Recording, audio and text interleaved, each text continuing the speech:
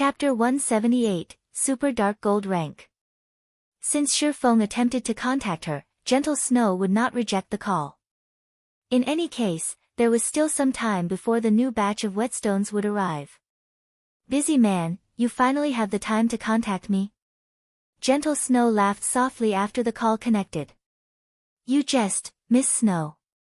I am helpless about this as well. I was worried that my communicator would ring endlessly and distract me, so I simply turned it off. Didn't I immediately contact Miss Snow after I finished with my matters? Shifeng smiled. From Gentle Snow's tone, Shifeng could somewhat discern her aggrieved feelings. However, he was simply helpless with this. He had spent quite a long time conquering White River City. Moreover, he needed to waste even more time. After all, if he published the White River City guidebook shortly after he entered White River City, others would become highly suspicious. Without spending some time, how could he conduct an investigation? If he made the guidebook without any prior investigation, it would be strange if nobody suspected him. Hence, Shifeng intentionally took such a long time before he initiated contact, letting others think that he used this time to inspect White River City. Since you've come looking for me, it means that you've seen my message regarding the information about White River City. What are your thoughts? Name a price, I'll buy it all, Gentle Snow said seriously. If she could obtain information about White River City, she could prepare ahead of time. This way, they could get a huge lead on the other guilds. As for the matter of money, she rarely paid any mind. Moreover, she believed that Shifeng would not just set a random price. I've already compiled a guidebook with information about White River City. The guidebooks are divided into two versions, a simplified version and a luxury version. I'm prepared to publish and sell them on the official forums after some time, Shifeng nodded as he spoke. Gentle Snow was at a loss when she heard Shifeng. She couldn't help but admit that Shifeng was too good at grasping business opportunities.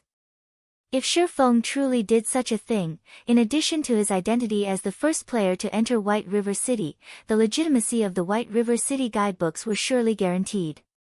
The various large guilds would all compete for them. She had to admit that even she admired Shifeng's business acumen. There were countless guilds, both large and small, within the White River City region.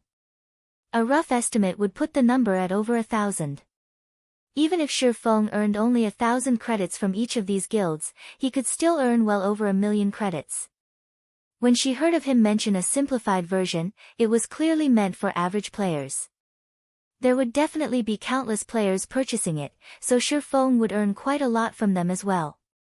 Just by collecting information for a few hours, in addition to his title as the #1 of White River City, Shifeng had already made a net profit of several million in a single night.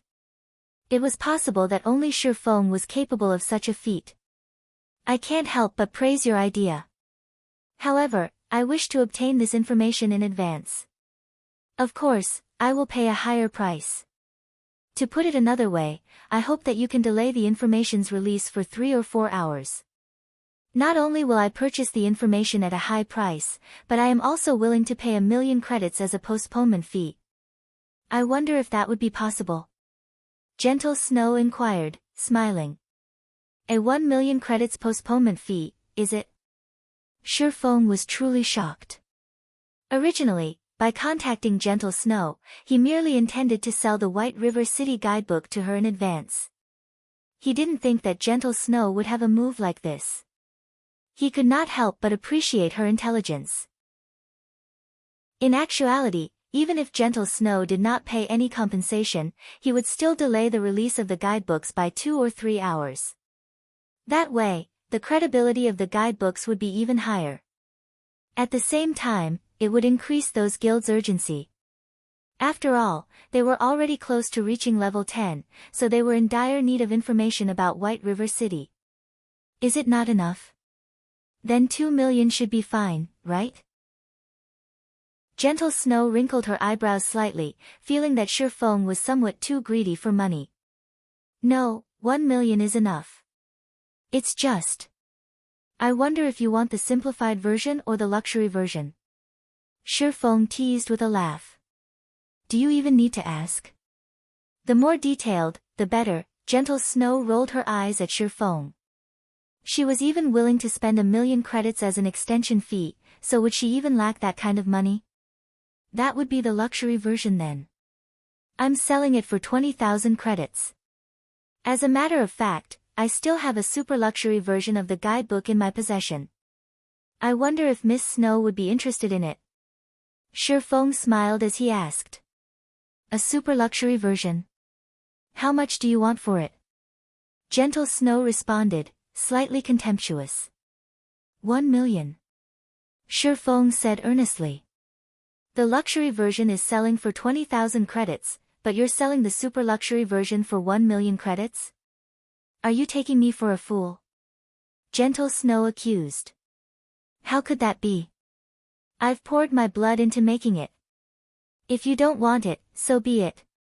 It is similarly sufficient to purchase just the luxury version. Shifeng was only filled with kind intentions. He would add some of the truly important information to the super luxury version. For example, information pertaining to the matter of how to quickly develop oneself and information about the various daily quests available in White River City that could quickly increase one's level and reputation. Although it was not a lot of information, the help it provided was still considerable.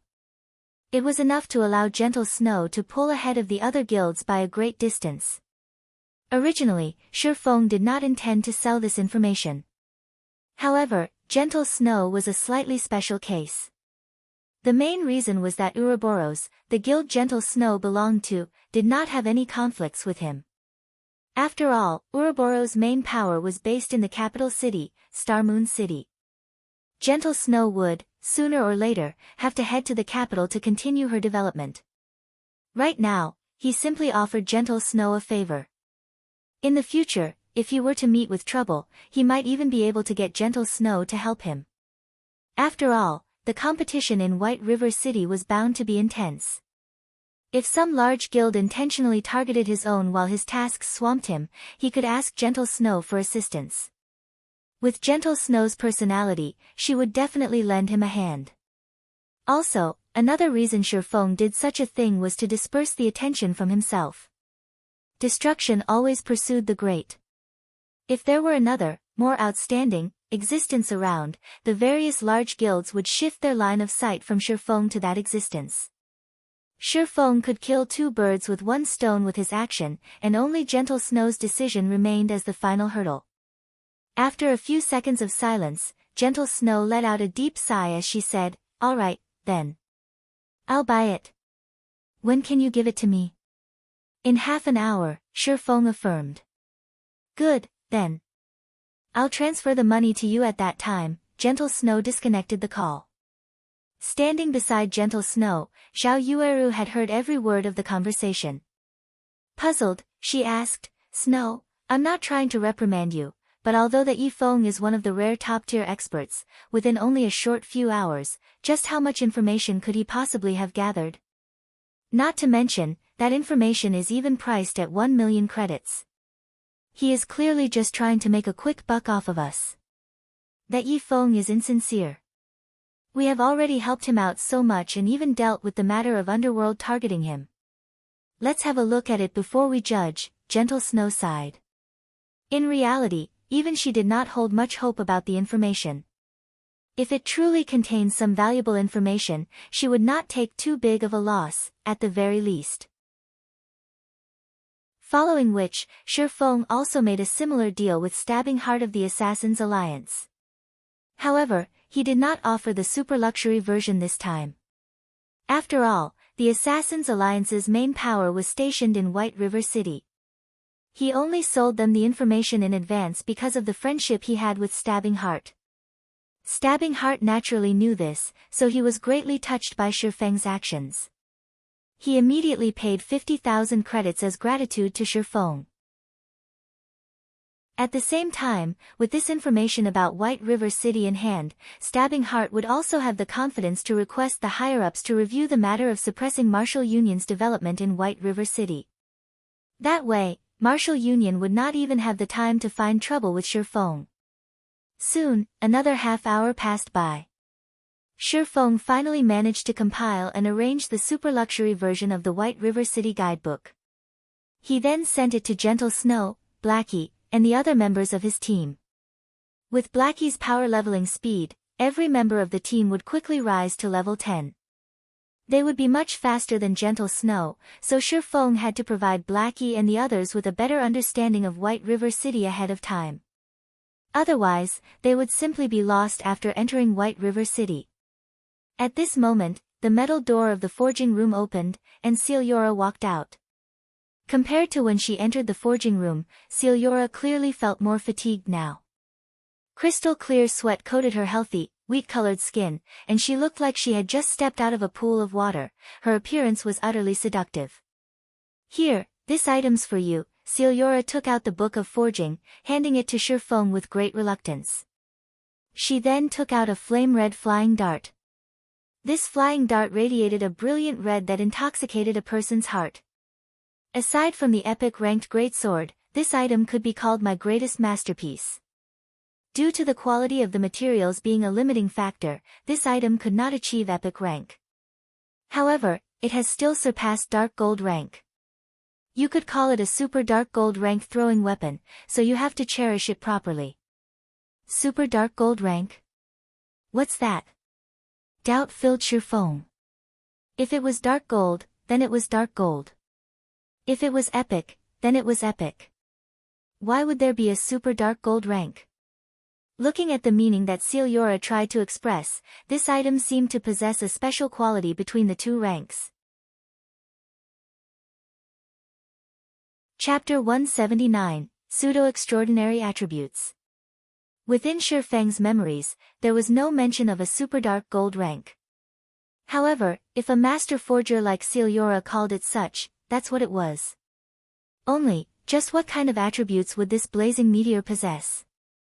Are you unsure of what the super dark gold rank is? Celiora was in a very good mood after forging such a masterpiece. Hence, she explained, it is utterly understandable that you have not heard of it. Matters like these are only privy to those old monsters of the Grand Master Forger rank. Even I discovered it by chance. Indeed, in God's domain, the rank after dark gold is epic. However, between these two ranks, there is a humongous threshold. One could say that items undergo a massive leap in quality when upgraded from dark gold rank to epic rank. Don't you feel that it is strange?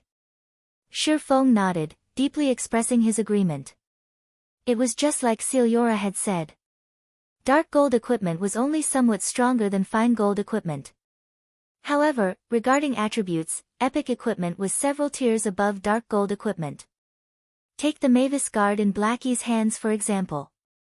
It was far superior to the Silver Lake in Feng's hands that possessed attributes rivaling a dark gold weapon. Simply equipping an epic weapon instantly gave Blackie a stronger damage output and attack power than Feng's. The power of an epic ranked item was obvious. It seems that you also understand the gap between these two ranks. Celiora revealed a smile, saying, in actuality, epic ranked items possess another name. Another name? This was the first Feng had heard of this. That's right, another name. This is also something I found out after researching the Book of Forging you lent me, coupled with the literature I've collected over the years. Celiora nodded. During the ancient times, epic ranked items were also called extraordinary items. The owners of these items would possess an absolute strength that allowed them to surpass ordinary mortals, thus they were known as extraordinary. Meanwhile, I did not utilize any extraordinary materials in forging the blazing meteor, so it could not become an extraordinary item. However, it can still be considered a pseudo-extraordinary item. A pseudo-extraordinary item? Feng started to understand a few points. He could not help but grow even more curious about the attributes of the blazing meteor, which caused Celiora so much excitement. Have a look at it yourself, then. Celiora handed the blazing meteor over to Feng, softly saying, a pseudo-extraordinary item is the maximum limit that mortals can achieve with their own power, while this blazing meteor can be considered a masterpiece, the closest thing to an extraordinary item. Feng's heart started beating quickly as he heard those words. It was an item that approached the quality of an epic ranked item. Most likely, aside from his magic weapon, the Abyssal Blade, no other item in his possession could rival this blazing meteor. Furthermore, the blazing meteor he received in his previous life was only dark gold rank. He did not expect to obtain a pseudo-extraordinary item in this life. Shi Feng immediately received the blazing meteor from Celiora, taking a look at its attributes. Blazing meteor, throwing weapon, dark gold rank. Equipment requirement, strength 120, agility 140. Attack power, player's strength 2. Strength plus 50, agility plus 65, endurance plus 10. Attack speed plus 5. Maximum throwing distance, 45 yards. Ignore levels plus 8. Attack speed increased by 15%. When attacking, 35% chance to ignore target's defense. 30% chance to activate quadruple phantom effect, each phantom causing 50% flame damage. 10% chance to activate knockback effect. 5% chance to activate burning flames effect, dealing 200 flame damage to the target every second for 10 seconds. Stacks up to 5 times. Additional skill, Flame God's Fury. Deals physical and flame damage to enemies within a 403-yard area. Deals 900% damage to the initial target and damage reduces by 10% with each consecutive enemy hit to a minimum of 500% damage. Cooldown, 3 minutes. The blazing meteor was forged by the Grand Master Forger, Celiora. Due to the limit of its materials, it is only a pseudo-extraordinary item possessing strength at the very limit of mortal men. The blazing meteor can be reforged into an epic ranked item after gathering epic ranked fire-type materials. User restriction, Yi Feng. Unable to be dropped. Unable to be traded. Shi Feng was instantly dumbfounded when he saw these attributes. As expected of a pseudo-extraordinary item, it was far superior to ordinary dark gold ranked items. As long as Shi Feng's attributes reached the prerequisite and he equipped the blazing meteor, his strength would instantly soar by several tiers. After receiving the blazing meteor, Shi Feng finally felt that he was a true swordsman. There were 2 variations of the swordsman class, dual-wielding swordsman and two-handed swordsman. At the same time, a swordsman could also equip a long-range throwing weapon. However, a swordsman was still a melee class at its heart, so their ranged attacks were not particularly powerful. A majority of the swordsman players did not pay much attention to ranged throwing weapons. However, Shi Feng heavily relied on his ranged attacks. After all, there were many instances when facing monsters with melee combat was troublesome. If he could switch to ranged attacks, he would have a much easier time. Moreover, there were plenty of shared skills in God's domain. Among them, there were quite a few throwing skills. If Shi Feng could learn a few of them, he would not fall too far behind the other ranged classes. Now that he had the pseudo-extraordinary item, the blazing meteor, ranged attacks were no longer one of Shi Feng's weaknesses. Moreover, throwing weapons were not consumable items. Due to the magical ingredients involved in its forging, the blazing meteor number of uses were limitless. Whenever a throwing weapon hit an enemy, it would instantly vanish and reappear in the player's hands. It was an extremely convenient function. Unfortunately, Shi Feng's current attributes prevented him from equipping the blazing meteor. Only by replacing and upgrading the equipment he currently wore could he achieve the requirements of the blazing meteor. After Shi Feng finished reading the blazing meteor's introduction, he was suddenly shocked. Celiora was originally a master forger, so why did the introduction describe her as a grandmaster forger? Master Celiora, could it be that you're already a grandmaster forger? Shi Feng looked at Celiora with doubtful eyes. The system introduction could not be faked. If the system displayed it, it must be true. However, that was inconceivable. Celiora, who was not even 30 years of age, had actually become a grandmaster forger. There was not a single grandmaster forger throughout all of the Star Moon Kingdom. Grandmaster forgers were existences that stood at the pinnacle of forging in God's domain, and even Tier 5 apex powerhouses had to suck up to a grandmaster forger. Their statuses were no lower than the ruler of a country. Normally, one could only meet a Grandmaster Forger with luck in the capital city of an empire or places like Blackwing City. Meanwhile, the Celiora before him was one such existence. I didn't expect your eyesight to be so sharp. I have indeed become a Grandmaster Forger. However, this is all thanks to you. If you did not lend me the Book of Forging, allowing me to unravel the mysteries that have troubled me for the past several years, it would still be impossible for me to become a Grandmaster. As a thank you, here is my communication crystal. In the future, you can contact me at any time through this item. Celiora nodded, smiling as she spoke. System: Hidden Quest Search for Celiora, completed, exceeded by aiding Celiora in becoming a Grandmaster Forger. Rewarding player with the Pseudo-Extraordinary item, the Blazing Meteor. Rewarding Celiora's communication crystal. Celiora's favorability increased by 200 points. Reputation in Star Moon Kingdom plus 50. Reputation in White River City plus 300. Obtained the title, Grandmaster's Friend. Forging proficiency increased by 500 points. Rewarding 200,000 EXP. Instantly, Shifeng rose to level 14. Shifeng was stunned for a long time when he saw this series of rewards. Ignoring the fact that, with Celiora's communication crystal, he could often request Celiora to handle certain affairs for him, just the 300 reputation points in White River City would make the purchase of a real estate in White River City much easier. As long as he became a baron, he could purchase private territory in White River City, establishing a guild residence. However, a baron could only purchase the outermost land of White River City.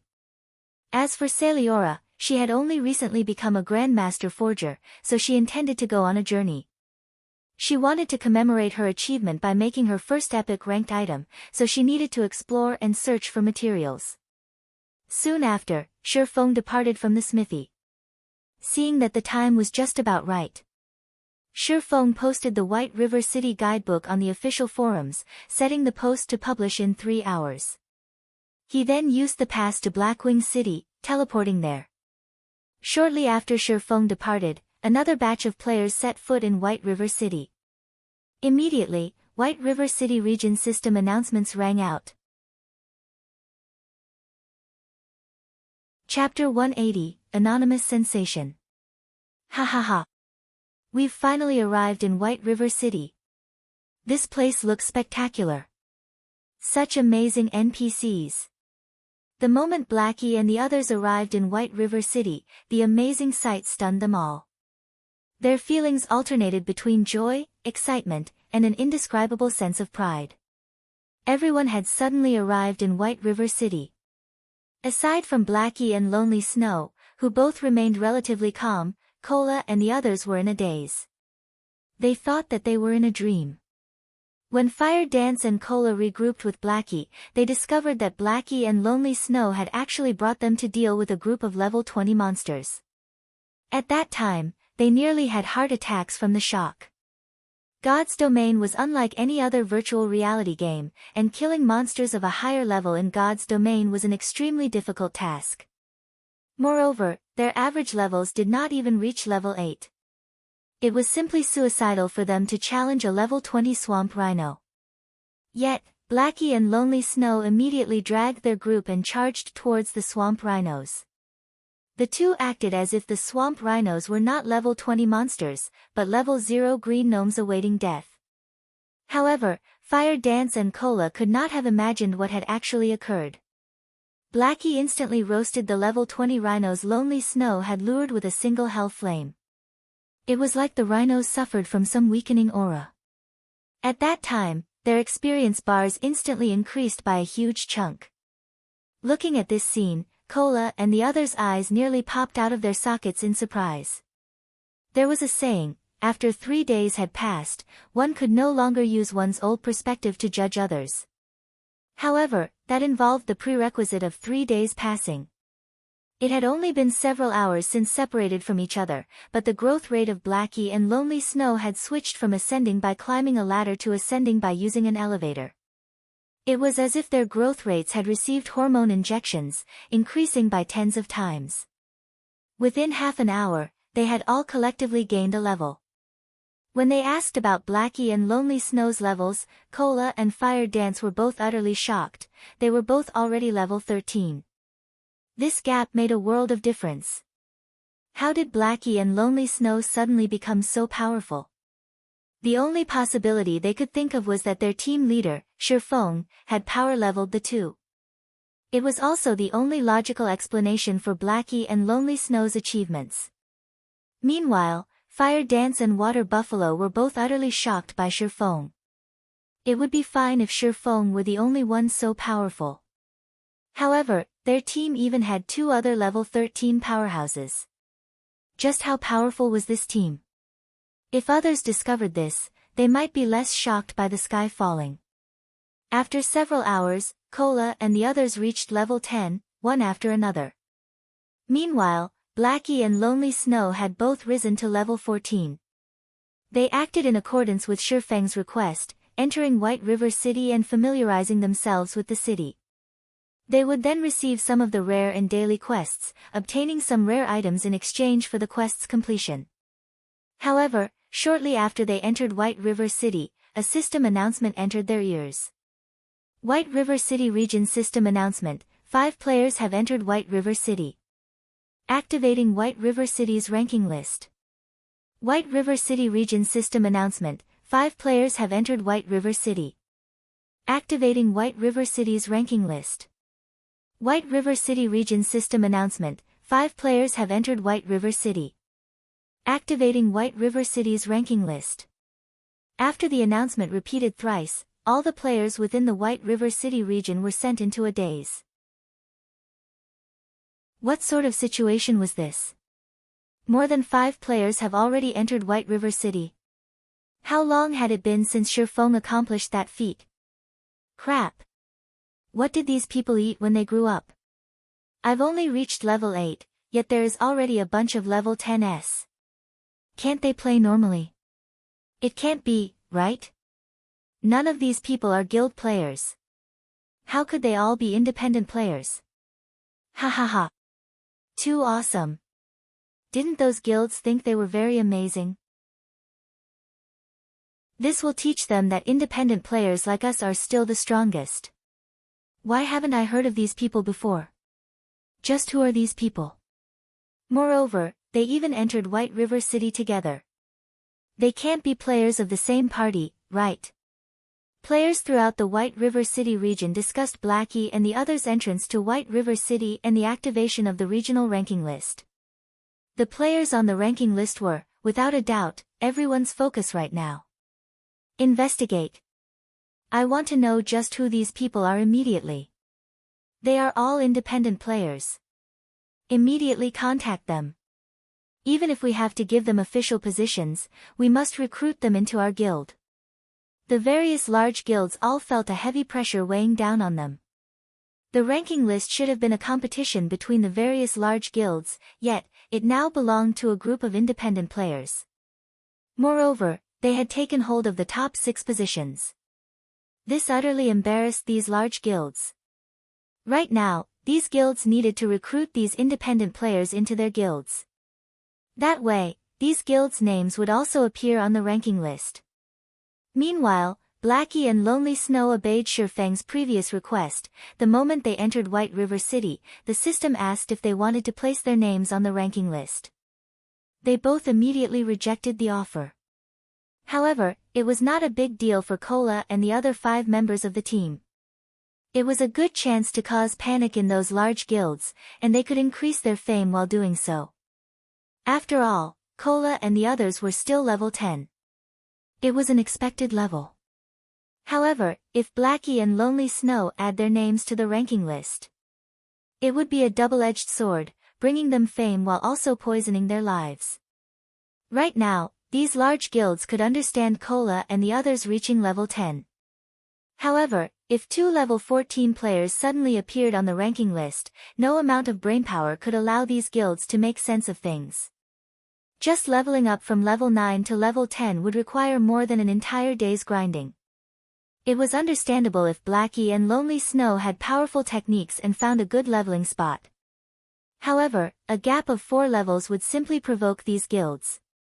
They would create unscrupulous ways to obtain this leveling secret. Right now, if Blackie and Lonely Snow displayed their names on the ranking list, they would gain the enmity of every single player in the White River City region. Why isn't Yifeng's name there? Moreover, why do these names seem so familiar?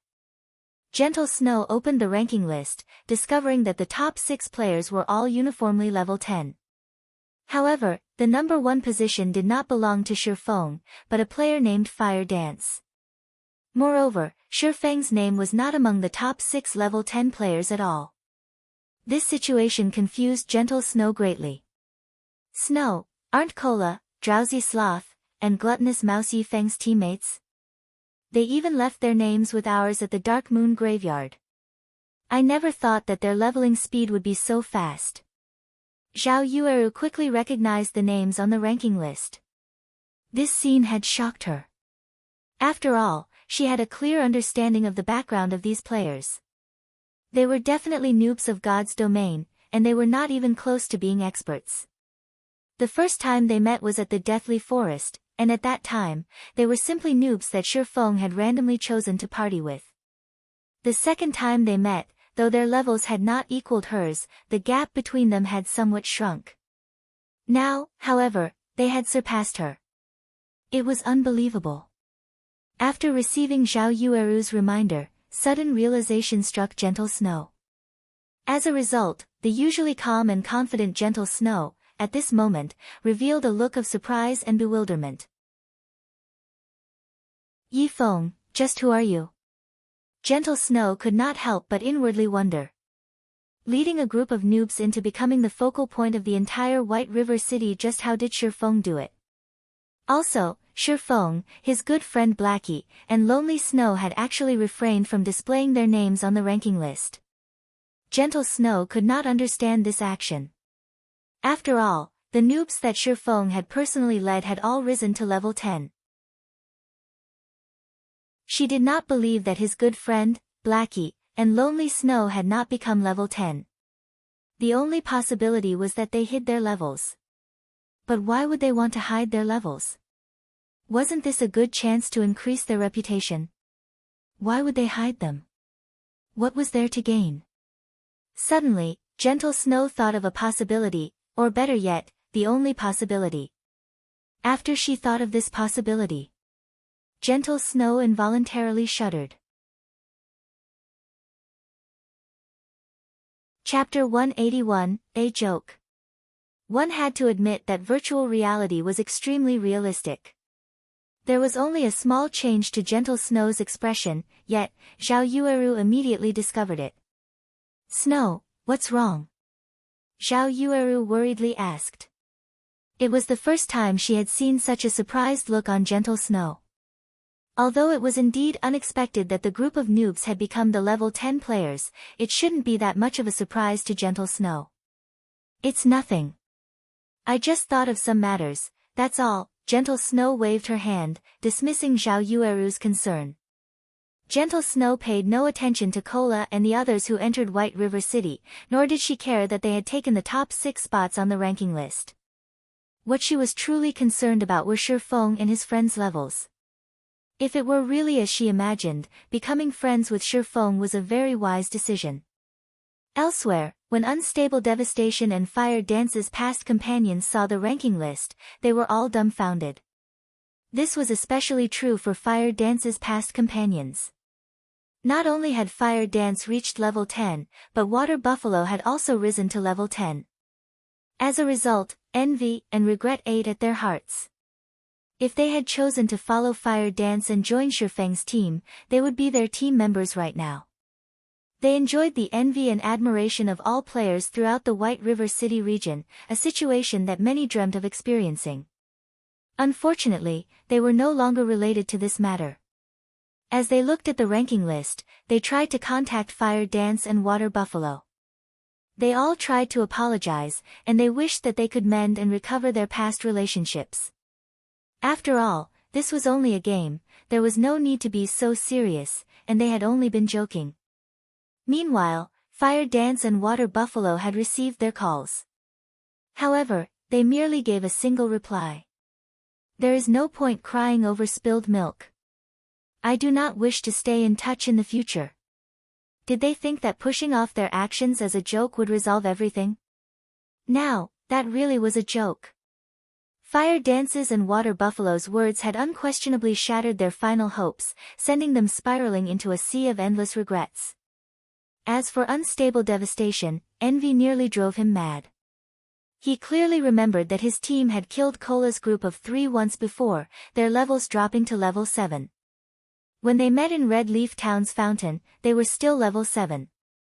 On the other hand, Unstable Devastation's level had dropped to level 8 after dying once. During these past several hours, he had frantically grinded monsters and was about to reach level 9. Yet, Cola's group had all reached level 10 during this same period. Just what sort of leveling speed was this? At first, it was Shifeng who had reached level 10. Now, even Cola and the others had risen to level 10. There was definitely something fishy about this. There must be some sort of method that allowed them to reach level 10 quickly. Shifeng obviously knew this method. It might even be some gigantic bug in the game. However, Unstable Devastation could do nothing against Shifeng. He had no way to force this secret out of Shifeng. Suddenly, an idea popped up in Unstable Devastation's head.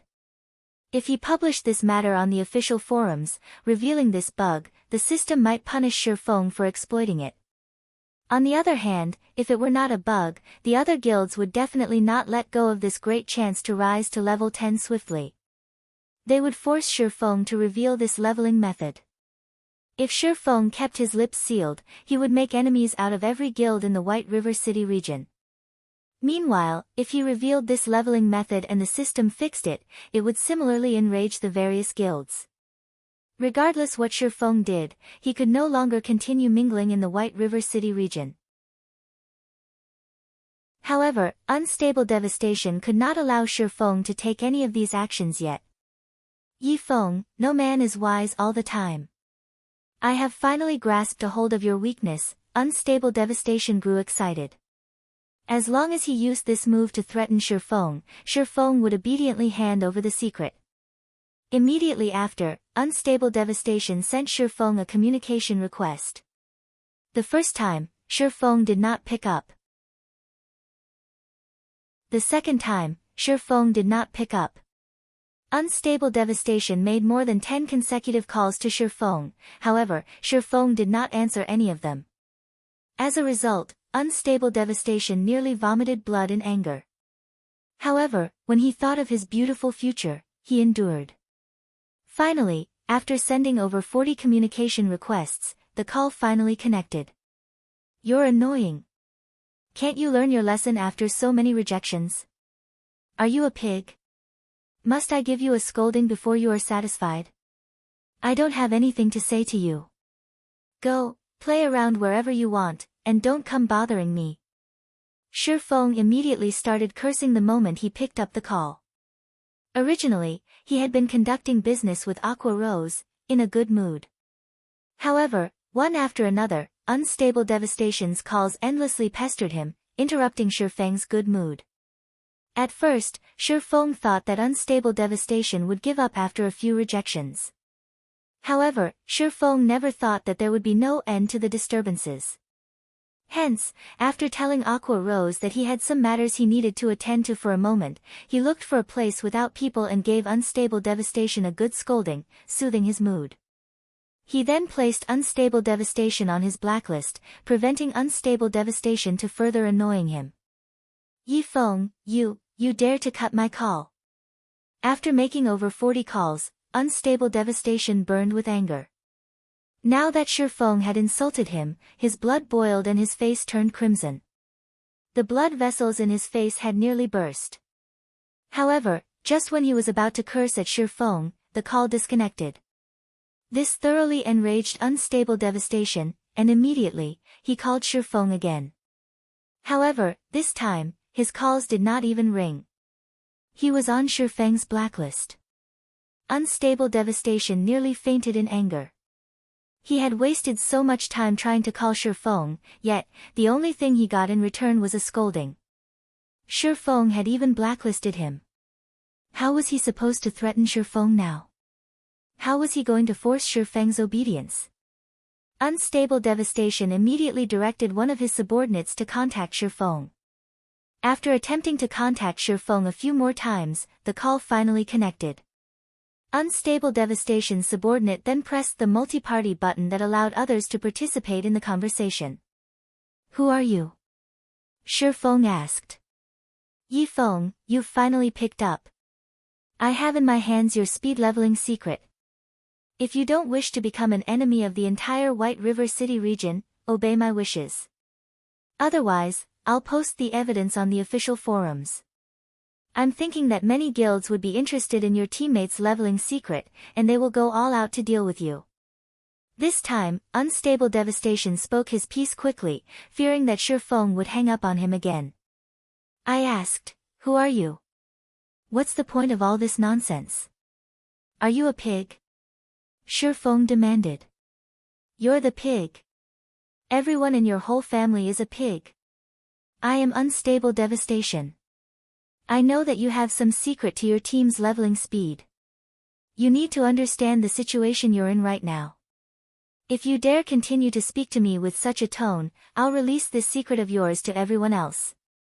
All the players in the entire White River City region will start trouble, and the various large guilds will hunt you down to learn your secret. When that happens, there will no longer be any place for you in God's domain. Unstable Devastation hated being called an idiot. Now that Feng had repeatedly called him a pig, he could no longer endure it. So, you really are a pig. Hello, pig. Goodbye, pig. Feng immediately disconnected the call, blacklisting the new character ID as well. Feng had never been a person to feel threatened by others, and regarding Unstable Devastation's threat, he paid no mind to it at all. The only reason he did not let Blackie and Lonely Snow reveal themselves was to avoid unnecessary trouble from those various large guilds, as that would delay their development. However, if there really were a need for a battle, he would not shrink from it.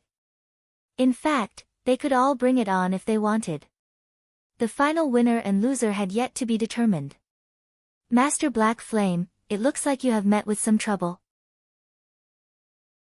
As an ally of yours, why don't you let Twilight Echo deal with it for you? The graceful Aqua Rose suddenly walked over, smiling at Feng as she offered her assistance.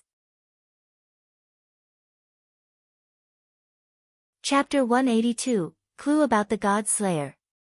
As Feng's call had been set to private, outsiders could not listen in on his conversation with Unstable Devastation. However, although Aqua Rose could not hear what Feng said, she could clearly feel the killing intent radiating off of his body. To become friends with Feng, deepening their relationship, Aqua Rose would not let this chance pass her by. Thus, she made her offer. Feng understood Aqua Rose's intentions.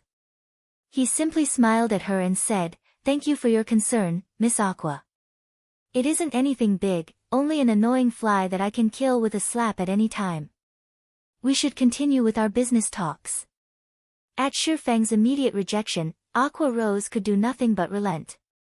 After which, the two returned to their private room in the restaurant. At this moment, however, another male youth had appeared in the private room.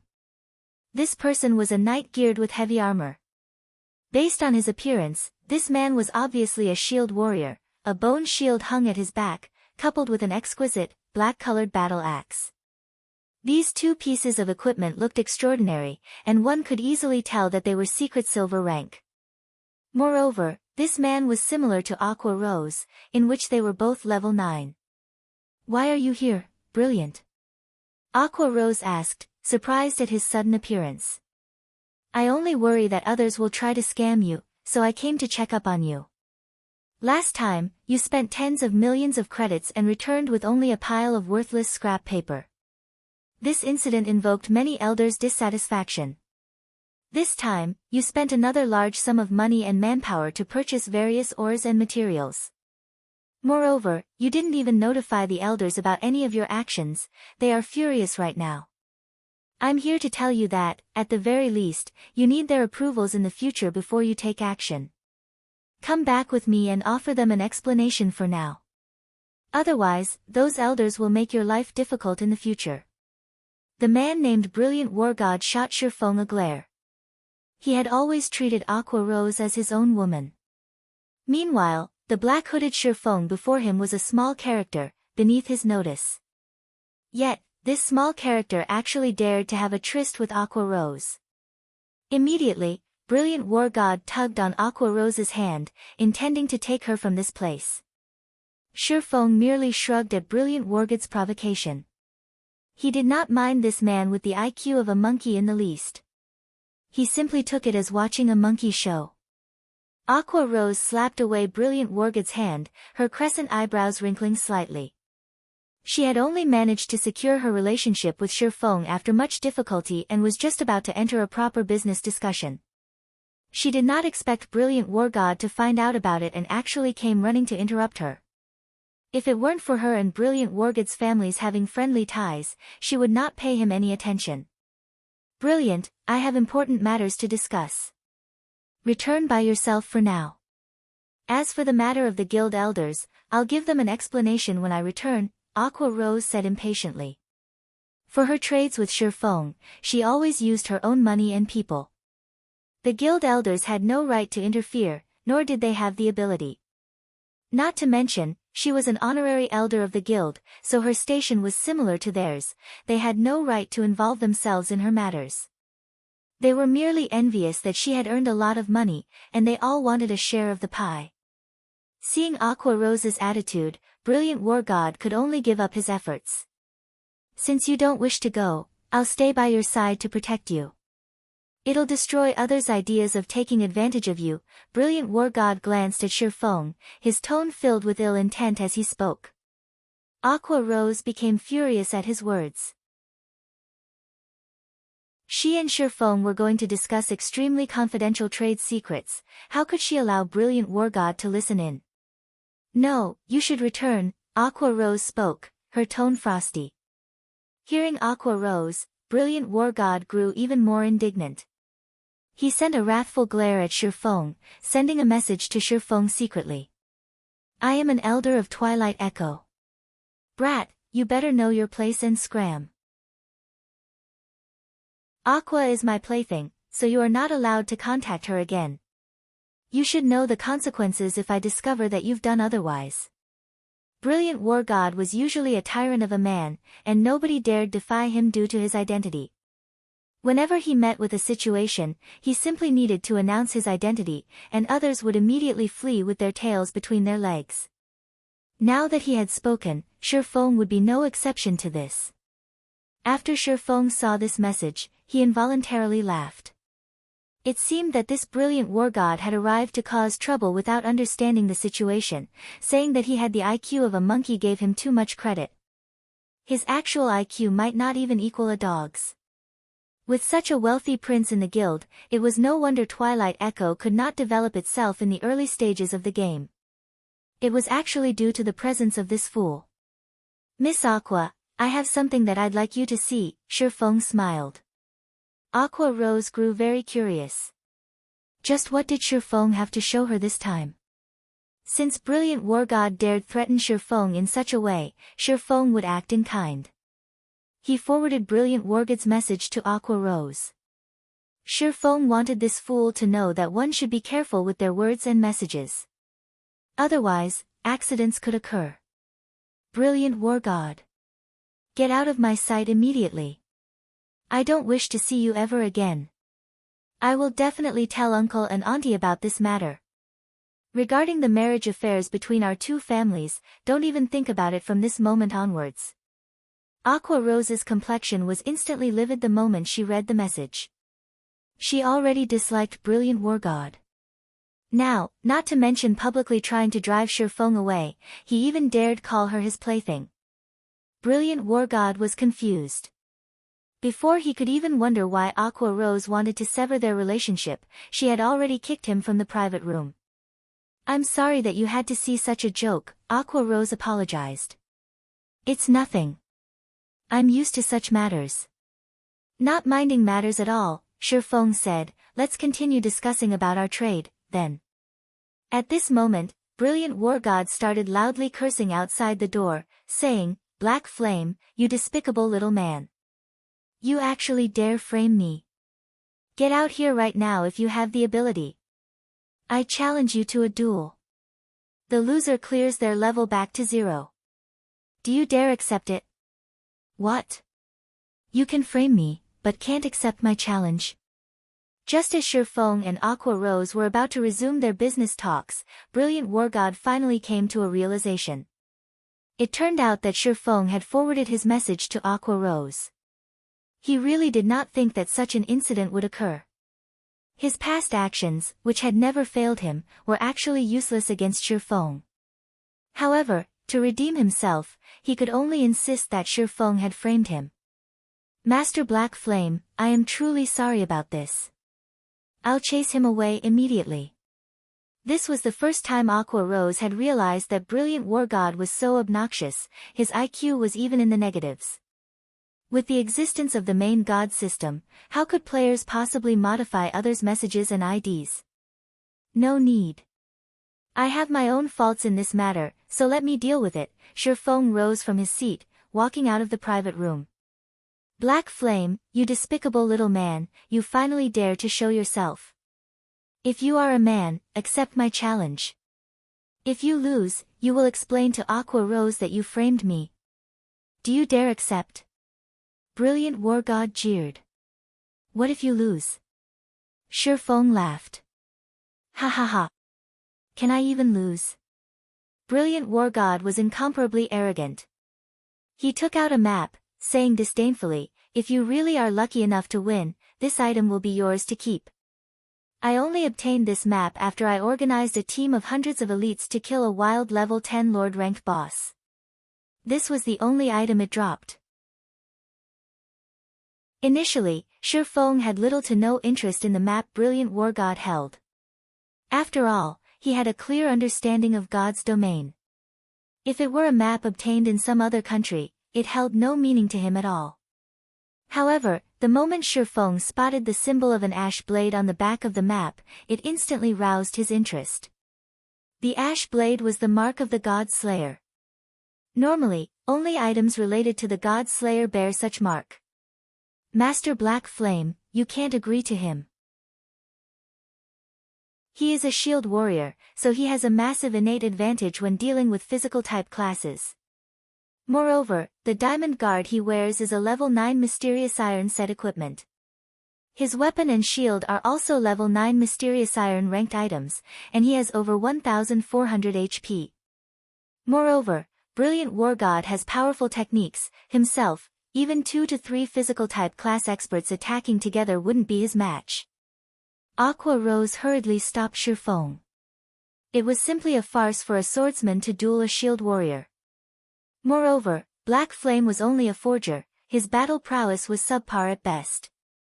"What? Afraid?" Brilliant War God jeered as he glared at Shifeng. "Alright, I'll agree," Shifeng smiled. Chapter 183, Special Condition. "What did you say?" Brilliant War God was stunned.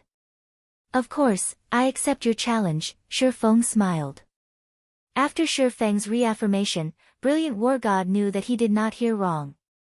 Originally, he had thought that Shifeng would immediately reject his challenge after learning how fearsome he was. He had even been in the midst of thinking of a way to provoke or anger Shifeng into accepting his challenge. However, it would seem that he had simply been wasting his time. He had actually met a fool with mental issues. Aqua Rose had explained to Shifeng how amazing he was, yet this person still happily agreed. However, this situation was fine as well. It would save him plenty of trouble. "I didn't think that you would have the guts. Since you've accepted, let's take this outside. Rest assured, I'll give you a quick and painless death, and I won't embarrass you too much." Ha ha ha. Saying so, Brilliant War God laughed as he headed towards the restaurant's exit. "Master Black Flame, you really shouldn't agree to him. Although he usually bullies others with his authority, his strength ranks within the top 5 amongst all the shield warriors in Echo Twilight. Moreover, the Diamond Guard set equipment he just obtained is Mysterious Iron rank, while his Giant Bear War Axe is Secret Silver rank. On the other hand, you are a swordsman.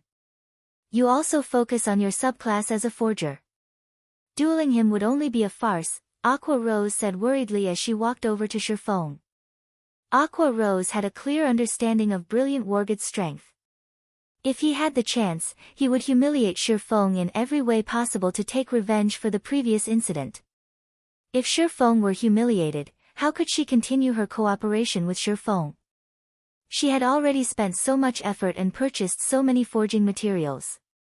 Originally, she could have earned a big sum of money by cooperating with Sherfong. Now, however, Brilliant War God ruined it all.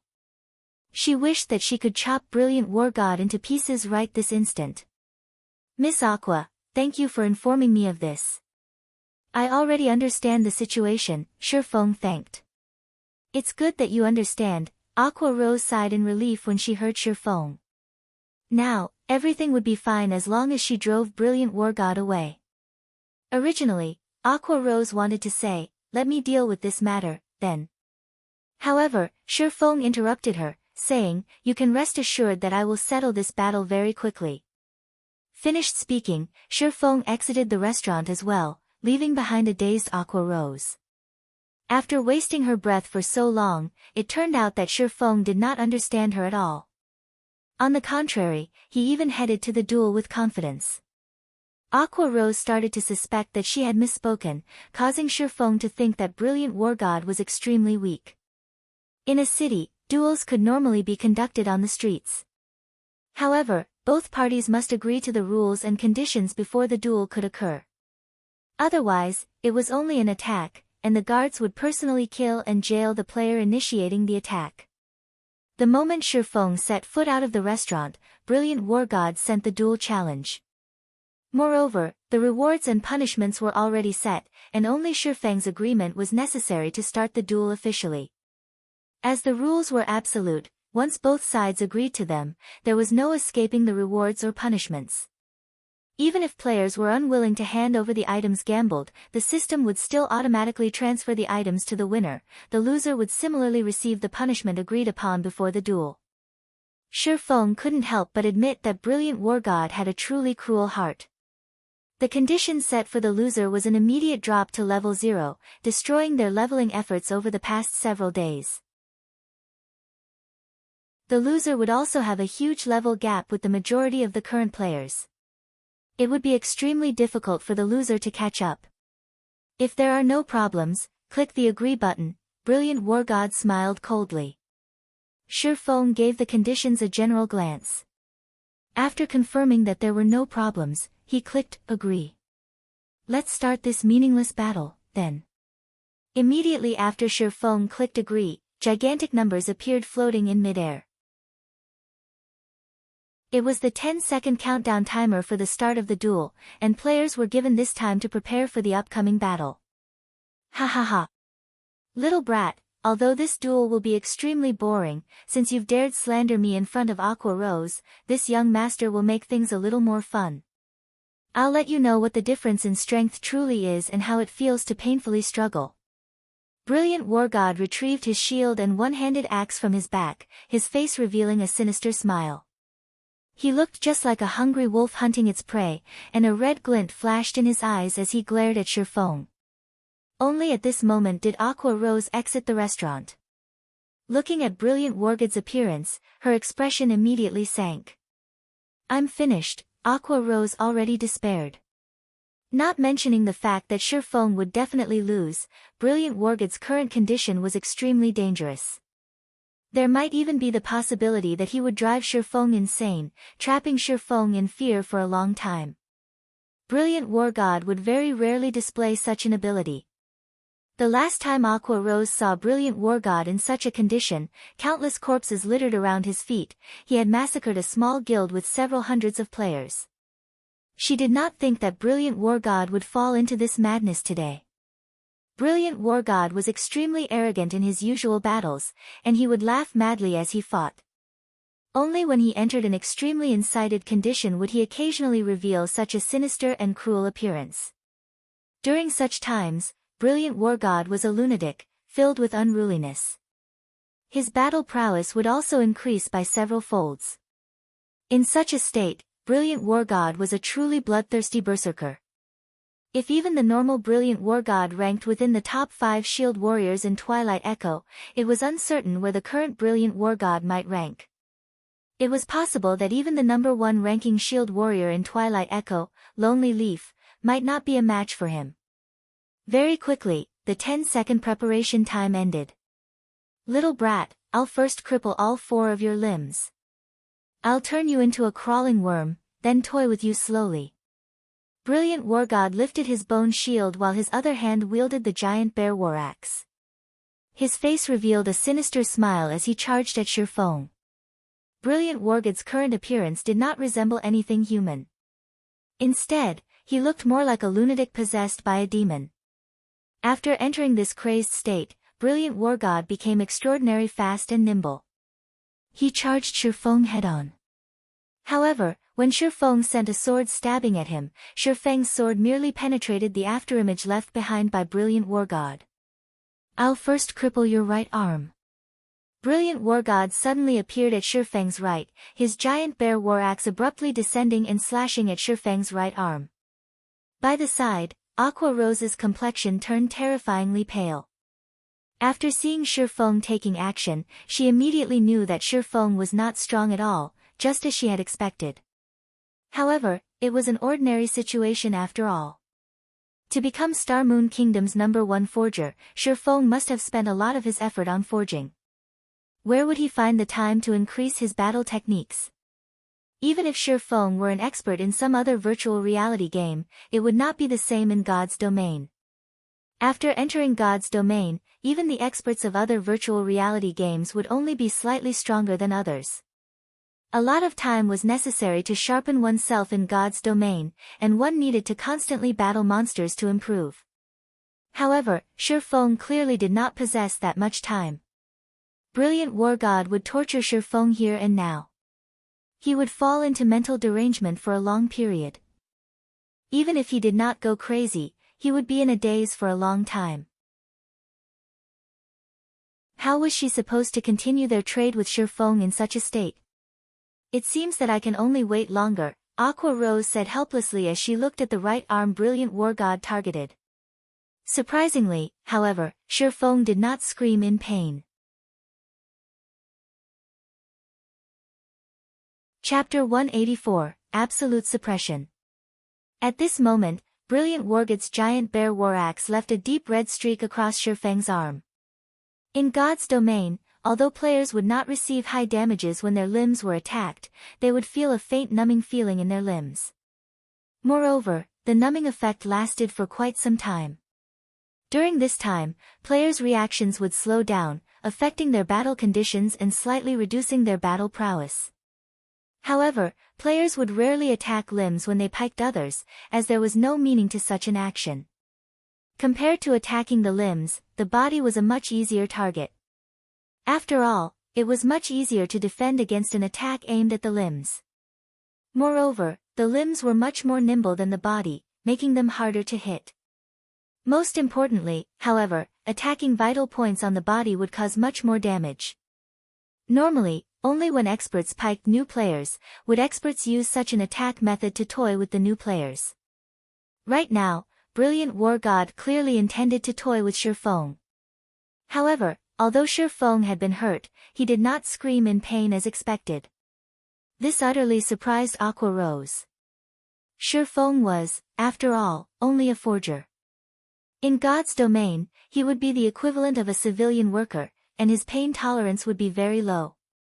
Even if he were a battle veteran of God's domain, his face would at least twitch, and he would suck in a light breath when he received an attack.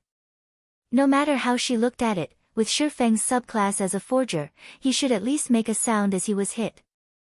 Was it possible that Shurfeng had turned off his pain perception completely?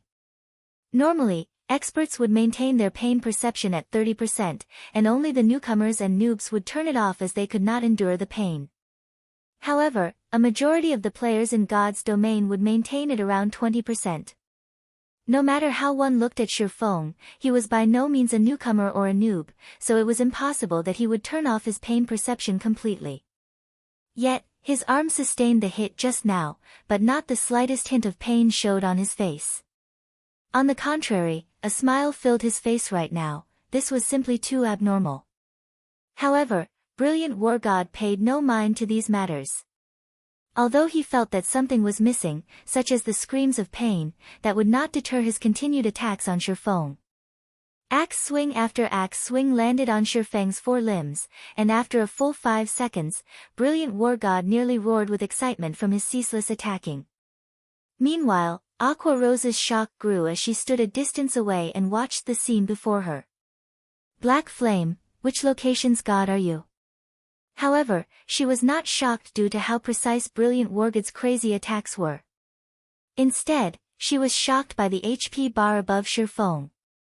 Brilliant War God's frantic attacks barely reduced Shifeng's HP. As of this moment, Shifeng had only lost 10% of his total HP. On the contrary, after 5 seconds passed, Shifeng's HP once again rose to 95%. The most shocking thing to Aqua Rose was how little damage Brilliant War God inflicted on Shifeng. Although Brilliant War God was a shield warrior, and his damage was much less than a berserker with the same standards, at the end of the day, Brilliant War God still wore a set of level 9 Mysterious Iron set equipment. He also wielded the secret silver rank Giant Bear War Axe, so his attack power was no less than a normal level 9 berserker.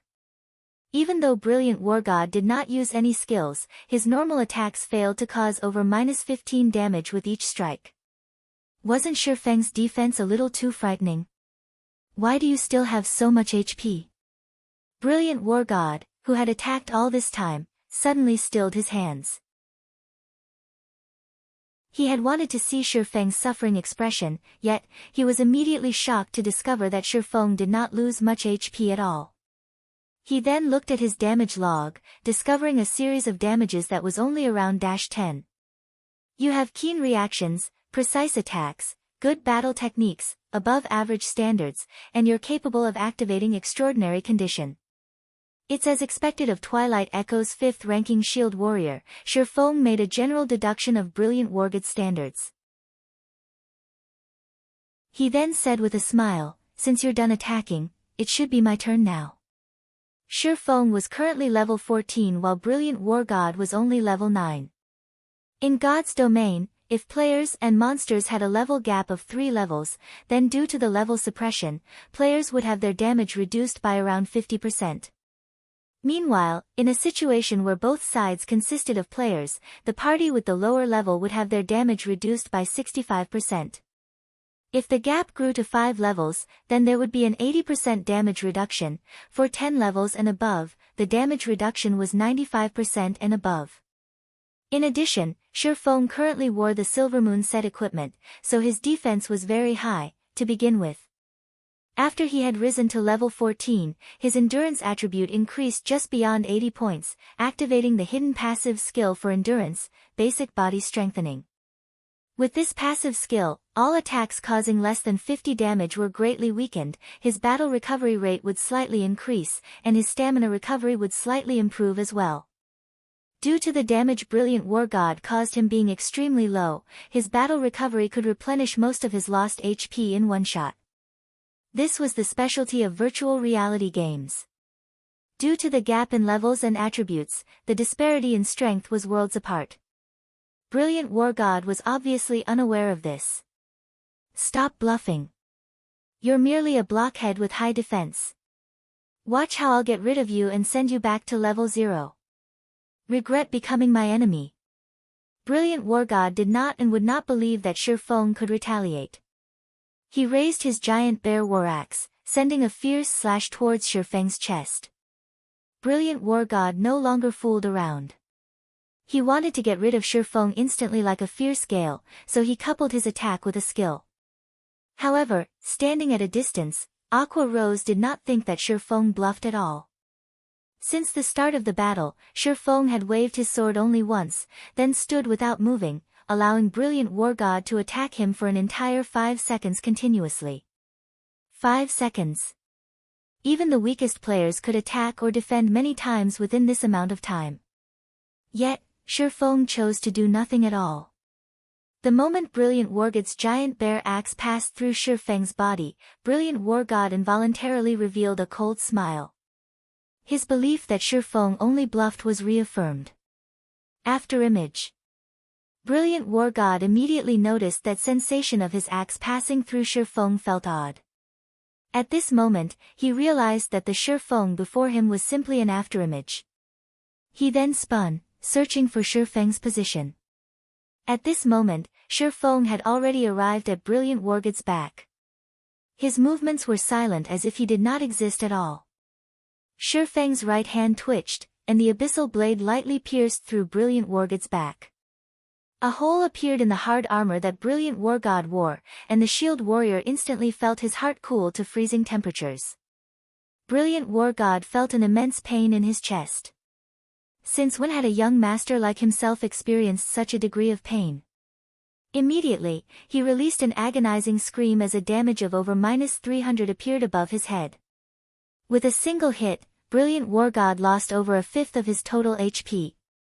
Such speed and attack power. Aqua Rose had distinctly witnessed it from a distance, and her shock-filled eyes involuntarily blinked as a result. She did not think that Shifeng, as a forger, would actually be so amazing in battle. His attack power was simply inhumane. Because of the equipment he possessed, Brilliant Wargod's defense was frightening. Yet, Shifeng's normal attack dealt over -300 damage to the warrior. Between the two of them, be it defense or attack power, Brilliant War God was far from Shifeng's equal. The disparity in strength was clear for all to behold.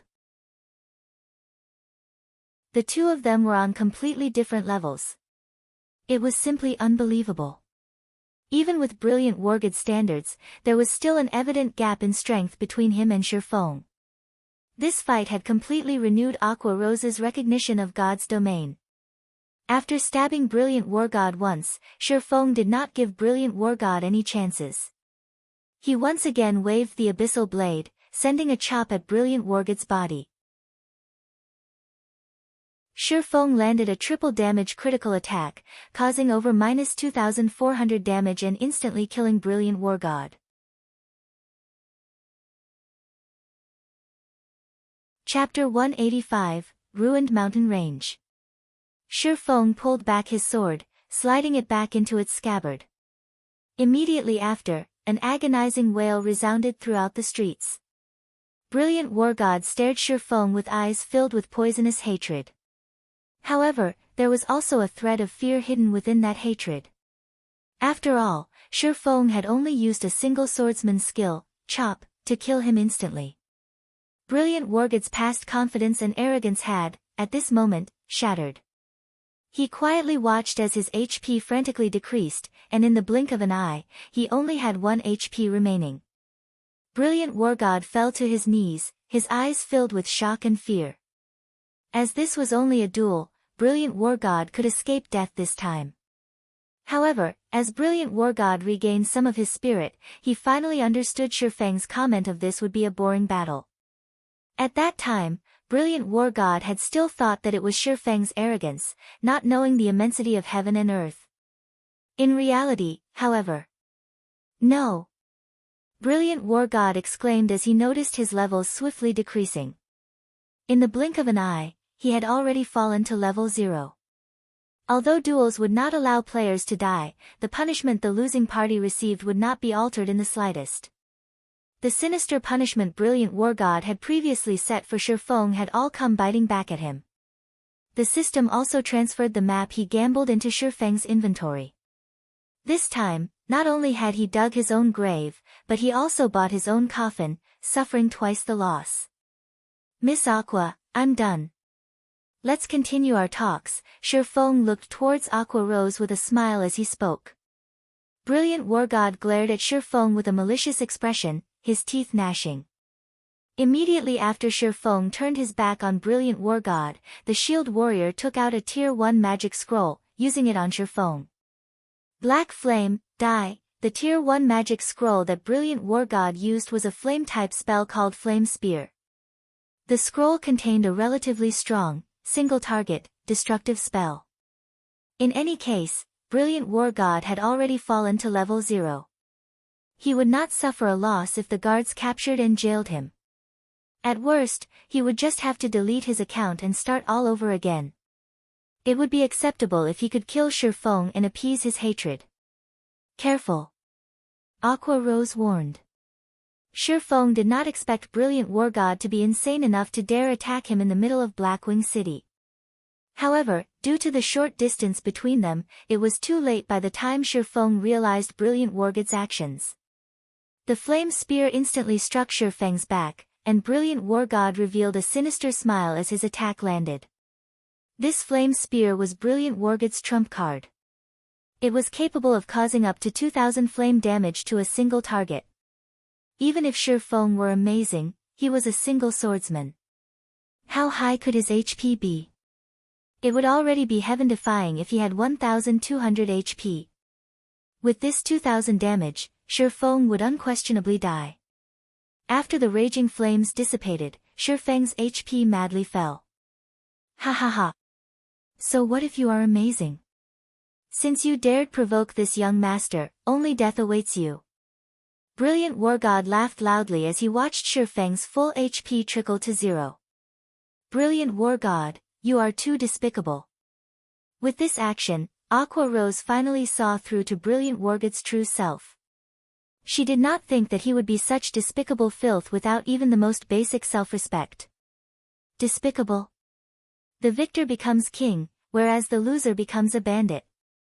He can only blame himself for his own lack of skills. Brilliant War God sneered as he spoke. However, Brilliant War God's smile quickly faded the moment he discovered that Shifeng's HP had stopped decreasing after reaching 20%. Why? Why aren't you dead? Looking at Shifeng standing there, Brilliant War God retreated several steps, his trembling finger pointed at Shifeng as he panicked. This, you don't need to know. However, since you've dared take action here, I'm guessing that you're prepared to receive your punishment, Shifeng softly said. He chuckled as he clapped at the flames remaining on his body, extinguishing them. The damage caused by the flame spear could indeed kill a level 14 player with one hit. However, Shifeng was different. He possessed 20 points of fire resistance. He also had the basic body strengthening passive skill activated, which would somewhat increase some of the hidden magic resistance. In addition, Shifeng currently had a maximum HP of 1,840 points, so a single flame spear was not enough to kill him. To put it another way, Tier 1 magic had no possibility of killing him with a single hit. At most, it would gravely injure him. Impossible. Brilliant War God was completely dumbfounded by this scene. After all, that was the most powerful Tier 1 magic scroll he had in his possession. It can't be, right? Aqua Rose was similarly shocked. Fire-type magic possessed the highest destructive force of all elemental magic. Yet, Shifeng had survived after taking a direct hit from a Tier 1 fire-type spell. Just what kind of defense did he possess? Aqua Rose even started to suspect that Shifeng was a shield warrior or a guardian knight in disguise. However, even guardian knights possessing the highest magic resistance could not forcefully survive this move. While the two suffered their shock, the Black Knights of Blackwing City had arrived. Compared to other towns and normal cities, Blackwing City's management was far more strict. The penalties it administered were even more unbearable. Hence, in Shifeng's previous life, no players dared cause a scene while in Blackwing City. Any who did simply sought their own deaths. Not to mention, Brilliant War God had actually dared attack Shifeng, who possessed the status of a demon hunter. Hence, Shifeng did not immediately take action against Brilliant War God. In reality, he simply waited for the punishment Blackwing City would provide to Brilliant War God. Brilliant War God, you have committed an offense against Blackwing City's laws. Moreover, you attacked the Lord Demon Hunter. From now on, you will remain in jail in Blackwing City for 15 days. After your release, all your attributes would be decreased by 10% for a duration of 10 days, and the EXP you gain will decrease by 20%. The Black Knight captain walked up to Brilliant War God, stating his verdict. Hearing such a penalty, Aqua Rose sucked in a cold breath. This penalty was simply too heavy. Even if they locked Brilliant War God up for 15 days, as an Elder of Twilight Echo, there were other people available to help him level back up. However, now that he was level 0, with the 15-day gap and 20% EXP gain reduction, Brilliant War God would need to grind ceaselessly for over a month to catch up with the level of the majority of the players, not to mention catching up to the top-ranking players. Ha ha ha. Black Flame, I admit that you are amazing. However, from the moment I took action, I had already decided to delete my account and start all over again. Did you really think I would fear the system punishment? Although Brilliant War God trembled slightly when he heard the penalty he was to receive, giving it another thought, he planned to delete and rebuild his account. What should he be afraid of? Is that so? Then, I look forward to you deleting and rebuilding your account. Shifeng smiled faintly, not bothering to explain. Seeing Brilliant War God's confident smile, Shifeng could not bear to shatter his fantasies. Brilliant War God thought too lightly of God's domain. If a pig-brained person like Brilliant War God could think of such a method to escape punishment, the main God system would certainly have a solution. In Shifeng's previous life, plenty of players had thought of God's domain as only a virtual reality game. They thought they could do whatever they wanted. There were even some players who had done unscrupulous and condemnable things towards female NPCs.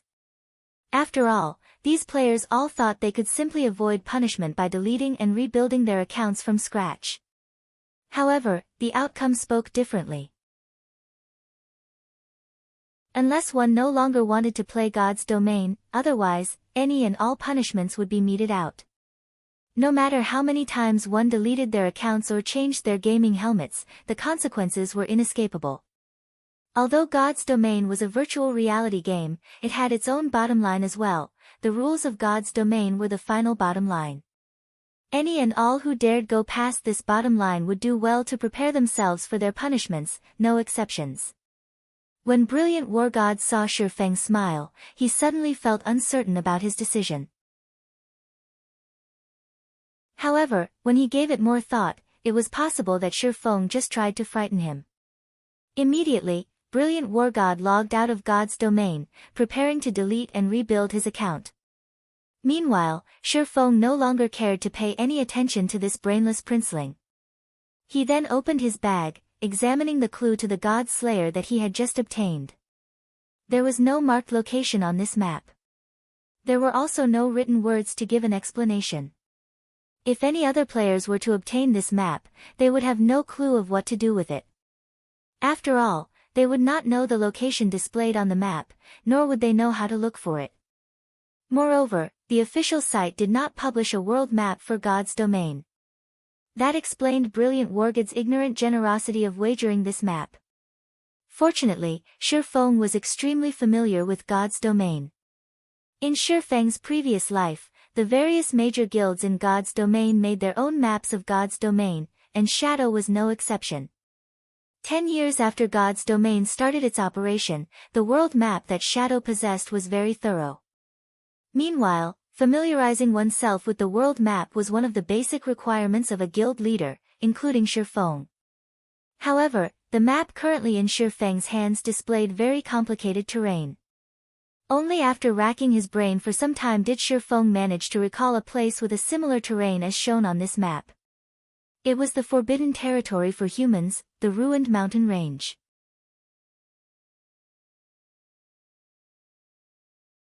Chapter 186, State A Price. Just as Shifeng recognized the location shown on the map. 4 level 200 black guards appeared on Light Street, each wielding a black spear in their hands and walking towards Brilliant War God, they intended to take him away. Don't even think of catching me. Brilliant War God immediately logged out of the game. However, an unbelievable situation occurred. One could describe this as an out-of-body experience. Like an empty shell, Brilliant War God's body suddenly fell to the ground, motionless. However, the 4 black guards did not care much about this. 2 of the knights grabbed a hold of Brilliant Wargood's body from each side, dragging him away from Light Street. Soon after, the Black Knights also dispersed from the scene. Master Black Flame, what is going on here? Didn't Brilliant Wargod log off? Logically, his body should also have disappeared. Aqua Rose looked at Shifeng, her shining eyes blinking as she asked. Although Aqua Rose did not know why she would ask Shifeng, her instincts told her that Shifeng might know the answer. If Shifeng knew that Aqua Rose had asked him about this matter out of instinct, the fearsomeness of a woman's intuition would certainly surprise him. Hearing Aqua Rose's question, Shifeng simply smiled and said, "It should be that the system doesn't allow players avoid punishment." Blackwing City's judgment was, without a doubt, the system's judgment. If Brilliant Wargod had properly received his punishment, he would only have to pay the smallest price. However, if Brilliant Wargod deleted and rebuilt his account, not to mention losing the money and equipment that he originally had, he would also lose all the reputation he had earned in God's domain. Reputation was not easy to gain. After all, many of the quests that rewarded players with reputation points were unique quests. So, it is like that. Aqua Rose understood the truth of the matter. Otherwise, if everyone simply deleted and rebuilt their accounts the moment they did something nefarious, wouldn't that turn God's domain into a heaping mess? However, along with the passing of time, player levels would become higher, while the chances of such matters occurring would decrease as well. After all, players had dedicated a great amount of time and energy onto cultivating their God's domain accounts. There would be few people with the courage to start all over again. However, if players encountered a situation like Brilliant Wargood's, a majority of them would choose to delete and rebuild. After all, it would be much faster to start all over again, and it could be a way to take advantage of the system. Naturally, the main God system would not make such a mistake. Regarding the calamity that had befallen Brilliant Wargod, Aqua Rose did not display a hint of sympathy. On the contrary, she was very grateful for Shifeng's significant help. Her and Brilliant Wargood's families had always been friendly with each other, and both families intended to increase and widen their wealth and influence through marriage. On the other hand, Aqua Rose had, from the very beginning, opposed this notion. She intended to create a legacy for herself, increasing her right of speech within her family to oppose this marriage. God's domain just so happened to have given her this very good chance. As long as she could further herself in God's domain, and adding in Brilliant Wargood's actions, she could easily vanquish the notion of marriage between the two families. After dealing with the matter of Brilliant Wargod, Shifeng and Aqua Rose returned to the restaurant and resumed their business talks. Originally, Shifeng wanted to investigate the God Slayer's whereabouts. However, he set it aside for now. In God's domain, the ruined mountain range was an absolutely forbidden place for humans. In Shifeng's previous life, many players did not believe this fact. In the end, all who went there found only death. From then on, nobody dared casually enter the ruined mountain range. With Shifeng's current strength, not to mention entering the ruined mountain range, even the path leading to the ruined mountain range presented an impossible challenge for Shifeng. How would he reach the location marked on the map? The only choice he had right now was to increase his strength. When he had sufficient strength, he could then think of a way to go there. Master Black Flame, these are the various forging materials that you've requested. Due to limited bag space, I've only brought the rare and precious materials. This time, Master Black Flame has helped me a great deal, so I'll sell these to you at a lower price. You just need to pay me 43 gold coins for them. Aqua Rose displayed the transaction list, smiling as she spoke. The cost of purchasing all these materials came to a total of just over 37 gold. Originally, Aqua Rose intended to sell all these materials to Shifeng for 50 gold. However, since Shifeng had helped her out, she chose to earn a little less in this transaction. Initially, Aqua Rose had not possessed enough gold coins to purchase all these materials. However, she made a big profit from the glimmer chestplate forging designs, which she bought from Shifeng last time.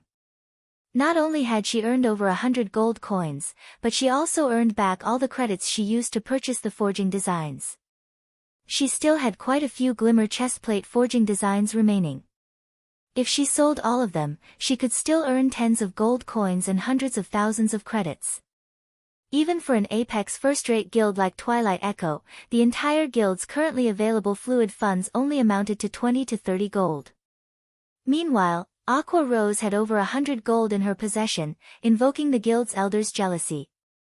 After having the first tastes of profit, Aqua Rose greatly anticipated the surprise Shifeng was about to create. 43 gold. When Shifeng looked at the transaction list, his heart skipped a beat. He had not expected Aqua Rose to be so capable. She had actually gathered so many materials.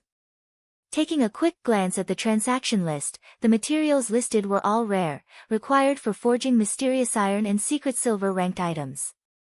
There were even some extremely rare fine gold ranked materials. At this stage of the game, it was absolutely impossible for players to find any of these materials in Star Moon Kingdom. Aqua Rose had also bought a large quantity of hard stones, as Shifeng had specially requested a lot of them. Now, Aqua Rose had close to 1,000 stacks of hard stones for Shifeng, completely filling up her ore bags. Shifeng could not help but admit that the ore country was aptly named. Ore bags were different from normal bags. They were specifically made for storing forging materials. Hence, these bags had extremely large storage spaces, and each one was several times, some even several tens of times, larger than a normal bag. In Aqua Rose's case, aside from her main bag having 100 slots, her remaining 6 bags were all ore bags.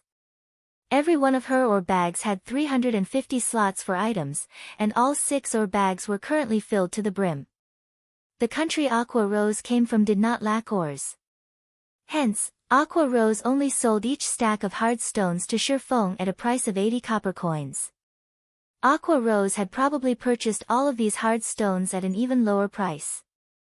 Compared to these sold in Star Moon Kingdom, the price of these hard stones was simply too cheap. Right now, each stack of hard stones sold for 3 silver coins. Just by selling these hard stones to other players, Shifeng could make a profit of several times his cost. Moreover, those players would fight over these hard stones. However, even Shifeng could not afford 43 gold in a single transaction. Fortunately, Shifeng came prepared. He removed a pile of level 8 and level 9 bronze equipment and quite a lot of mysterious iron equipment from his bag. He had personally forged a majority of the equipment, while he had obtained the remainder from the Moonlight Forest. However, the most eye-catching equipment among was the level 10 secret silver ranked one-handed swords, the Silver Dawns, that Shifeng had crafted. Secret silver weapons, even to a first-rate guild, they were extremely rare. Normally, only the core upper echelons of the guild would possess 2 to 3 secret silver ranked items, while the elites of the guild could not even dream of possessing one. In the blink of an eye, Shifeng had filled the private room with equipment, dazzling the sight of all beholders. Making a general count, Shifeng had over 500 pieces of equipment. Aqua Rose was instantly dumbfounded by this sight. Only after tens of seconds had passed did she gradually recover her spirit, and shock filled her eyes as she looked at Shifeng. One could easily outfit a large elite team with this much equipment. Moreover, Shifeng had forged the majority. Aqua Rose was greatly confused at how Shifeng could forge so much equipment all by himself. After all, she had personally witnessed forgers create equipment before. The process could be summed up in one word: slow. These were all bronze and mysterious iron ranked equipment. If one were not careful while forging them, the result would easily fail. So, the process of forging equipment of such quality was definitely much slower than that of common equipment. Since the last time Aqua Rose met with Shifeng, only a little more than 3 days had passed. Even if Shifeng continuously forged equipment without sleep or food during this period, it should still be impossible for him to forge this much equipment. Miss Aqua, I already brought the equipment. State a price, Shifeng smiled. Aqua Rose immediately felt as if she had been cheated. Originally, she intended to make a big profit off of Shifeng. However, with 500 plus pieces of high-level equipment placed before her, even if she sold herself to Shifeng, it still might not be enough.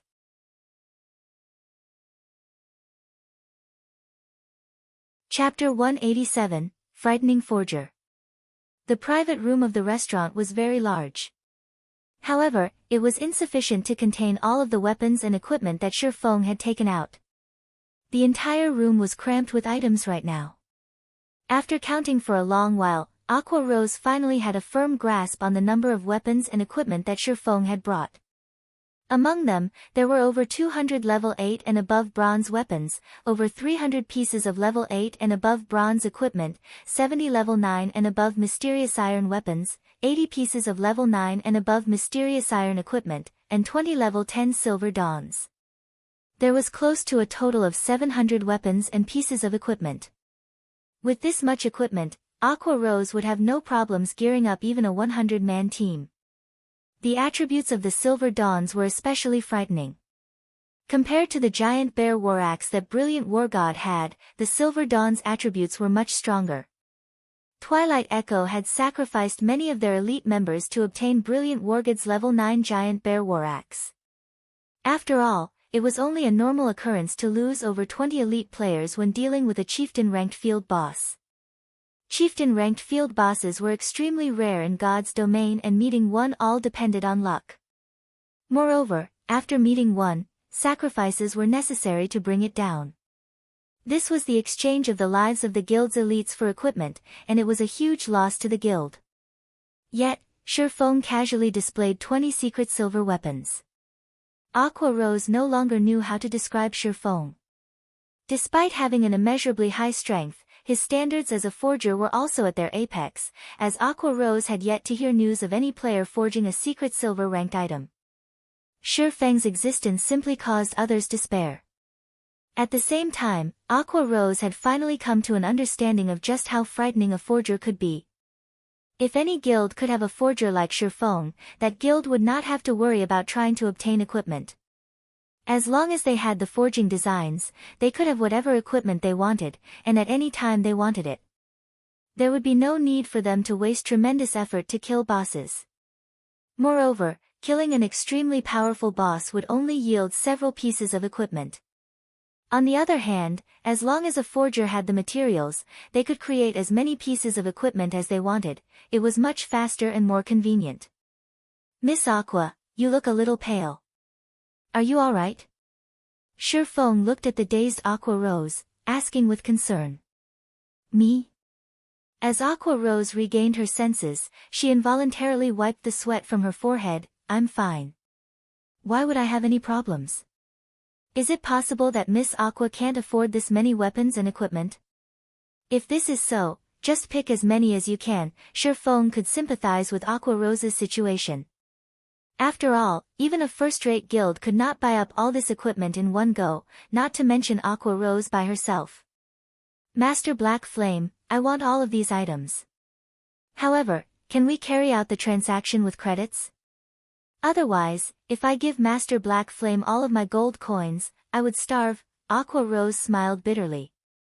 There were so many good items before her eyes, and it would be a sin not to gobble all of them up right now. What did the various large guilds lack the most?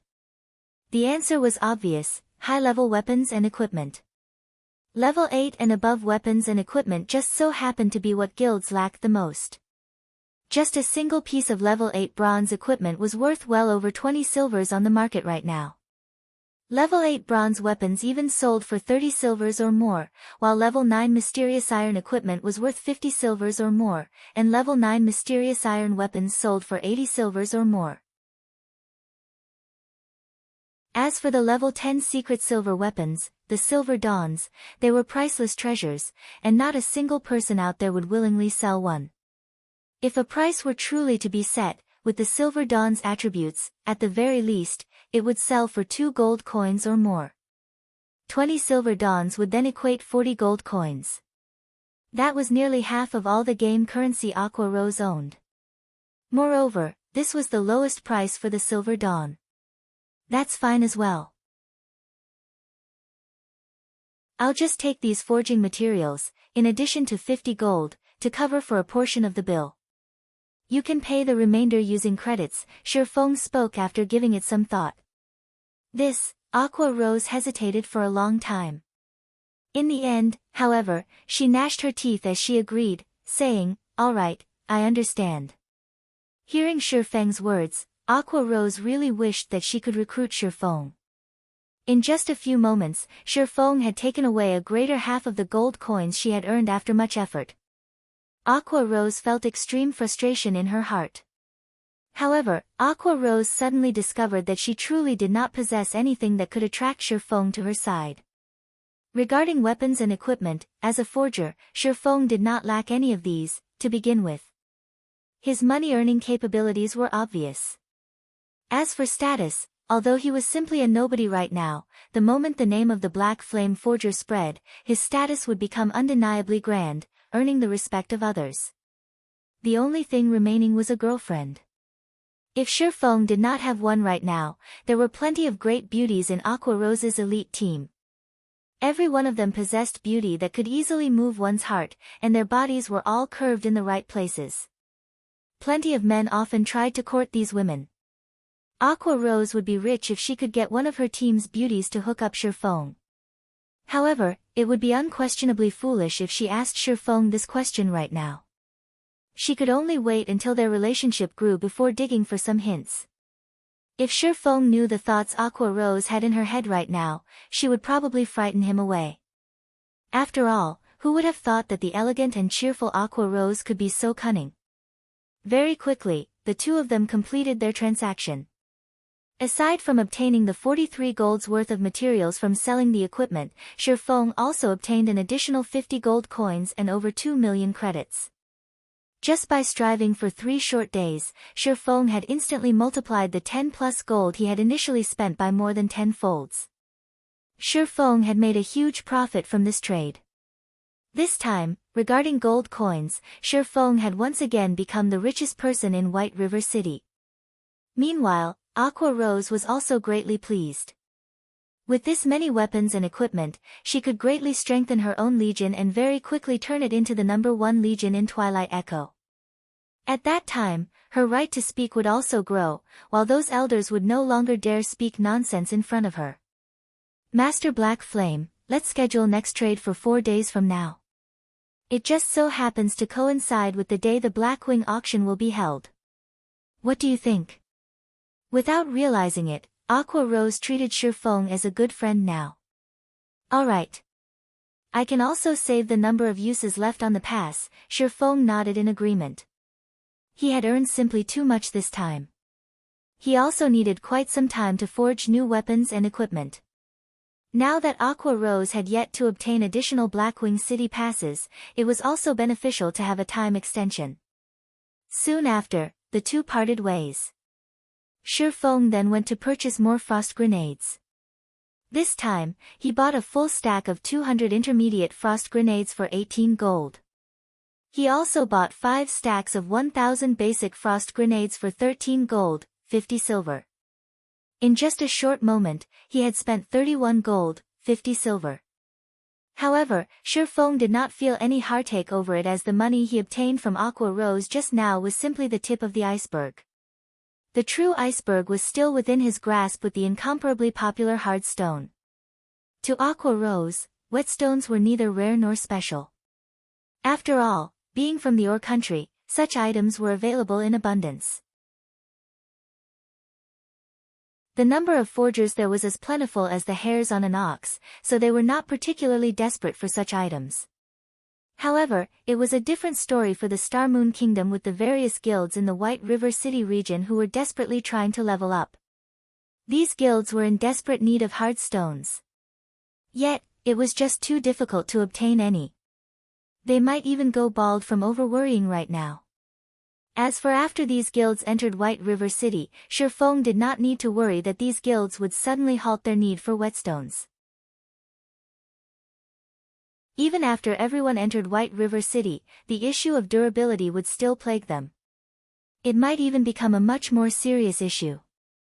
Hence, Shifeng did not worry in the slightest that he could not sell his hard stones. He merely had to decide at what price he would sell them for. Just as Shifeng was about to return to White River City, Blackie suddenly sent news. Brother Feng, this is not good. Right now, all of the guilds within the White River City region are looking for you. They say that if you do not give an explanation on the official forums, all the guilds within the White River City region will add us to the wanted list.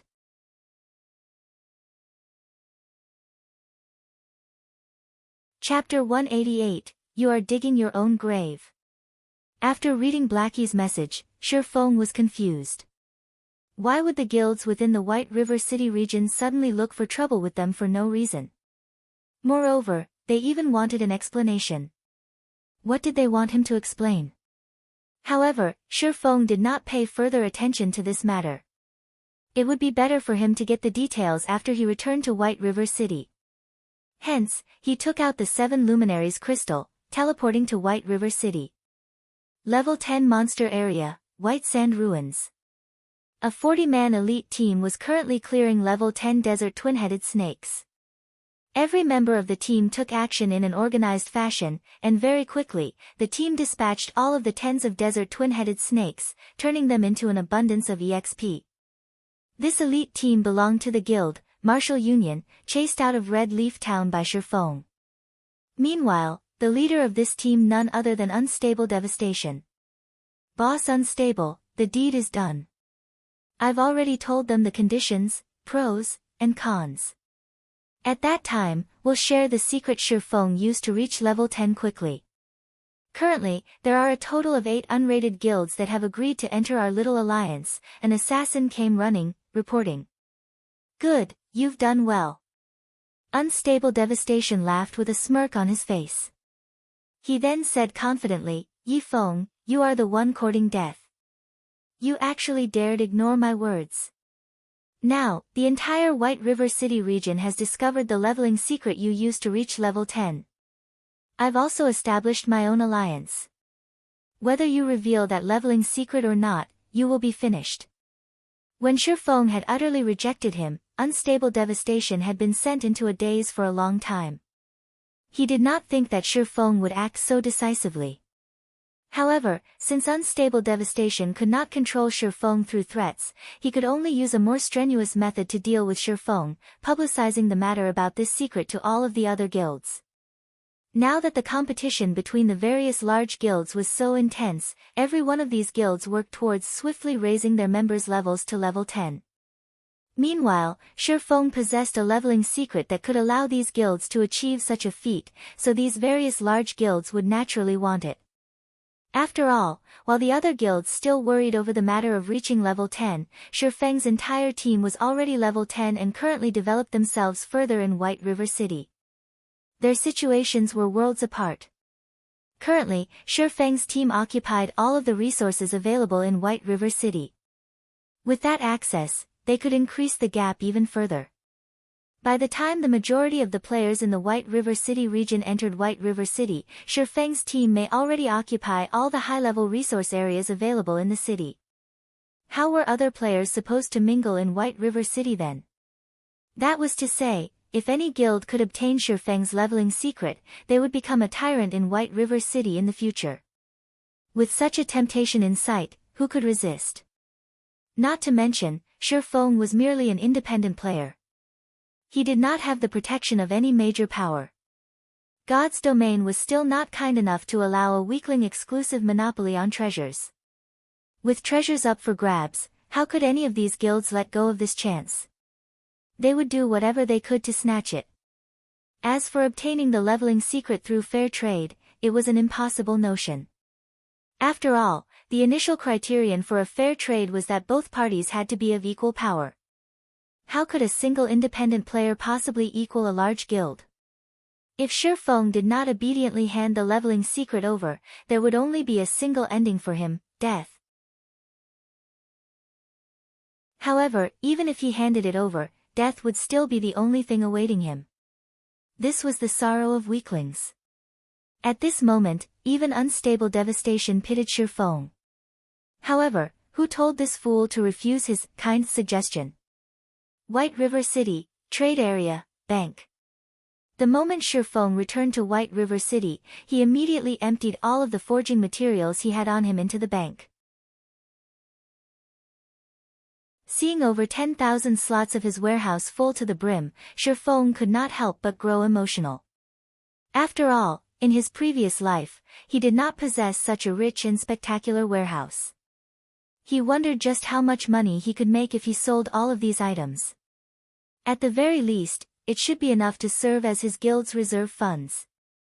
In actuality, Shifeng's current fame could allow him to establish a guild easily. However, Shifeng chose to do it surely, but steadily. He should first deal with the welfare of the guild. After finishing that, the guild he established would shock the world, and no power out there would be able to touch them. Even if those third-rate and second-rate guilds wished to suppress his guild, they could not stop his guild's swift development. After all, his guild would already possess a sturdy foundation and huge funding at that time. A small skirmish would not easily destroy it. After he finished tidying up his warehouse, Shifeng opened his system message log, taking a look at what was actually going on. Previously, to prevent unstable devastation from disturbing his trade, Shifeng had set his system communication and messages to prevent strangers from disturbing him. However, he did not think that so much would occur during the time he did so. Compared to when he entered White River City, the messages he now received exceeded 10,000. Independent players had sent a majority of them, while various guilds had sent the minority. After reading a few of these messages, Shifeng managed to grasp the general gist of what these players wanted. A majority of these players wanted to privately purchase his strategy of quickly reaching to level 10, while a minority of them directly demanded that Shifeng hand the strategy over. Naturally, this minority consisted of guild representatives. Every one of the words in their messages contained force. Although they did not use threatening words, their intent was unmistakable. They told Shifeng to do whatever he saw fit, but he would have to take responsibility for the consequences. Meanwhile, the demand for an explanation posted on the forums was also the doing of these guilds. They were clearly trying to force him into a corner. Fortunately, however, the guilds that had directly suggested that Shifeng hand over the leveling strategy were all unrated, without a single rated guild among them. Unstable devastation, Shifeng's brows wrinkled, a chilling battle intent shone in his eyes. This was a scheme concocted by Unstable Devastation in order to push him down to a hell beyond salvation. From the experiences in his past life, Shifeng clearly understood a single matter.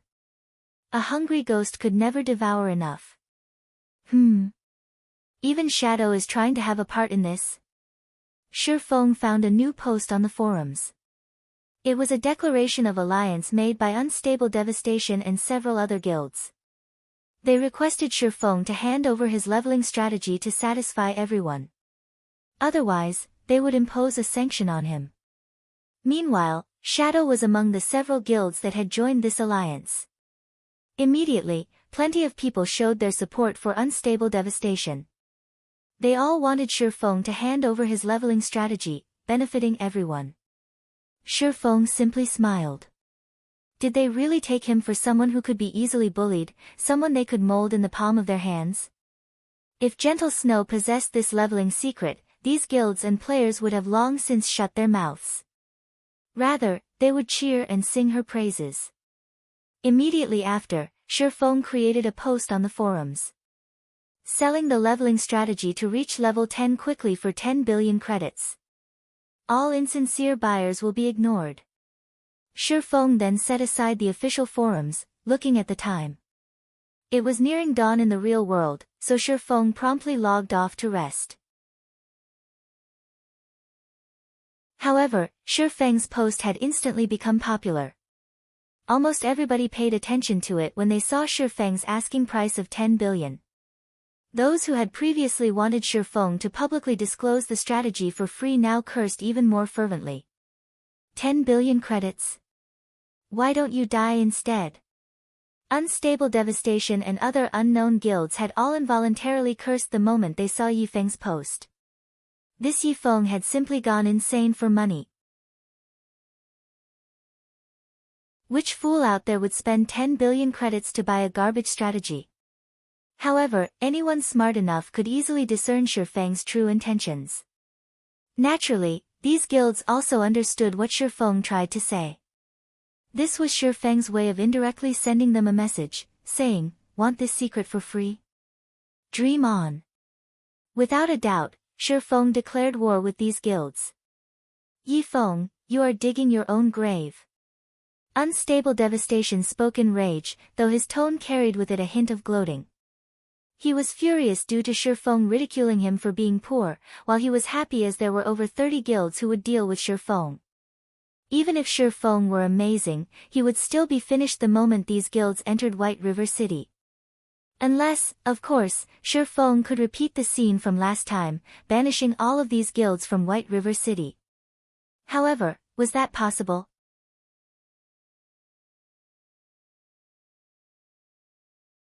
Chapter 189, Berserked Market. Shortly after Shifeng logged off, the post Shifeng had left on the forums became instantly popular. 1 view became 10, 10 became 100. Players had strong gossiping hearts, so they would not miss out on this good show. Within a short 20 minutes, almost all players within the White River City region had discovered this matter.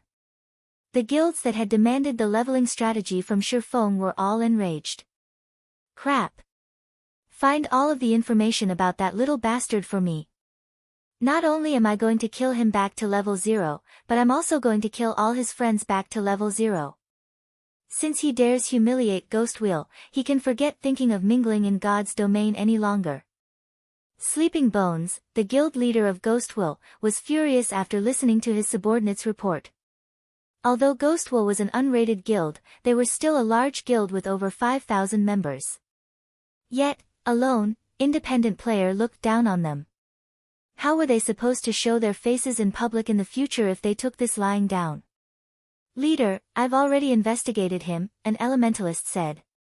"Speak."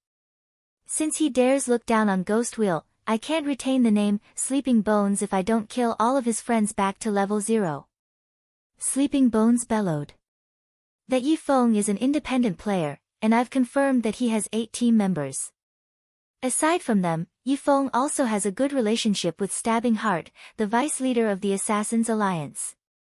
Rumor also has it that he has a very close relationship with the Snow Goddess, Gentle Snow, as well," that elementalist answered. Sleeping Bones suddenly fell silent. Was this a joke? If they dared to actually kill Stabbing Heart of Assassins Alliance and Gentle Snow of Ouroboros, then the day they entered White River City would be the day Ghostwheel disbanded. Forget it. I, Sleeping Bones, am a magnanimous person. We'll just stick to killing Yifeng and his teammates, lest we want other people to start gossiping about us. Roger. Guild leader is the wisest. At the same time, the other guilds that did not have a clear understanding of Shifeng began their investigations about him. They were prepared to properly deal with him the moment they entered White River City. Meanwhile, on the forums, players were currently discussing this incident. They all felt that White River City's battle of the century was about to begin. This fellow brother Yifeng simply too awesome. Isn't he trying to oppose those various guilds? He is just overestimating himself. Who does he think he is? When these guilds enter White River City, it will take no effort for them to destroy him. What do you know? Yifeng is a god-ranked expert. Previously, he turned Martial Union upside down, while Martial Union could do nothing against him. They were even chased out of Red Leaf Town. Now, Yifeng is even facing off against so many strong powers. He is truly my generation's role model. What's so amazing about that? I could do it as well. Don't forget, that incident happened in a town. The various large guilds' strength scattered. How many members could they possibly have in a single town? It was only natural that they were defeated. There were many players browsing the forums. However, a majority of them did not feel optimistic about Shifeng's chances. They were especially confused about Shifeng's actions. Just how stupid could Shifeng be, to actually dare taunt the guilds? Was he not afraid of these guilds taking revenge and killing him back to level 0? Along with the growing intensity of the discussions, the so-called God-ranked expert had also become a courageous fool. Many started ridiculing Shifeng. Just when the forums reached their zenith, Shifeng's White River City guidebook post revealed itself the moment the preset time arrived. The post's appearance caused a massive ripple effect. The White River City guidebook was undeniably what various large guilds needed the most right now. A few level 9 independent players also urgently needed it. If these players had the White River City guidebook, they would not have to spend a large amount of time exploring the city. They only needed to refer to the guidebook to learn what they needed to know. Compared to the heavenly price of 10 billion for a single leveling strategy, using 20,000 credits to purchase a luxury version of the White River City guidebook was unquestionably a lot cheaper. It was practically the price of cabbage. Also, the cheaper, simplified version only sold for 300 credits. These various guilds and players could easily accept that price. However, afraid of Shifeng's trickery, a large majority of the guilds chose to purchase the simplified guidebook, taking a look at it before making further decisions. After all, they could afford a loss of 300 credits. As for the players that wished to develop themselves in God's domain, they all grew extremely curious about White River City, a fascinating city. They wished to experience it in advance, so many players had gnashed their teeth as they bought the simplified guidebook. Within half an hour, the simplified version of the White River City guidebook was like a best-selling novel. Sales of the guidebook continuously increased, and before anyone knew it, over 5,000 copies had already sold. In other words, Shifeng had earned 1.5 million credits within this short time. Many players had discovered business opportunities from this. Players who originally worried about whether or not they could make money in God's domain relaxed at this sight. After all, Shifeng was their best example. As long as they could grasp a hold of the opportunity, becoming rich in a single night was not just a dream, it was just like how Shifeng became the first person to enter White River City. Immediately, plenty of players outside of the White River City region grew excited. If they too could be the first to enter their own respective cities and write a city guidebook, couldn't they also become rich? This thought inspired desperation in all of the players in God's domain. As if possessed by the devil, they all started rushing to level up. They all wished to become the first person to enter their respective cities, making a huge profit and becoming rich overnight. Meanwhile, in the trade market of the entire Star Moon Kingdom, the popularity of whetstones had instantly soared. As long as a forger had at least a 30% success rate of crafting whetstones, the various large guilds would instantly target them. The guilds used all sorts of methods to recruit these forgers, continuously raising the standard of treatment. As a result, these forgers earned salaries comparable to the white-collar workers in the big cities. Such a result inspired other players to become forgers. However, forging materials were utterly necessary if one wanted to hone their forging skill. Like adding fuel to a fire, this new situation instantly ignited a blazing inferno that raged through all of the Star Moon Kingdom. The prices of forging materials soared, again and again, madly increasing the price of hard stones as well. By the time Shifeng entered God's domain that night, a stack of 20 hard stones already sold for a sky-high price of 8 silver coins. However, the supply could not keep up with the demand. Furthermore, even the most common bronze ore sold for 15 silver coins per stack, with 200 per stack. Ha ha ha. Luck can't be stopped once it comes. I would never have thought that the White River City guidebook would so fiercely drive the materials market. Shifeng rejoiced the moment he logged in. During the day, aside from training his body, Shifeng had gone to the city center to look for suitable locations to start up his workshop. His requirements were very simple. He wanted a good environment surrounding the office building. After surveying over 10 locations, Shifeng finally found a relatively pleasing office building. It was located in the city center. Moreover, it was an entire floor being sold. The office floor had a wide space of 5,000 square meters, so it was extremely spacious. There would be no problems turning it into an office for several hundred people. Moreover, the surrounding environment and traffic were convenient.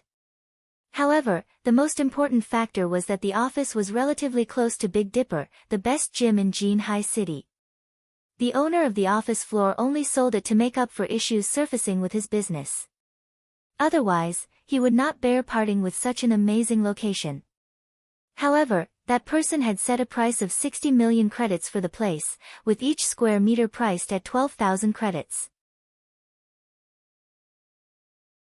Although such a price was not considered expensive in the city center, it was not cheap either. Shifeng only had somewhere over 20 million credits stored in his bank right now. He still needed that money for the fellowship party hosted by his school. In the end, Shifeng could only ask the owner for 15 days to think it over. Shifeng never imagined that he would be given a fright the moment he returned to God's domain. When he saw the sales of the White River City guidebook, he even thought his eyes were playing tricks on him.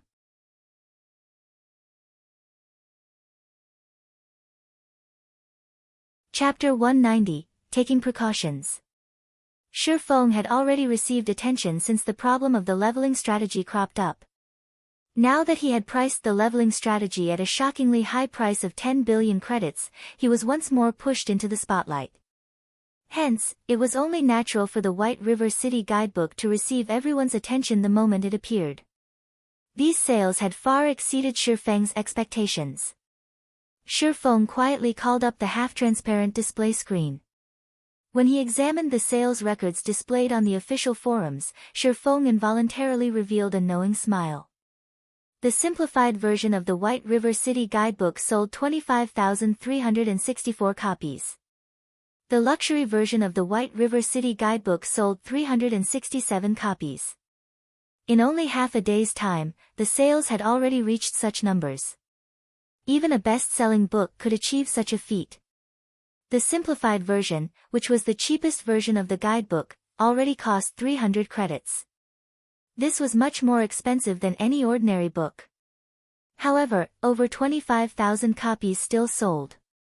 Moreover, 367 copies of the 20,000 credit version of the guidebook also sold. It was obvious just how great the business opportunities were in God's domain. Just the credits Shifeng earned within a day exceeded 10 million.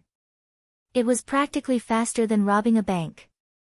Of course, the main contributor to such success was Shifeng becoming too eye-catching and famous, even if most of it was infamy. Moreover, along with the passing of time, the sales of the White River City guidebook would still increase.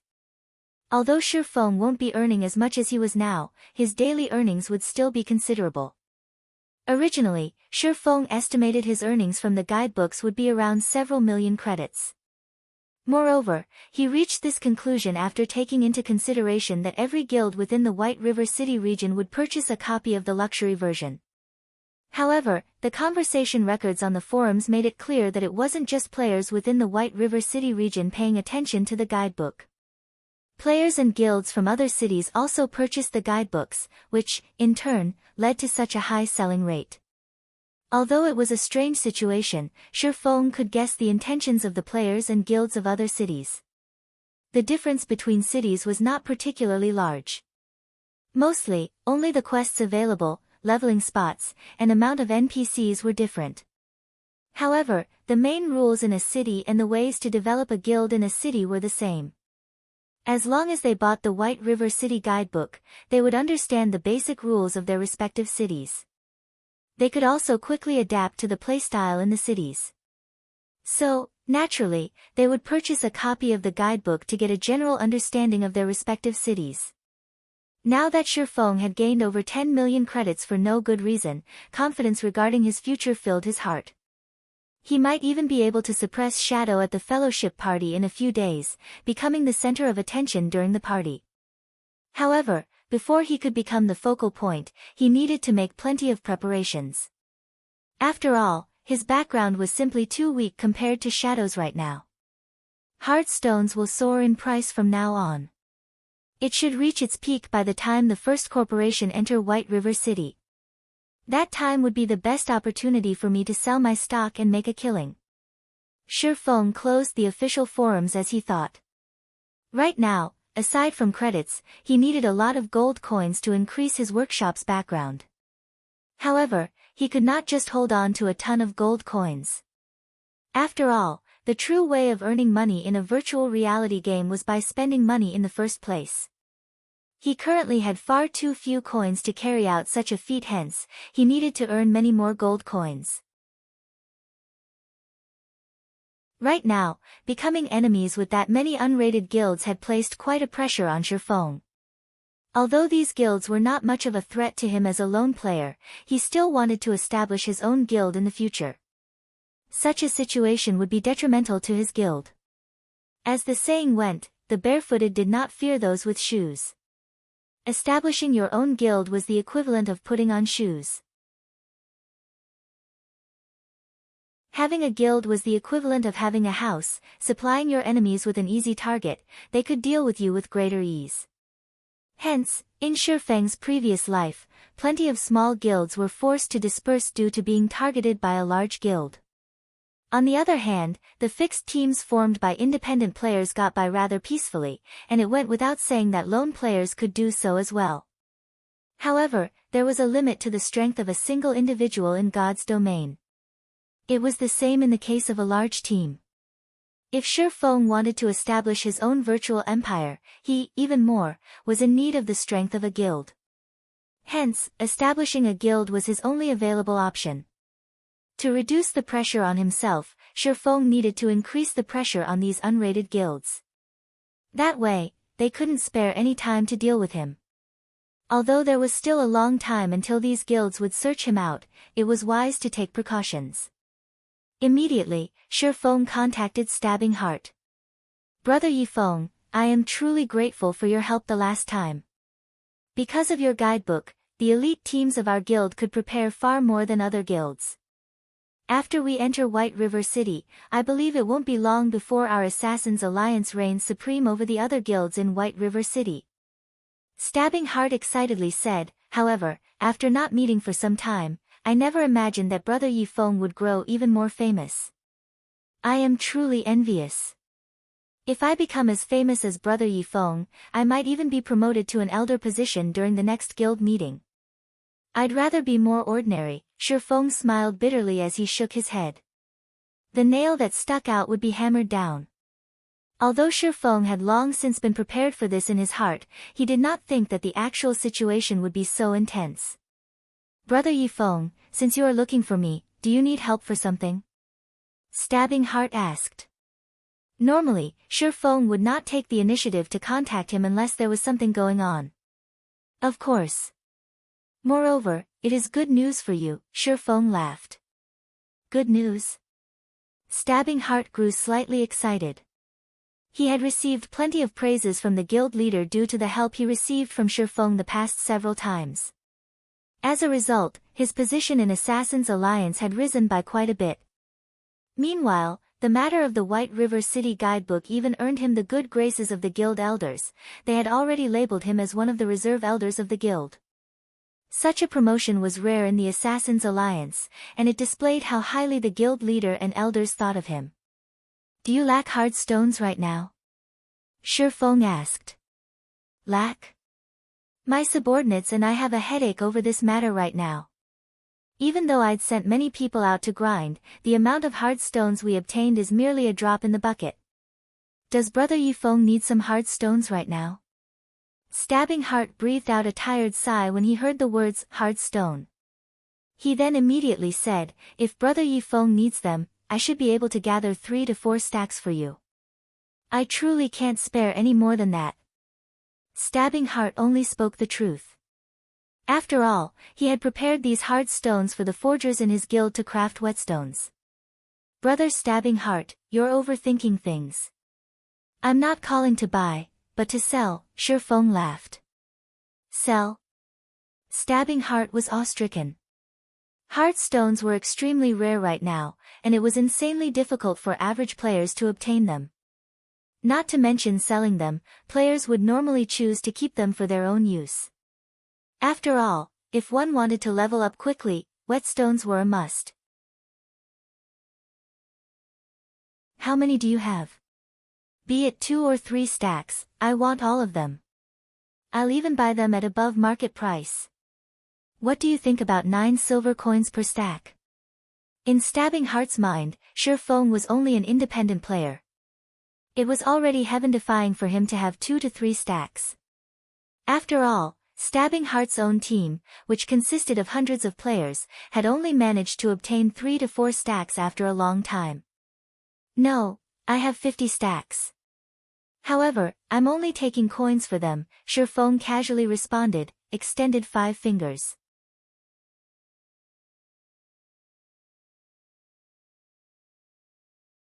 Chapter 191, Star Moon's Big 10. Stabbing Heart immediately froze in shock when he heard that Shi Feng had 50 stacks of hard stones. The entire Assassin's Alliance could not even manage to gather up 5 full stacks. Yet, Shi Feng said he had 50. If 50 stacks of hard stones were used to craft whetstones, even if the forgers crafting them had slightly lower success rates, it could allow all the elite players in the Assassin's Alliance to reach level 10, entering White River City. Brother Yi Feng, you're not tricking me, right? Do you really have 50 stacks? Stabbing Heart asked doubtfully. It was not that he did not trust Shi Feng, but this number was simply too huge. Even a first-rate guild in a town could not offer up that many. It would be impressive if they could even gather 6 to 7 stacks. Naturally. Since when have I joked around before? Shi Feng shook his head, laughing. The reason Shi Feng offered Stabbing Heart this many hard stones was not purely to earn coins. A large part of the reason was to assist the Assassin's Alliance in entering White River City and starting their development at an earlier date. After all, the Assassin's Alliance's main forces were all stationed around the few cities near White River City. As long as the Assassin's Alliance grew stronger, with his relationship with Stabbing Heart could help him suppress and stamp out those unrated guilds. That way, these guilds would be too busy dealing with the Assassin's Alliance to pay any attention to him. Originally, Shi Feng had wanted to sell some hard stones to Gentle Snow as well. However, Gentle Snow's team was simply developing too quickly. They had managed to reach level 10 in only half a day's time, and at this time, all the elite members of Ouroboros had already arrived at White River City. Naturally, they would not need his help anymore. The most important point was that Gentle Snow possessed the super luxury version of the White River City guidebook that Shi Feng had sold to her. With it, she could easily widen the gap between herself and the other guilds, standing out from the crowd. Now that Shi Feng had protective umbrellas like Gentle Snow and Stabbing Heart, would those unrated guilds possibly dare do anything to him? He could progress with his own development with a peace of mind. Brother Yi Feng, I don't know how to thank you for this. If you have anything you need help with in the future, just mention it. If it is something that I can help with, I will give it my all. Stabbing Heart was extremely touched right now. In his heart, he had already taken Shi Feng as his good brother. However, for gold, 50 silver was not easy to obtain. He needed some time to gather the liquid funds from the other towns and collect some from the money farming team. Although it was a large expenditure, with 50 stacks of hard stones, Stabbing Heart could allow the team in Red Leaf Town to be the first team, out of all the other team in the Assassin's Alliance, to enter White River City. At that time, he would receive a promotion in the guild once more. He might even become an elder of the Assassin's Alliance. Meanwhile, such an achievement was only possible due to Shi Feng's help. Although Stabbing Heart felt slightly ashamed of himself for not being of great help to Shi Feng, he had already decided that, once he entered White River City, he would fully support Shi Feng. Whoever dared to go against Shi Feng would go against him as well. When will you send someone over to Red Leaf Town to conduct the trade? Shi Feng asked. As long as you are free, any time is good. Stabbing Heart answered. Oh, right. I have something I need to ask you. Do you know the current whereabouts of the team from Martial Union led by Unstable Devastation? Shi Feng felt that, since he was going to make a trip back to Red Leaf Town, he might as well look for Unstable Devastation to extract his revenge. This, I know. They're currently at the White Sand Ruins. Are you planning on taking revenge on them? I'll call some men over to go with you. They have quite a few of players on their side, so it would be dangerous for you hunt them by yourself. Stabbing Heart was slightly surprised. He did not think that Shifeng would take revenge so quickly. Moreover, he was even going to deal with the elite team led by Unstable Devastation directly. After all, that elite team formed after Unstable Devastation merged the elite teams from 5 different towns. The number of elites in that team even far exceeded that of Stabbing Heart's own elite team, so it would not be easy to deal with them. Thanks, but I wish to deal with my own matters by myself. Let's meet up in front of Red Leaf Town's bank in 20 minutes, Shifeng thanked him. Alright. I'll send some men to investigate Martial Union's exact location. At that time, I'll pass on their exact whereabouts to you along with the 4 gold, 50 silver. Stabbing Heart naturally knew of the arrogance of an expert, so he did not pursue the matter. Otherwise, if he were to find trouble with Martial Union without Shifeng's agreement, he might even incur Shifeng's ire. 20 minutes later. Shifeng arrived in front of the bank in Red Leaf Town. Hello, Big Brother Yifeng. I am Coco, from the Assassin's Alliance. Big Brother Stabbing Heart sent me here. Here is the grinding location of Martial Union's elite team. A pure and pleasant-looking female elementalist walked over, her eyes sparkling as she looked at Shifeng. After all, the Shifeng before her was the god-ranked expert of Red Leaf Town that everybody knew about. He was a person that even team leader Stabbing Heart of Red Leaf Town treated with respect. Most importantly, Shifeng was good friends with the snow goddess that she admired greatly. There was absolutely no chance for a normal lifestyle player like herself to come into contact with such a legendary figure. She was only here today to conduct a trade because the other forgers in the guild were too busy, while she was a newly recruited forger in the guild. Only, she did not think that she could meet such a great character. Shifeng glanced at this girl, and his expression immediately froze. Cream Coco, wasn't she that famous master forger of Star Moon Kingdom? As one of the 10 great master forgers in Star Moon Kingdom, Cream Coco was a forging genius who was the closest to becoming a grandmaster forger.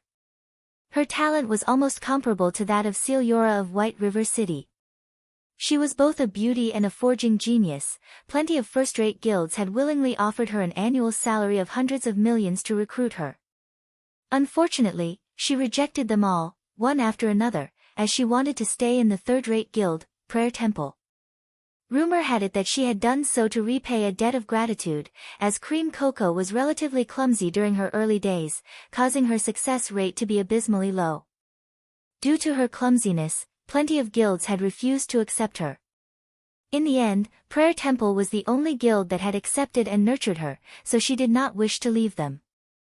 Unfortunately, even with such a genius master forger in their guild, Ouroboros still destroyed Prayer Temple in the end. As a result, Cream Coco chose to join World Dominators, a first-rate guild in direct opposition of Ouroboros, to take revenge on the first-rate guild. However, why was Cream Coco in the Assassin's Alliance right now? Shifeng was slightly confused, as Prayer Temple's main force was not located in White River City, but in the capital city, Star Moon City. It was also the reason why Ouroboros destroyed them. Could it be that, after being ignored by the Assassin's Alliance, she chose to head to Star Moon City to develop herself after she reached a higher level, which then led her to Prayer Temple? Shifeng could only make guesses. If the Assassin's Alliance found out that they had chased away a master forger during their early days in God's domain, they might even kill themselves in regret. Big Brother Yifeng. When Cream Coco discovered that Shifeng stared at her sternly, she couldn't help but panic. Only now did Shifeng regain his senses. His actions could not be considered overreacting, as a top-tier master forger was simply too important to a guild. However, he couldn't just try to recruit Cream Coco to his group. After all, Cream Coco was still a member of the Assassin's Alliance right now. His only option at the moment was to wait for Cream Coco to leave the Assassin's Alliance before trying to recruit her. Oh, it's nothing. Here are the 50 stacks of hard stones. Shifeng immediately traded the 50 stacks of hard stones to Cream Coco. When Cream Coco saw the 50 stacks of hard stones in her trade window, her eyes widened in shock. She did not even dare believe her own eyes. Right now, it was hard to even purchase 1 or 2 hard stones. Yet, Shifeng had easily managed to bring out 50 stacks. It was no wonder why team leader Stabbing Heart was so respectful to Yifeng. As expected, he was a figure that average players like her could only look up to. Soon after the trade completed, Shifeng departed from Red Leaf Town, heading towards the White Sand Ruins. However, he did not add Cream Coco as a friend, as such an action might cause a change to the track of history, causing Cream Coco to instead stay with the Assassin's Alliance. If that happened, he would definitely cry with regret. Hence, he would let history repeat itself without his interference. Now that he knew Martial Union's precise location, he would immediately teach Unstable Devastation the consequences of becoming his enemy.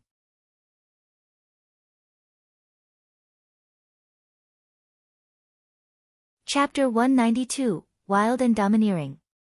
White Sand Ruins, as a key location for players to reach level 10, the level 9 players from the surrounding towns would naturally come here to level up. Not only did this place possess level 10 monsters, which were a better source of EXP, there were also plenty of quests in this region. Moreover, a majority of them rewarded high amounts of EXP, and some high-level quests even gave out bronze-ranked or above equipment.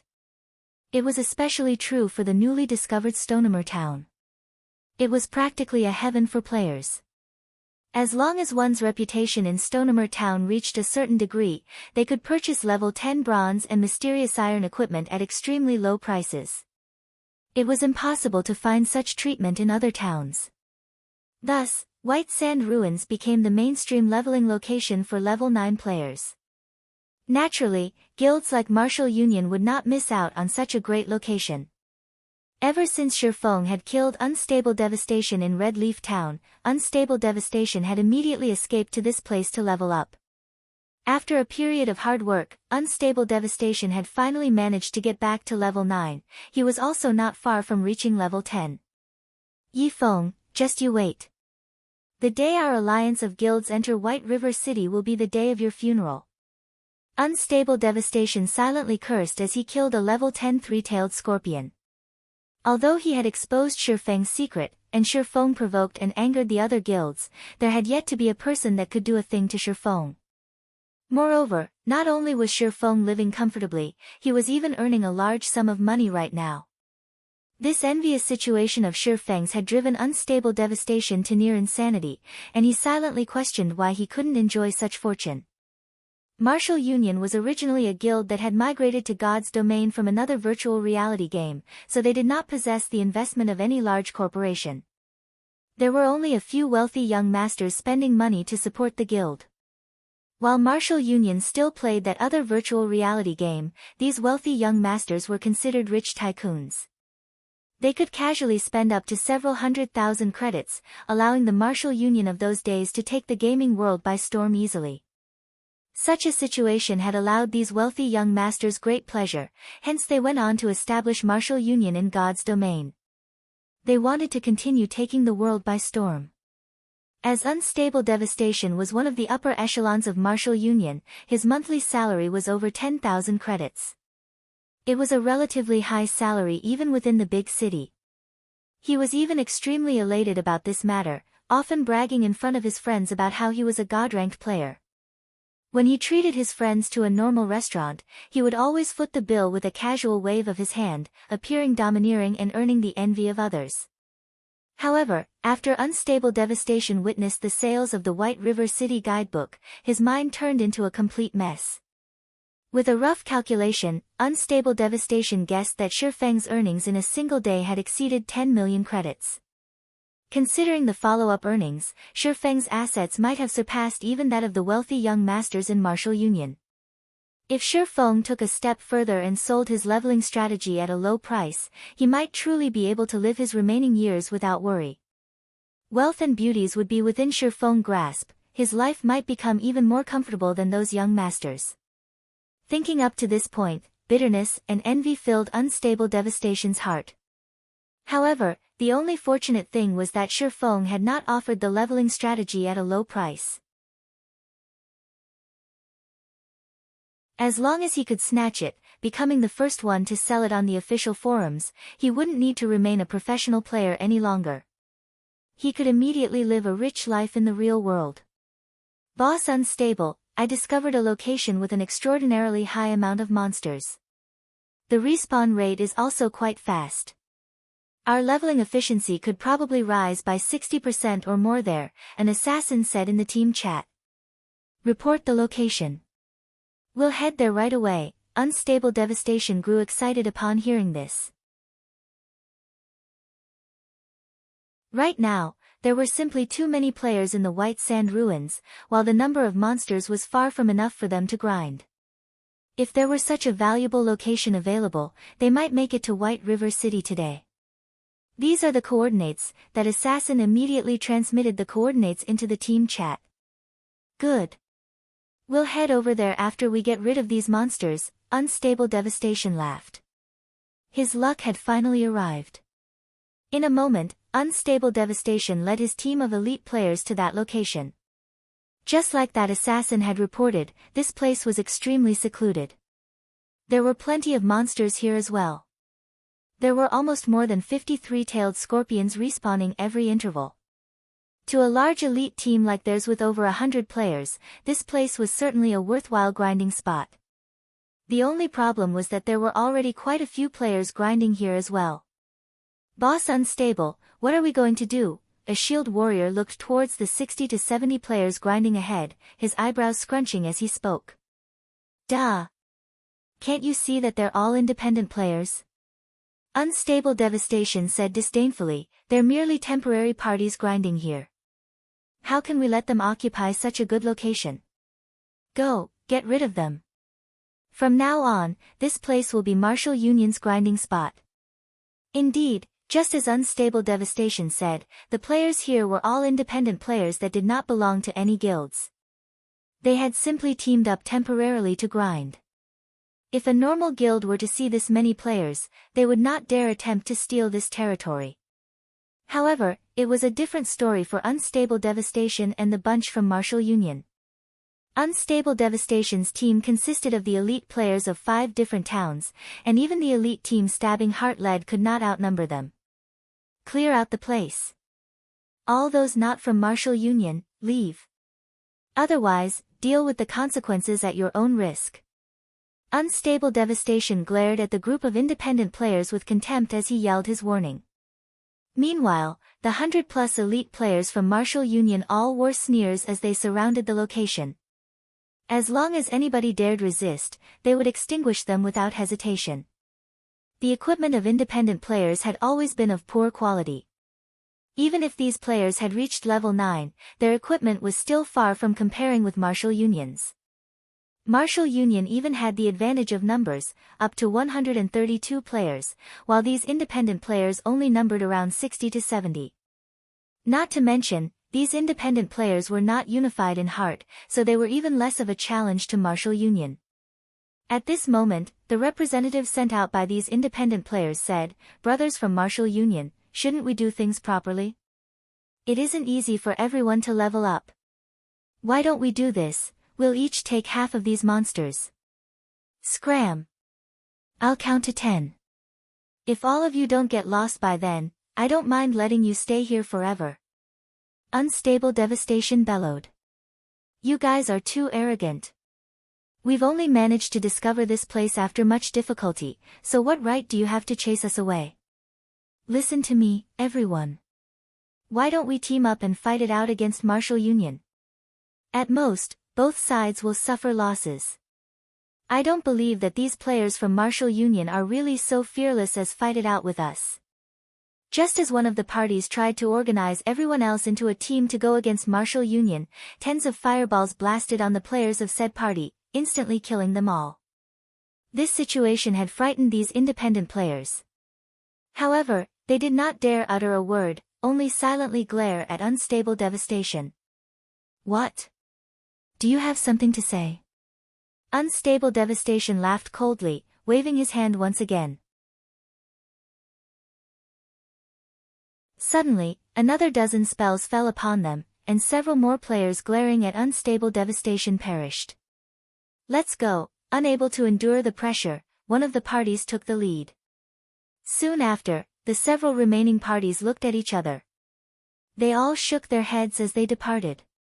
As for the two parties that died, nobody cared about them any longer. Ha ha ha. They are merely a bunch of trash, yet they dare compete with us, Martial Union? Unstable devastation watched the departing independent players, jeering. Meanwhile, the other members of Martial Union also started laughing, exhilarated. At this moment, Shifeng arrived at the White Sand Ruins after running without rest. Martial Union should not be far ahead. Shifeng compared his current location to the marked location on the map, increasing his pace as he headed onward.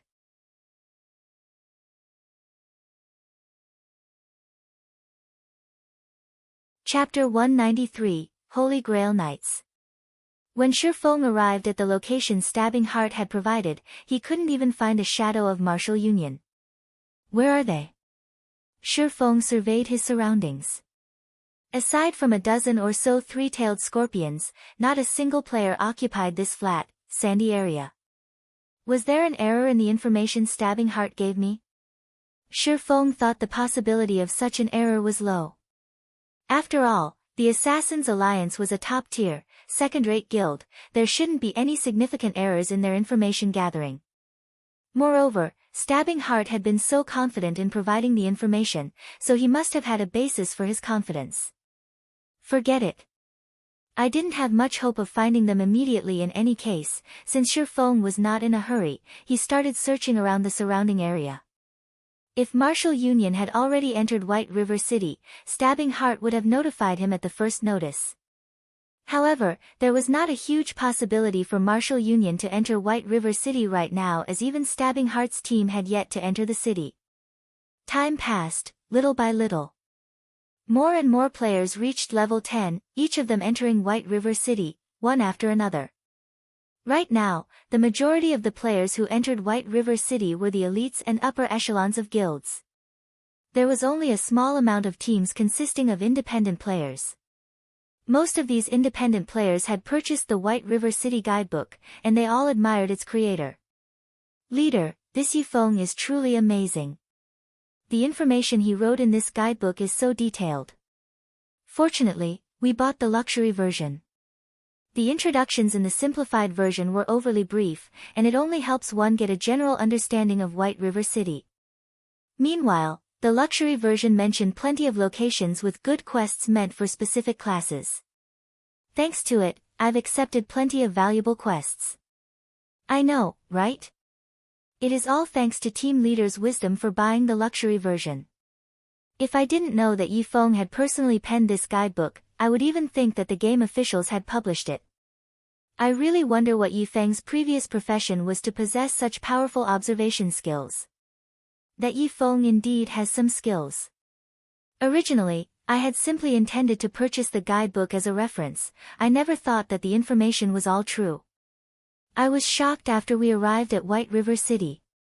It was worth the 20,000 credits. If it were up to me, I wouldn't willingly sell this information even for 50,000 credits. Not only does the information require time to arrange, but this is also first-hand information. I can't imagine why Yifeng would willingly sell all of this for only 20,000 credits. In front of the teleportation hall of White River City, a non-guild team consisting of 10+ elite players happily chatted while waiting for their other companions.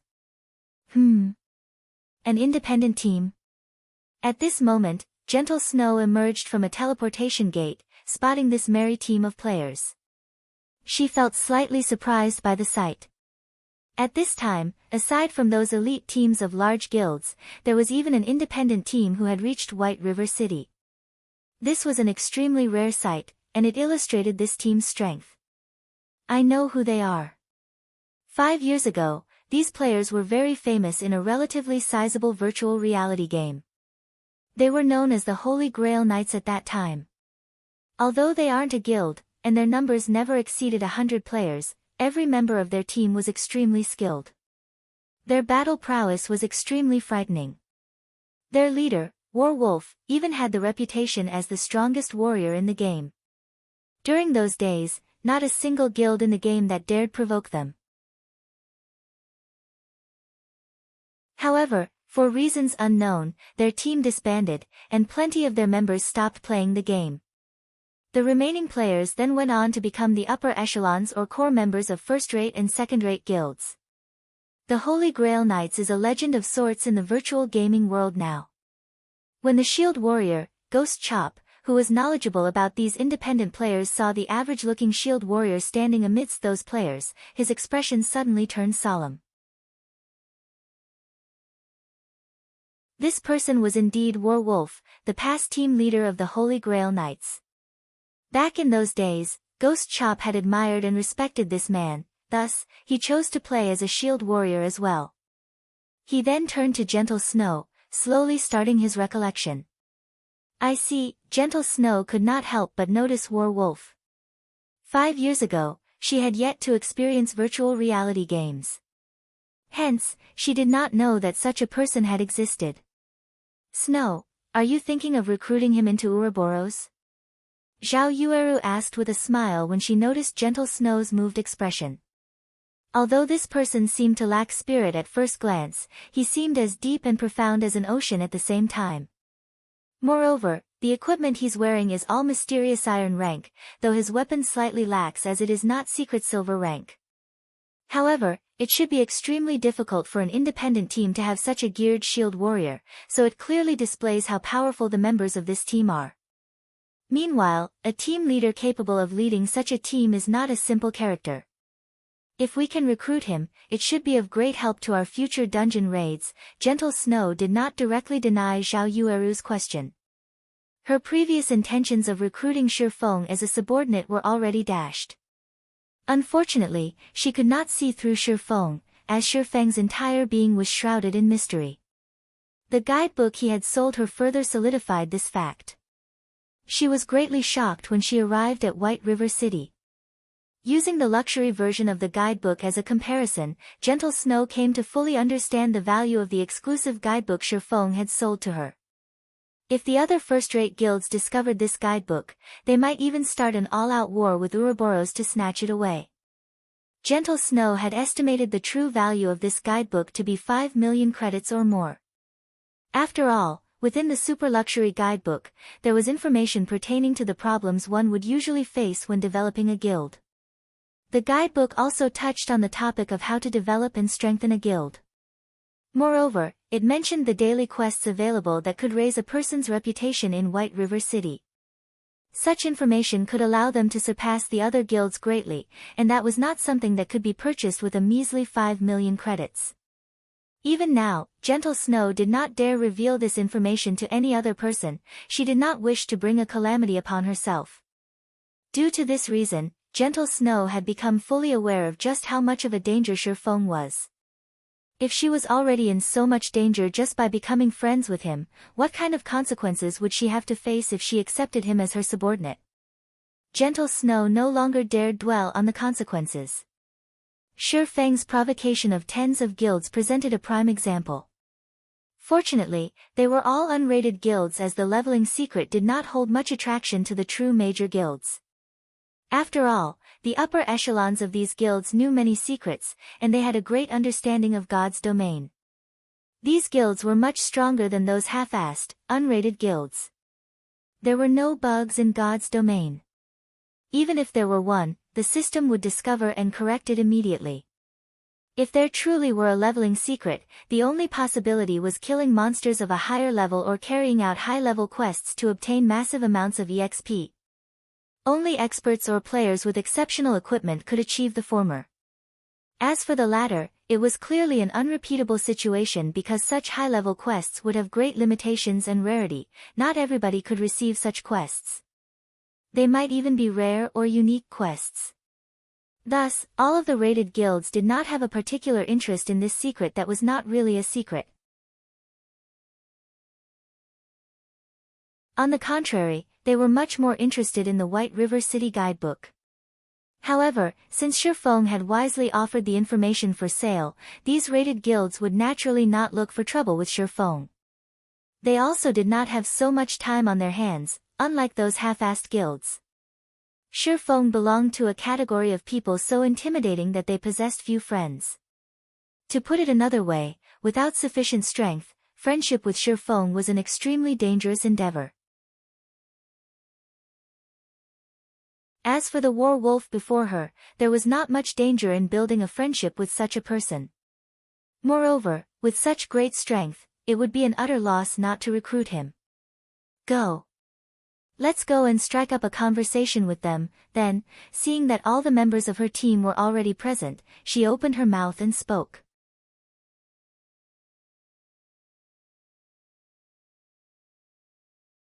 Chapter 194, Flame Demon.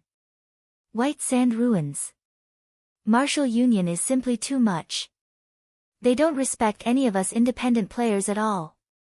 When I grow stronger, I'll take revenge on those bastards. Shoo. Shut up. Didn't you see Martial Union kill those other two parties simply for speaking up? We can't do anything about this.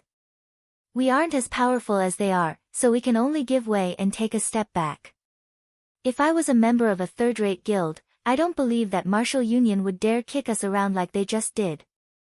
Leader, why don't we just join a large guild? With our current technique standards, we should be able to join a large guild. A guild, is it? Indeed, we should consider it. However, let's talk about this after we enter White River City. The Assassins' Alliance is currently the strongest guild in Red Leaf Town, but when we get to White River City, the Assassins' Alliance would only rank above average at best. There are still a bunch of first-rate guilds we can choose from. One of the six-man parties Martial Union had chased away started a discussion as they searched for a new grinding location. They had experienced, firsthand, the strength and usefulness of a guild. If they did not join a guild, they could only compete with other independent players over locations with scarce resources when these guilds occupied all the valuable leveling locations. Excuse me, but do you know where Martial Union is? Shifeng had been searching the White Sand Ruins for quite some time, having no luck of finding any traces of Martial Union. At this moment, however, he had overheard these passing players discussing Martial Union, so he asked them. Yeah, we know it. What business do you have with them? Don't tell me, you're not trying to join Martial Union, are you? The leader of this party nodded. However, when he noticed that Shifeng was an independent player with both his name and level hidden, aside from trying to join Martial Union, what other reason could a player like Shifeng have to look for Martial Union? Hearing that the player in front of them intended to join Martial Union, the other members of the party instantly shot glares filled with killing intent at Shifeng. The rage they had from Martial Union's oppression had yet to subside. If it were not for Martial Union having the advantage of numbers, they would have long since started a fight with Martial Union. From the conversation Shifeng had eavesdropped on before, he knew that Martial Union had bullied these players. Hence, their hatred towards Martial Union should be intense. In addition to their party leader's words about Shifeng wanting to join Martial Union, the other party members' moods would naturally sour. If he dared claim that he intended to join Martial Union, these players might charge at him without hesitation. I'm not trying to join Martial Union. I'm looking for Martial Union because I have some business with them.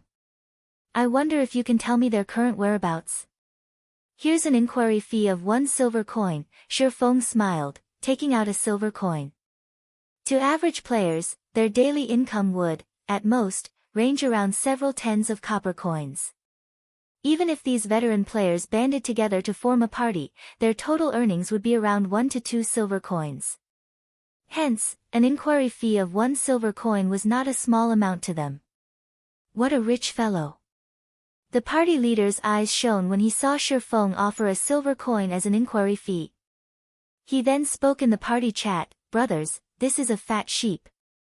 If we harvest him and earn some money, we might be able to cover the repair fees for all our weapons and equipment. Do we kill him or not? Kill him. Why shouldn't we kill him? This bastard is obviously related to Martial Union. As long as it's someone related, we can't let them off. We'll follow leader's decision. The other party members all voiced their support. It seems that this fellow has a deep connection with Martial Union. Martial Union had badly tormented us few brothers, and rage still fills our bellies. Since you have some connections with Martial Union, and you are so rich, shouldn't you pay us some compensation in place of Martial Union? We don't want a lot, just leave behind 20 silver coins and all of your equipment, then I'll tell you Martial Union's location. How about it? The Guardian Knight party leader said with a cold laugh. With that said, the other party members also started moving forward, their faces carrying cold smiles as they closed in on Shifeng. I said I don't have any connections with Martial Union. I'm only looking for them for some business. Whatever has happened between you and Martial Union has nothing to do with me. If you guys aren't going to tell me where they are, so be it. Please move aside, Shifeng said. This, I understand. However, it is still your fault for mentioning Martial Union to us. If you don't agree to our demands, we can only use you to relieve some stress. Although we don't know your level, it should still be around level 8 or level 9. If you lose a level right now, you will probably lose 1 to 2 days worth of effort. You should think through your options, the party leader jeered, his hands retrieving the gladius and shield from his back. Shifeng couldn't help but laugh when he heard these words. Pitiful people were bound to have a hateful side to them. Although these players endured Martial Union's bullying and oppression, when the tables turned, didn't they act just as Martial Union had? Little fool, what are you laughing at? I'll smash your face into a pulp if you keep laughing, an assassin bellowed. Didn't you guys want money? I'll pay the fare for your trip down to hell. Shifeng unsheathed the abyssal blade as he said so. Immediately, clear blue flames covered the body of the abyssal blade. Shifeng had no room for pity for players like these. Shifeng brandished his 2 swords, and instantly, countless sword images filled the sky, surrounding these players. Although these independent players had good techniques and were also relatively powerful in terms of strength, they were simply too weak compared to Shifeng. Before any of them could react, the sword images made pincushions of their bodies. Aside from the Guardian Knight party leader, the remaining 5 party members died within an instant. Moreover, the ice blue devil flame destroyed all of their equipment. Even though these players had relatively high levels, the equipment they wore was of very poor quality. They only had 6 or 7 pieces of bronze equipment each, and none had even a single piece of mysterious iron equipment. Under the ice blue devil flame's might, none of their equipment could survive even 1 hit, and it all immediately became nothing more than scrap. So, are you willing to tell me Martial Union's whereabouts now? Shifeng looked towards the party leader, smiling calmly as he spoke. That party leader was dumbfounded. The person before him could actually produce fire all over his body, and his attacks were so fast that none of them could even react. At this moment, the party leader only had one thought about his situation: he had met a demon. Moreover, it was a fire demon capable of controlling flames. I'll speak. I'll speak. Martial Union is at a nearby sunken land to the southwest. There are also plenty of cavities around the area. Very good. You may go now. Shifeng immediately extinguished this party leader's life. He then advanced towards Martial Union's location. By the time these independent players revived back at Red Leaf Town, they immediately filled the skies with their screams of anguish. Not only did they lose a level from dying, but all their equipment had also been destroyed. Not to mention leveling up, they could not even go out into the fields to kill monsters now. Suddenly, a rumor about a flame demon in the White Sand ruins spread. The rumor stated that the flame demon wore a black hooded cloak, and he revealed no personal information. The demon also had 2 sharp swords hanging from his waist, one was black and the other, white. The rumor also mentioned that if players did not quickly answer this flame demon's question, they would die and lose all their equipment. One wouldn't even have the chance to shed tears of regret when that time came. However, Feng, the origin of this rumor, was not aware of any of this. "I've finally found you, Unstable Devastation." At this moment, Feng stood atop a tall slope, looking down at the 100-plus players currently butchering several dozen three-tailed scorpions. These players were all level 9, and they were not far from reaching level 10. On the other hand, Unstable Devastation, who currently commanded from the rear of the team, had already reached level 10. The reason why he had reached level 10 with such speed was that he was not in a party with these elite players. Meanwhile, Unstable Devastation killed the monsters that had their HP lowered to a critical point. Due to the rules of God's domain, Unstable Devastation would receive 60% of the total EXP from the kill, thus, he reached level 10 ahead of the other elite players.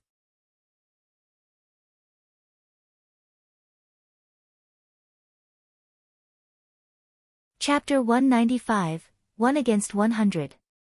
You, lure some more monsters over.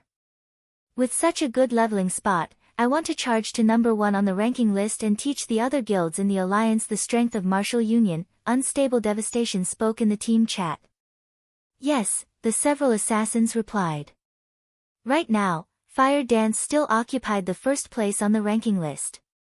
However, the second place had already changed.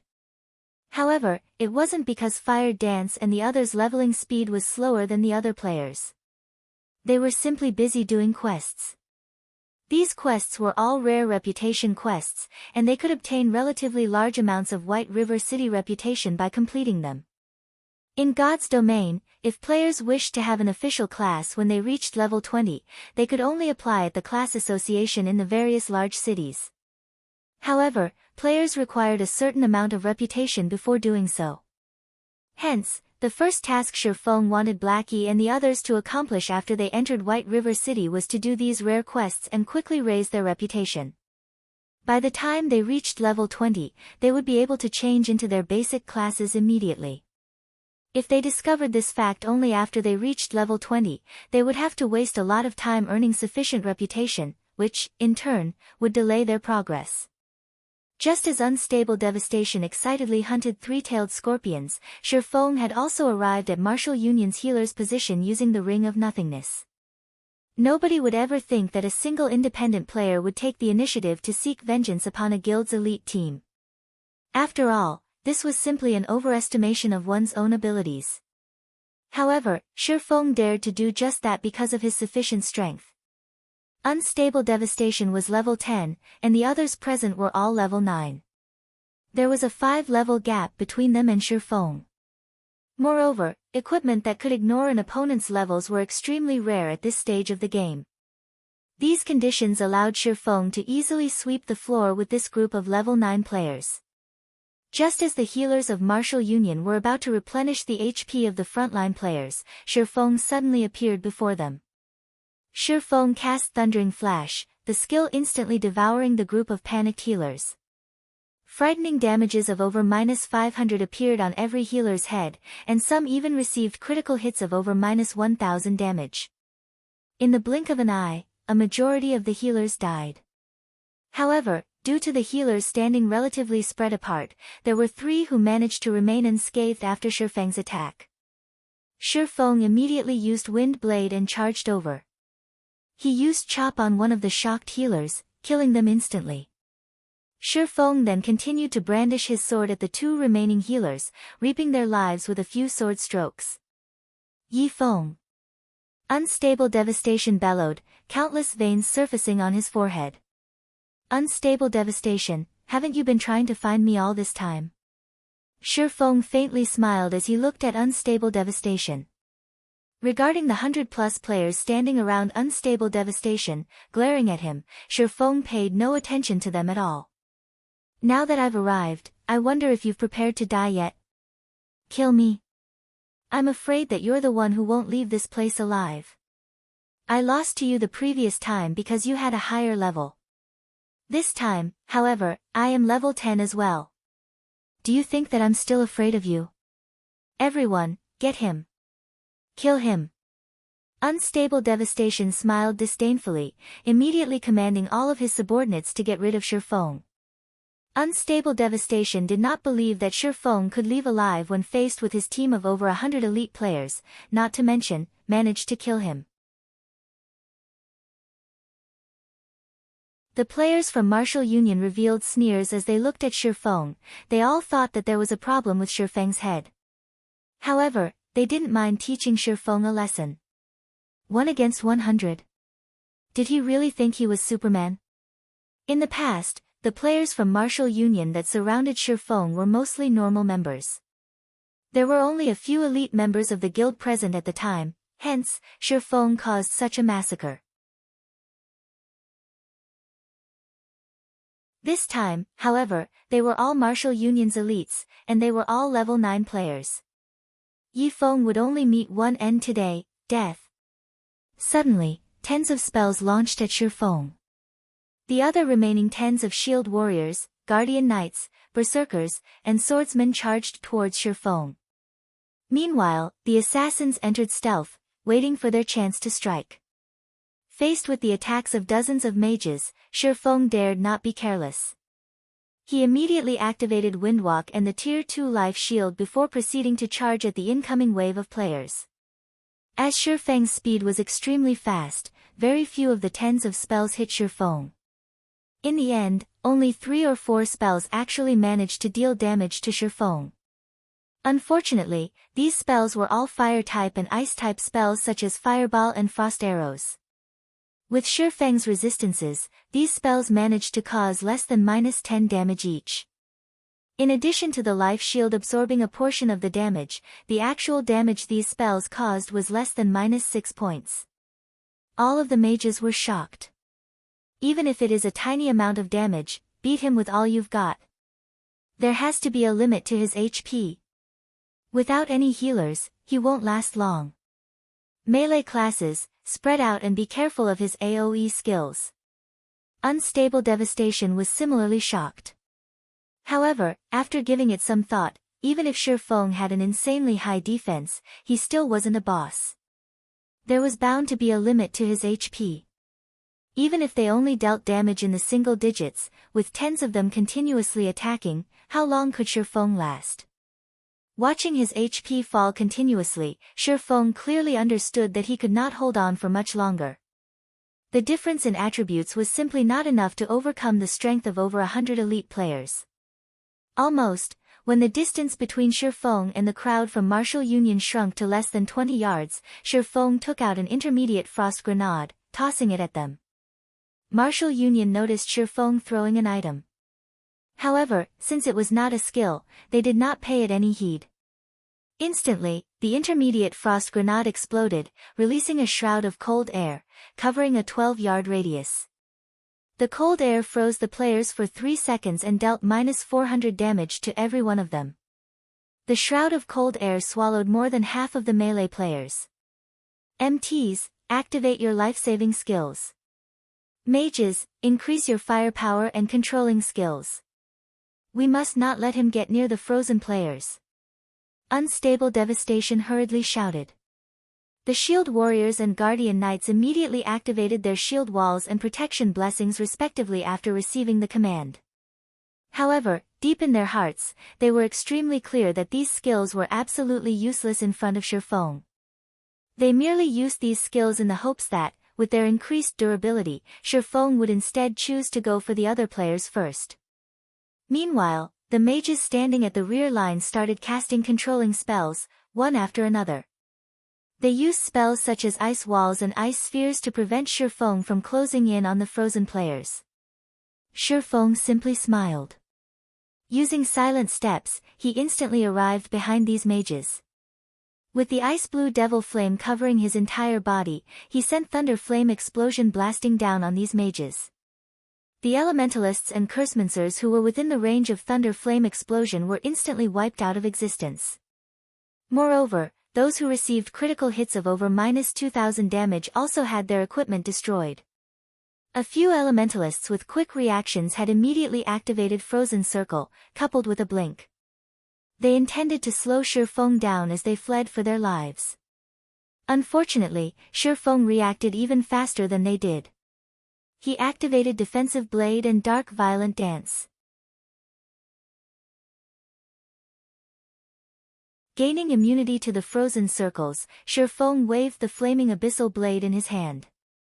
A streak of deep blue flaming sword aura landed on one of the escaping elementalists 10 yards away, dealing over -1000 damage and instantly killing him. Simultaneously, the two summoners in front of him also received damage from the attack, instantly losing over 400 HP. Shifeng then continued with a barrage of attacks. As a result, deep blue flames annihilated the mages within a 15-yard radius. Kill him. Don't be afraid, we have more men on our side. He only has half of his HP remaining. Although Shifeng only had half of his HP remaining right now, Unstable Devastation had lost much of his confidence. Even so, he did not stop sending out streak after streak of frost arrows and fatal shots. However, Shifeng had dodged every one of them. In addition to the sudden appearance of Shifeng's flame transformation and terrifying AoE damage, Unstable Devastation already had the notion of escaping for his life. However, he needed to observe the situation further before he made his decision. Half HP, is it? Shifeng calmly smiled. He then proceeded to take out his next trump card from his bag. Intermediate Recovery Potion. Instantly recovers 800 HP after use. Cooldown, 1 minute. In White River City, players were only allowed to purchase 5 intermediate recovery potions each day, and each bottle cost 3 silver coins. It was an item meant for a crucial time. Shifeng downed the bottle, his HP instantly recovering to full. At this sight, Martial Union's players were instantly afraid. They had sacrificed dozens of players to take away close to half of Shifeng's HP. Yet, Shifeng's HP was full once again. Moreover, the scorching flame that surrounded his body greatly increased his battle prowess. Just by closing in on him, the durability of their equipment constantly fell. Faced with such a situation, their confidence instantly sunk into a bottomless pit.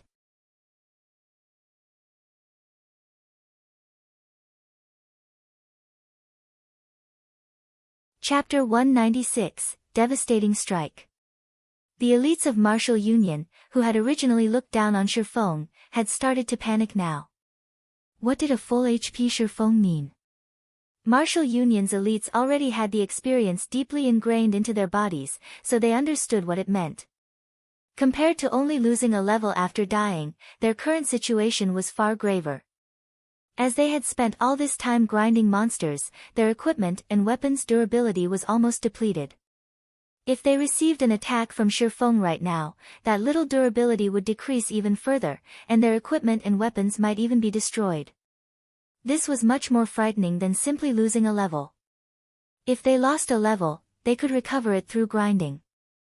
However, it would be a different story if they lost the equipment and weapons they currently relied on. They had only managed to collect all these items after much difficulty, and compared to regaining a single level, it would be much more troublesome to recover these items.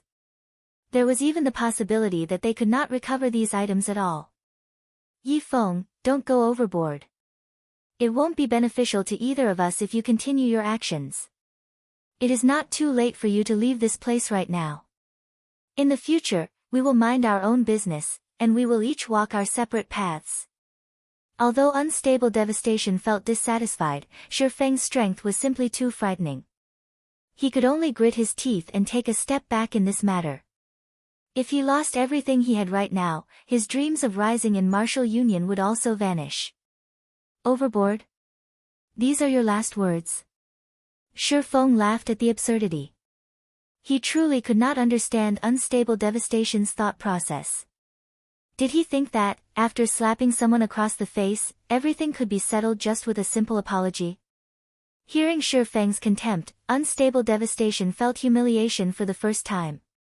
He had already taken a step back, yet, Shifeng reacted so aggressively.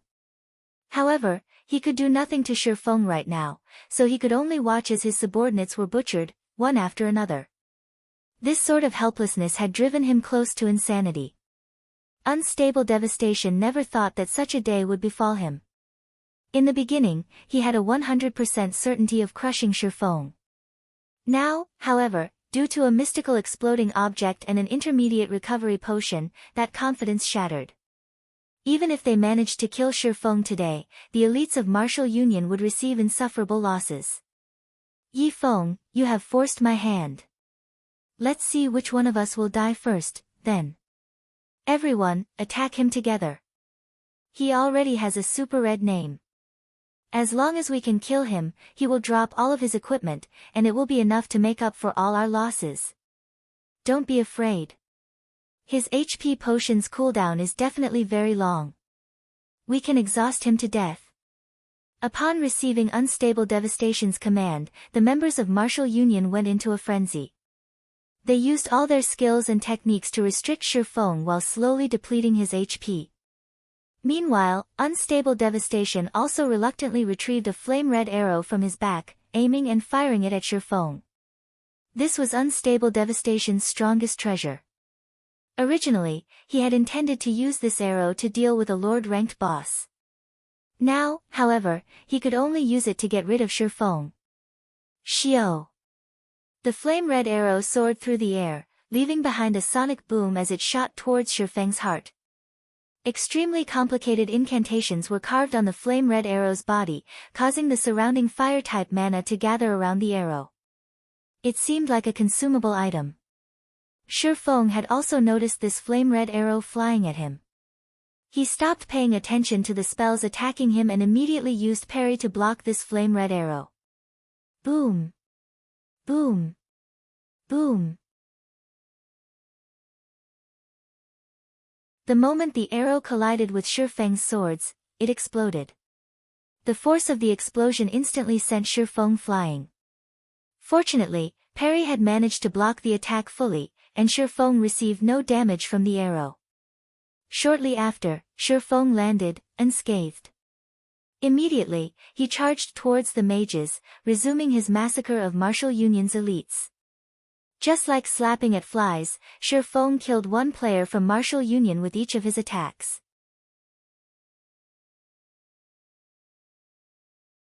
Within a short moment, 4 elites had died. Watching this scene play out, Unstable Devastation's eyes nearly popped out of their sockets. Even after he used his final trump card, Shifeng had taken not a thread of damage from it. On the contrary, his attack aided Shifeng in closing in on the mages and continuing his slaughter. To begin with, Shifeng's movement speed was extremely quick. These mages had no chances of escaping him at all. Furthermore, due to the level suppression and Shifeng's magic resistance, these mages were rendered utterly helpless. They could only watch as they were slaughtered. Noticing that the frozen effect on the melee players was about to dissipate, the mages of Martial Union released a sigh of relief. They finally saw hope. Unfortunately, Shifeng took out another intermediate frost grenade from his bag, tossing it at the melee players again. The frost grenade landed precisely on the same location as before, and in the blink of an eye, these melee players froze solid once more. A damage of -400 also appeared on every one of their heads, and the assassins and swordsmen who had low HP fell into critical conditions. Shifeng then made a slashing motion with his sword, sending a flame blade flying at the assassins and swordsmen, ending their lives. This attack even destroyed the equipment they wore. At this stage of the game, where everyone's levels were still low, there were plenty of skills that players had yet to learn. It was especially true for high-level skills that could remove controlling effects. Thus, the elites had no defenses against Shifeng's frost grenades. They had no ways of dealing with them at all. With the melee players frozen once again, and Shifeng killing so many of their allies, these mages truly felt despair. They no longer cared about Unstable Devastation's command, they all ran, escaping in any direction they could. Nobody would have thought that Shifeng would still have a weapon of mass destruction like that. If they had known about this earlier, they would have long since fled and not remained here for slaughter. Everyone's escaping now. Shifeng immediately felt his head ache. If he hunted them down, one by one, he might let even more players escape. After all, although the frost grenades had frightening might, nobody would be foolish enough to stand still and wait for their deaths. Helpless, Shifeng could only start throwing out basic frost grenades without stop. Although there was a 1-second cooldown, it could freeze a player for 3 seconds. With this, Feng could get rid of all these scattered players. With basic frost grenades tossed out, one after another, the sandy grounds turned into a world of ice, while all of the members of Martial Union turned into ice sculptures. Feng then used the blazingly hot abyssal blade to end each of their lives. Watching as his teammates died and their equipment destroyed, the remaining players trembled in fear as they were driven to insanity. Some of the players who could not endure the sight even tried to log off from the game immediately. However, players were not allowed to log off during combat. So, they could only helplessly wait as Feng walked, step by step, closing in on them. Very quickly, Feng had reaped the lives of 100+ elite members of Martial Union, and only Unstable Devastation remained alive now. Unstable Devastation quietly stood still, his mind in a daze. He had even forgotten to resist. Over 100 elite players had died, and all of their equipment was destroyed. These were all of his assets, and right now, it was impossible for him to climb back up in Martial Union even if he wanted to. He no longer had any means to compete with his rivals in the guild. At this moment, Unstable Devastation only had regret filling his heart. All of this had stemmed from his own arrogance. If he had known that Feng was so frightening from the very beginning, he wouldn't have dared to become enemies with Feng, even if he were beaten to death. Even if he had to become enemies with Feng, at the very least, he would have waited until all members of Martial Union had entered White River City. However, it was too late now. Soon after, Feng killed Unstable Devastation with 2 sword slashes as well. I'm finally done cleaning up. It should also be about time to bring Blackie and the others down to a dungeon for some equipment upgrades. Feng took a look at his surroundings. After confirming that there weren't any members from Martial Union remaining, he used the demon mask to wipe clean his name. He then took out a return scroll, chanting the incantation and returning to White River City. After killing Unstable Devastation and the elite players under him, even if Unstable Devastation wanted to do anything to Feng in the future, he would need to wait until these elite members recovered before he could. However, there was no need to concern himself over a matter that couldn't happen for quite a while. Shortly after Feng wiped out Unstable Devastation's entire elite team, a large commotion occurred among the alliance of guilds that wished to carry out a crusade against Feng. This commotion was a result of Unstable Devastation suddenly declaring his retirement from this small alliance. Unstable Devastation's actions had confused these other guilds. He also refused to speak of anything in the alliance's chat before leaving it. After witnessing Feng's fearsomeness, Unstable Devastation didn't dare battle Feng any longer. Since Feng could kill him at the White Sand Ruins, then he could similarly kill him again and again out in the field. The same went for his team. Unstable Devastation no longer dared think of this matter. He still wished to make a living through God's domain. He was truly afraid of Feng now. Hence, Unstable Devastation also expressed his apologies on the official forums. In the future, he swore to no longer participate in any matters relating to Feng. As long as he met Feng, he would make a circle and do his best to avoid Feng. Immediately, Unstable Devastation's actions had sent shockwaves through the White River City region.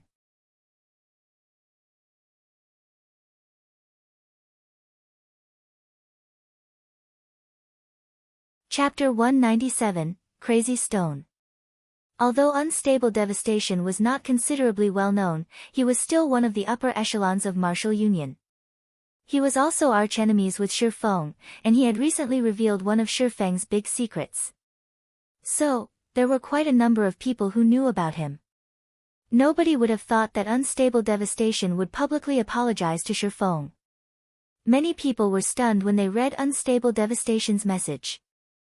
Martial Union was obviously a large guild, yet, they had actually submitted to a lone independent player.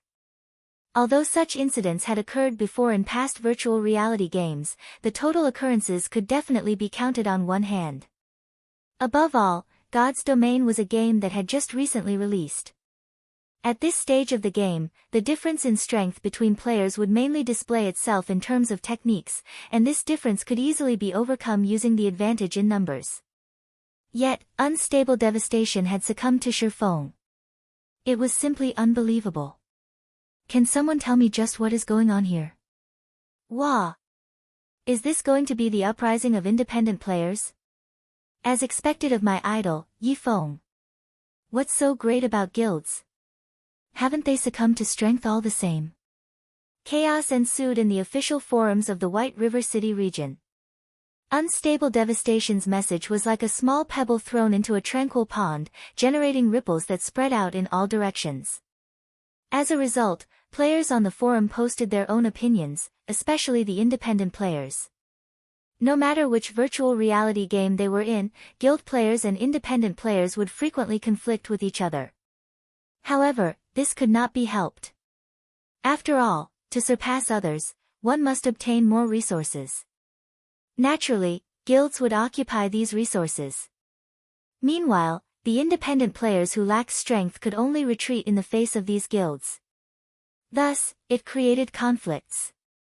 Now that an independent player like Shifeng had made a large guild submit to him, this incident received an unquestionably huge response from many independent players.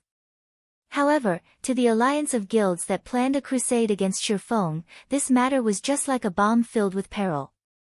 Unstable devastation, the leader who started this alliance and planned this crusade, had actually chosen to withdraw from the alliance. Moreover, he did not even speak a word about this incident. Just what sort of power could cause unstable devastation to react in such a way? This incident struck panic into the other guilds of this small alliance. Brother Zhang, what should we do? Flaming Tiger quietly asked. Due to unstable devastation's shocking actions, the various guilds in the small alliance started feeling insecure. Zhang Luowei fell deep into thought for some time before saying, "Let's not involve ourselves just yet. We'll wait until we are all in White River City before we deal with this matter." However, for him to force a person like unstable devastation to submit, I have truly underestimated this Yifeng. Tell Ling Filong to get in touch with Yifeng, see if he can get Yifeng to join Shadow. Although Shadow has only recently started its development, our resources are plenty. Tell Ling Filong this, as long as Yifeng agrees, I can give Yifeng an elder position, an annual salary of 1,000,000 credits, and 10% of the workshop's shares. Flaming Tiger was stunned. He admitted that he was not Shifeng's opponent and that Shifeng's skills were a level higher than his, but wasn't this promise a little too great? Not only could an elder of the guild live leisurely, but the authority they wielded was also great. Aside from Brother Lan and Zhang Luowei, Shifeng would have the highest authority in Shadow, not to mention an annual salary of 1,000,000 credits and 10% of the workshop's shares. Even Flaming Tiger only had a minimum monthly salary of 20,000 credits. Flaming Tiger simply could not understand why they had to pay such a huge price to recruit Shifeng. However, he did not have a say in this matter, so he could only do as he was told. White River City, Trade Area. After returning to White River City, Shifeng first headed towards the bank.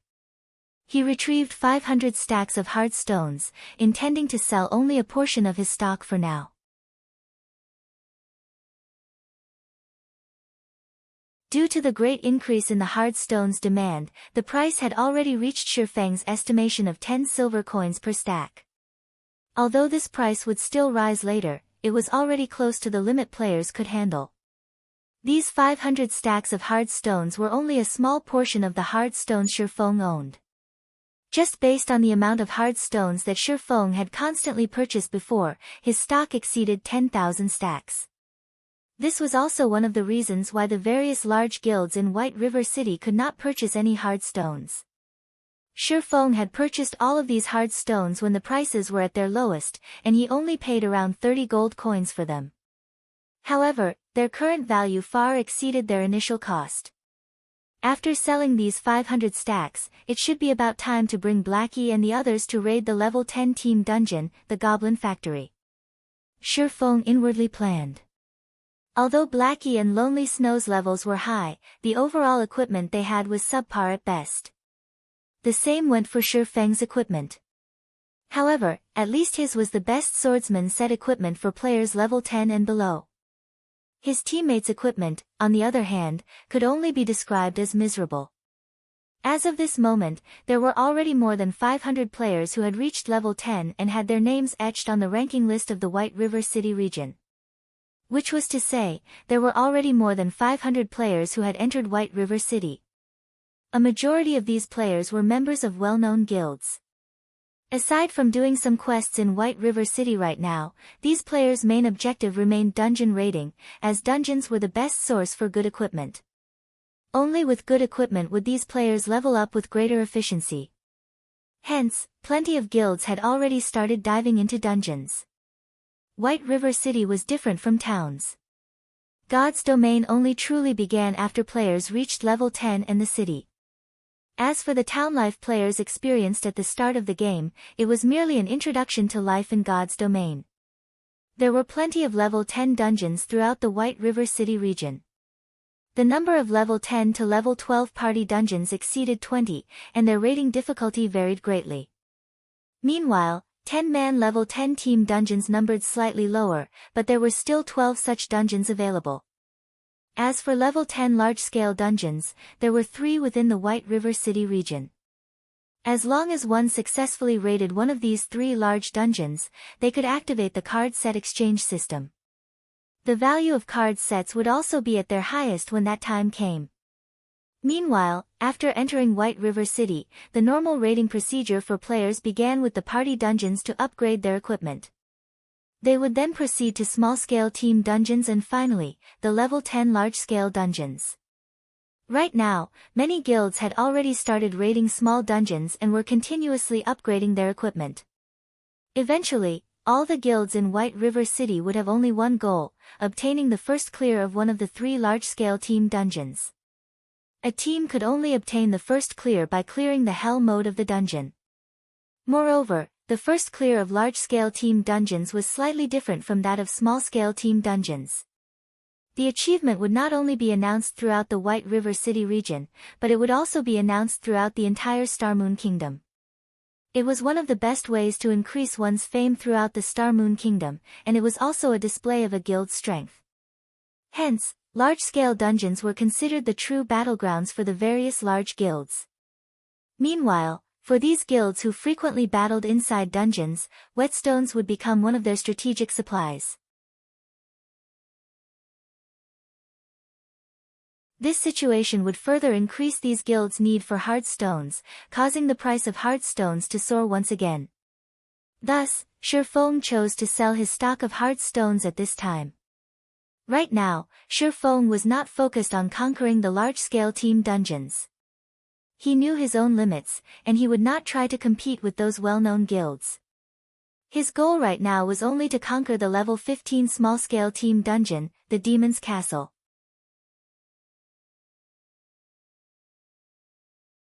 However, regarding strength or numbers, his team was still far from capable of raiding the Demon's Castle. They needed some upgrades before they could rise to that challenge. Arriving at the auction house of White River City, Sure Feng casually took a seat in the corner and opened the auction house's system interface. He then selected to sell his wares within the White River City region. That way, he would not need to foot such a large fee. Similar to selling at a town's auction house, only players within the White River City region could see the items he placed on auction. As for selling the hard stones to the other cities, Sure Feng had never intended to do so. Just the expensive handling fee alone would greatly reduce his profits. Not to mention, the other cities were not as much in need of hard stones as White River City, so the prices the stones would sell for much less. Sure Feng first placed 10 stacks of hard stones on auction with a minimum price of 10 silver coins per stack and a buyout price of 12 silver coins. He did so to take a look at the results. If he placed all 500 stacks up for auction at once, it could drastically affect the market, hard stones prices would plummet. Hence, he would slowly sell off his stock, carrying out hunger marketing. As expected, before even a minute had passed, all 10 stacks of hard stones sold. Moreover, they had been purchased at the buyout price of 12 silvers. There wasn't even a competition to speak of. It can't be, right? Shi Feng was stunned when he received the notification from the auction house. Such a great demand had far exceeded his expectations.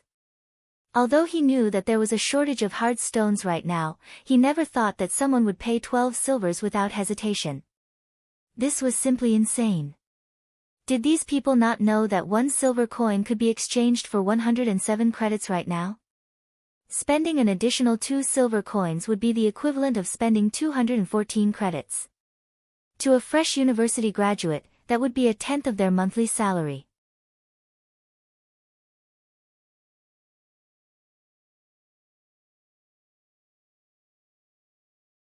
Chapter 198, Trial of God.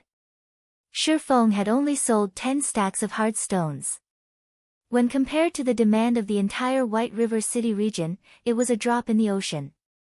Seeing such burning demand, Shi Feng placed another 10 stacks of hard stones up for auction. This time, he changed the minimum price to 12 silver coins and the buyout price at 15 silver coins. By doing so, he tried to find out the highest price hard stones could currently sell for and the bottom line of these desperate players. As expected, nobody paid the buyout price immediately this time. Instead, they bid over the hard stones.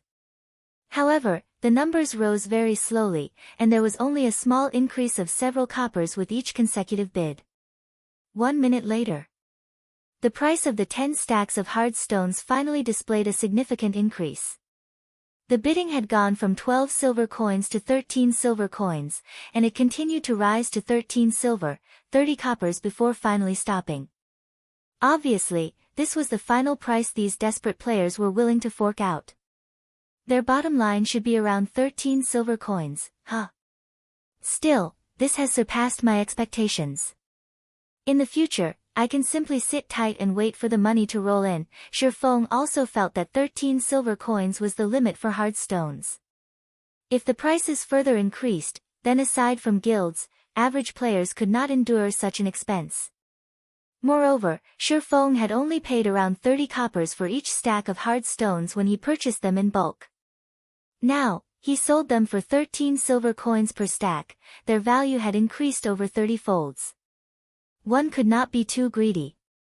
Shi Feng was currently satisfied with the results.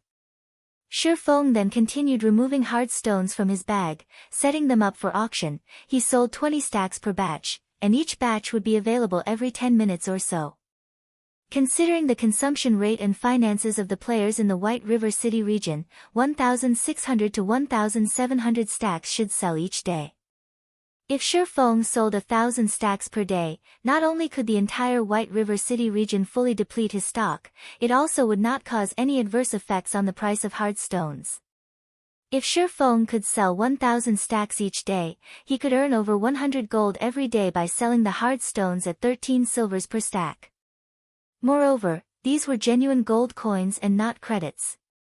Such a daily income was more than 10 times higher than the daily income of first-rate guilds. With such funds in his hands, Shi Feng would not have to worry about financial issues when he developed his guild in the future. With the sales system all set and done, Shi Feng's finger tapped and slid, calling out the half-transparent communication interface. His finger then moved and tapped on his good friend Blackie's call button. Blackie, are you guys done with the reputation quests?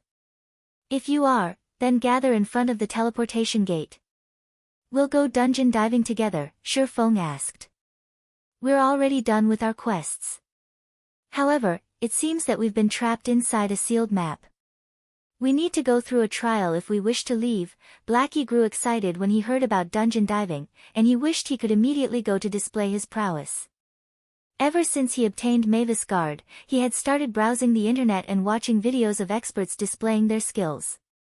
He had also frequently sparred with his team members, and his techniques had greatly improved. He would definitely shock Shi Feng with his new techniques. Unfortunate, he couldn't do any of that right now. A sealed map. Shi Feng's eyebrows wrinkled, his mind entering a deep thought. He did not know how Blackie and the others managed to enter a sealed map. Logically, the quests he sent them on had no such locations. However, after recalling Blackie's description of the place, he suddenly understood the situation Blackie and the others were in. He could not help but admit that their luck was truly impressive. There were various miraculous opportunities available in God's domain, and players most frequently discovered the trial of God. Players also called it the trial of heroes, and it was a test given by gods for mortals to become heroes. As long as it was a level 10 map or above, there was a chance for this trial to appear. Players would occasionally encounter this trial out in the fields, questing or grinding.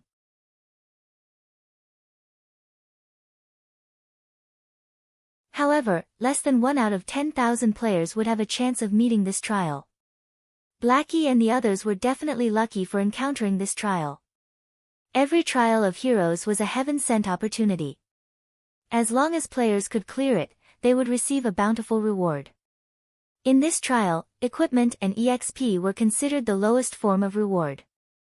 If players could perform exceedingly well in the trial of heroes, they could receive permanent attribute increases, super rare or improved skills, an abundant amount of weapon mastery, and many more super rare rewards. Weapons and equipment could only be used for a period of time, they were like foreign objects. They were not truly part of one's strength. However, it would be a different story if players could receive things like permanent attribute increases and super rare skills. The value of such things far surpassed that of weapons and equipment, and they would be of immense help towards one's future development. How many colors were on the trial door that you guys entered? Shifeng asked. Shifeng's question confused Blackie. However, since Shifeng had asked, Blackie tried to recall the number of different colors on the large double doors they had entered. He then said unconfidently, I think there were 4 colors. 4. Are you guys trying to get yourselves killed? Shifeng immediately wanted to scold Blackie.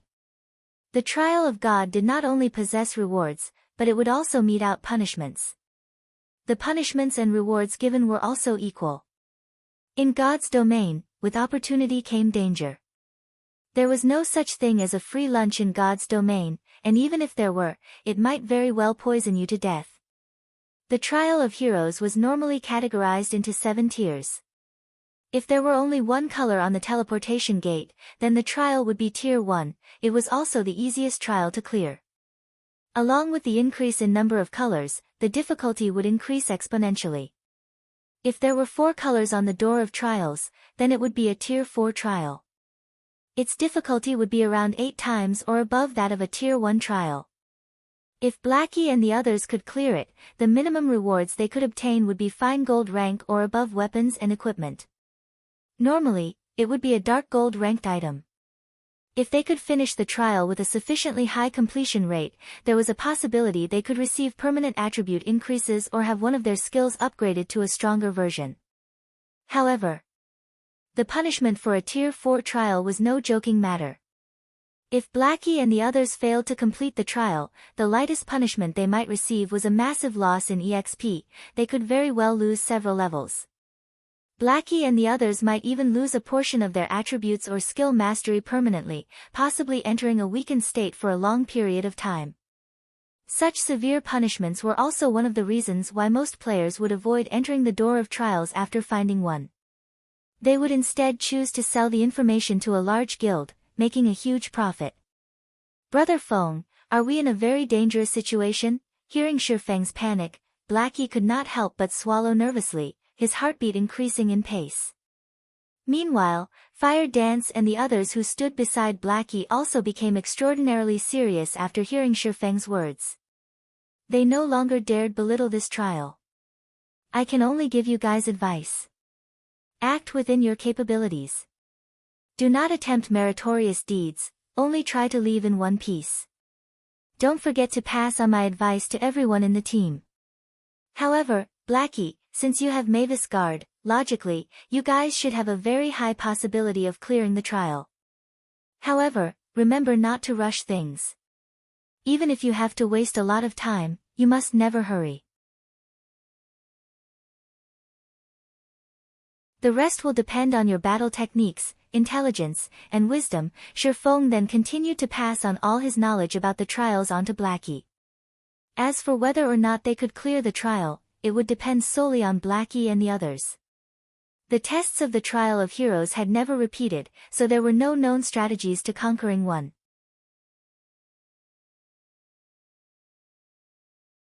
However, in Shifeng's previous life, after collecting the knowledge and wisdom of many predecessors, he managed to form a strategy that was not an actual strategy, which was to act within one's own capabilities and plan before taking action. One must not rush when carrying out the Trial of Heroes. Other than that, there was no true strategy for conquering the Trial of Heroes. With Fire Dance, Cola, and Blackie's Mavi's Guard, they should be able to clear a 4-colored trial. However, they should not be able to leave the trial in a short time. Shifeng felt a headache building. He originally intended to upgrade their equipment by raiding a dungeon. However, that plan had gone down the drain now. He did not even know if Blackie and the others could manage to leave the trial within a week. The Trial of Heroes was never simple, and it was an extremely time-consuming trial. In Shifeng's previous life, it wasn't unusual if players spent more than a month clearing a trial. In the past, a top-tier expert had once made a fair evaluation of the trials. A 5-colored trial had the difficulty rivaling an epic quest. A 6-colored trial had the difficulty rivaling a legendary quest. As for a 7-colored trial, it had the difficulty rivaling a top-tier legendary quest. In Shifeng's previous life, even after God's Domain had been in operation for over a decade, there had yet to be a player that could clear a 7-colored trial. Of course, part of the reason was that no true Apex expert had encountered a 7-colored trial. In the past, the highest-tiered trial cleared was a 6-colored trial. Meanwhile, one of the conquerors of a 6-colored trial was the cleric god, Violet Cloud, one of the publicly acknowledged top 10 cleric gods in God's Domain. Thinking that Violet Cloud was currently with Blackie and the others, Shifeng hesitantly released a sigh of relief. Although Violet Cloud had yet to grow into her prime, her potential could not be ignored. For a 4-colored trial, Blackie and the others might, possibly, be able to clear it. Forget it. No point worrying about it too much. It seems that I can only upgrade my own equipment for now, Shifeng sighed. Habitually, he opened up the auction house interface, searching for items under the miscellaneous section. The miscellaneous section of the auction house was just like Taobao. Oftentimes, players would auction some good things without realizing their actual value or things that they felt were not valuable at all. Hence, Shifeng often browsed through this section, hoping to find a lucky catch. Just as Shifeng casually flipped through the pages. Flaming Sun Scripture. Shifeng incidentally discovered a flame-red book displayed on the item interface of the auction house. Shifeng's expression trembled at the sight of this book, and he could not help but wish he could immediately snatch this book into his hands. Someone dared to sell even this item? This is simply ludicrous. Shifeng's sight then shifted towards the price tag displayed on the upper left corner, the ancient book.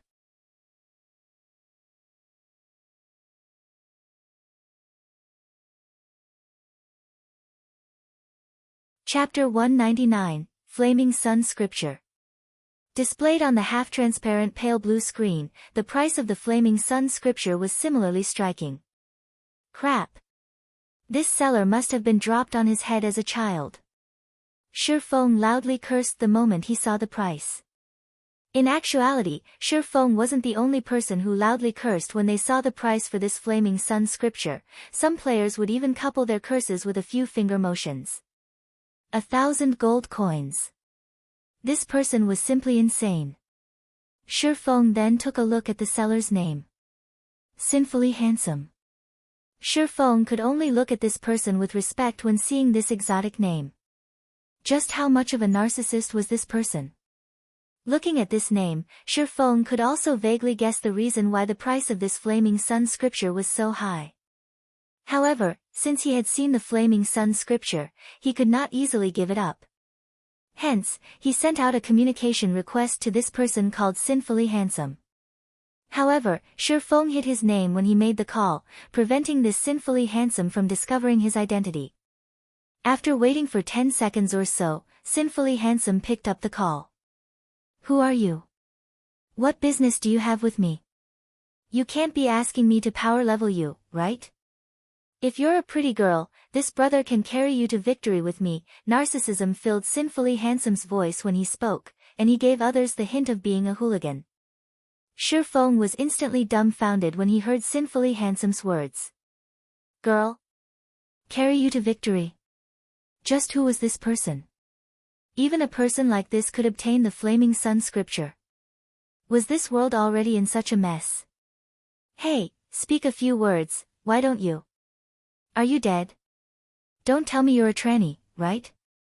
This brother doesn't have that kind of taste. Sinfully handsome suddenly started panicking. Hello, I'm interested in buying the Flaming Sun scripture that you've placed on the auction house. I wonder if you can sell it to me at a lower price. Shifeng asked. Oh.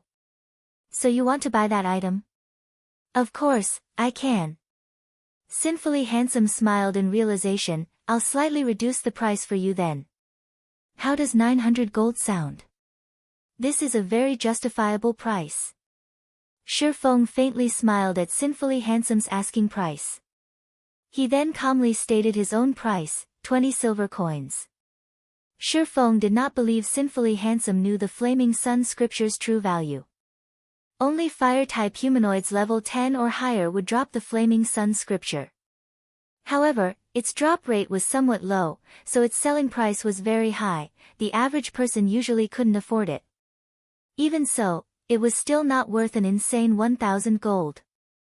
With that kind of money, players could even purchase an epic ranked item. Why would they bother buying an item like the Flaming Sun scripture if they had that kind of money? Hey, fellow brother, you're not being sincere here. You are the one who took the initiative to contact me, yet, you're offering such a price?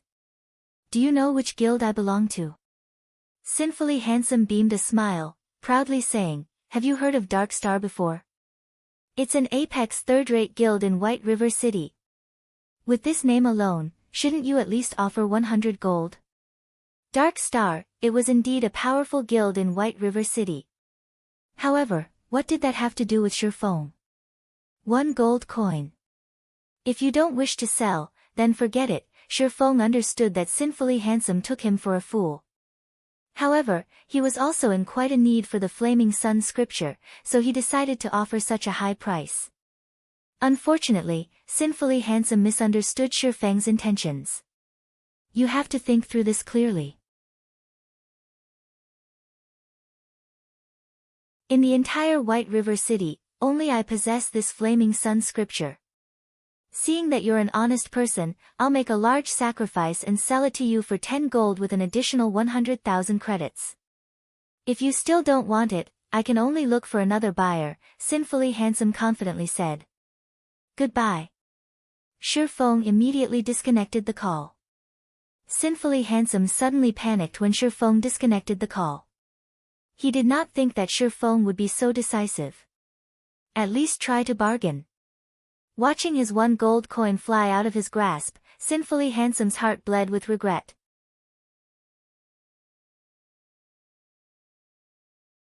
However, he was too embarrassed to contact Shifeng again. Humph. I don't believe that you can so easily give up on this Flaming Sun scripture. Sinfully handsome snorted. Although he did not know the use of the Flaming Sun scripture, based on its powerful and tyrannical name, it was not an ordinary item. Sinfully handsome was very sure that Shifeng knew this item's value. However, he did not wish to pay too high a price, so he retreated for the sake of advancing. With this thought, Sinfully handsome was further assured of the Flaming Sun scripture's value. It was definitely worth more than 1,000 gold coins. Hence, Sinfully handsome ran towards the auction house, changing the price of the Flaming Sun scripture from 1,000 gold coins to 10,000 gold coins. He wanted to see if Shifeng was willing to beg him for this item. However, when Sinfully handsome arrived at the auction house, he discovered that there was not only a single Flaming Sun scripture on auction anymore, there were 5 of these books now.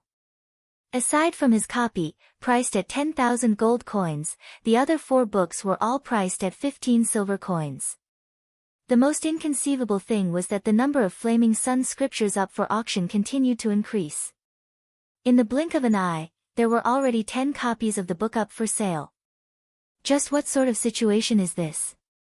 Sinfully Handsome's eyes widened, he thought he was dreaming right now. How could there be so many Flaming Sun scriptures? While the quantity of these Flaming Sun scriptures increased, someone else bought them, one after another. There were a total of 32 copies of the Flaming Sun scripture offered in the auction house. Among them, Shifeng had bought 30 of them. Only Sinfully Handsome's copy and another copy sold by Nobody Cares for 20 silver coins remained. Sinfully Handsome suddenly thought of something. He then hurriedly opened the trade section under White River City's official forums. As expected, there was an anonymous post stating, buying Flaming Sun scriptures at 14 silver coins per book. Willing to purchase it at 15 silver coins if placed in the auction house. One could often find such purchasing methods in virtual reality games. After all, players had plenty of items that they kept on hand without placing them on the auction house. There were only a scarce amount of players like Sinfully Handsome who would place items of unknown value on the auction house. Shifeng also remembered this fact, and he thought that, by now, there should be quite a few players who have gotten their hands on a Flaming Sun scripture. Ah! My 1 gold coin. Sinfully Handsome wanted to cry. Originally, he thought that the Flaming Sun scripture's value could rival that of an epic ranked item. However, after seeing so many other players possessing this item, Sinfully Handsome immediately realized his mistake. If he had sold his copy for 1 gold coin, he would have made a huge profit. Elsewhere, Shifeng felt great satisfaction after purchasing 30 copies of the Flaming Sun scripture. He would have completely forgotten about this item's existence if he had not discovered the Flaming Sun scripture on the auction house in the first place. 30 books should be enough for my purposes. Shifeng looked at the 30 Flaming Sun scriptures laying in his bag, utterly pleased. Although he had spent 4 gold, 50 silvers, shrinking his assets slightly, the gold coins he possessed would only depreciate as time passed. It was much better if he used those gold coins to profit further. Thus, Shifeng had spent so much money to purchase the Flaming Sun scriptures. In Shifeng's previous life, plenty of players had obtained the Flaming Sun scripture. Unfortunately, none of them knew its purpose. Hence, they sold it at bargain prices. However, there was a ranger who had desperately bought these Flaming Sun scriptures. Even after the prices of the Flaming Sun scriptures rose to 1 gold coin per book, that player still bought them without hesitation, earning the suspicion of many. So, many players started to investigate the Flaming Sun scripture. On one occasion, a party of players met with a ranger who grinded solo at the level 25 map, Flame God's Cave. Moreover, that ranger displayed a shocking scene of killing the boss and elite monsters there by himself.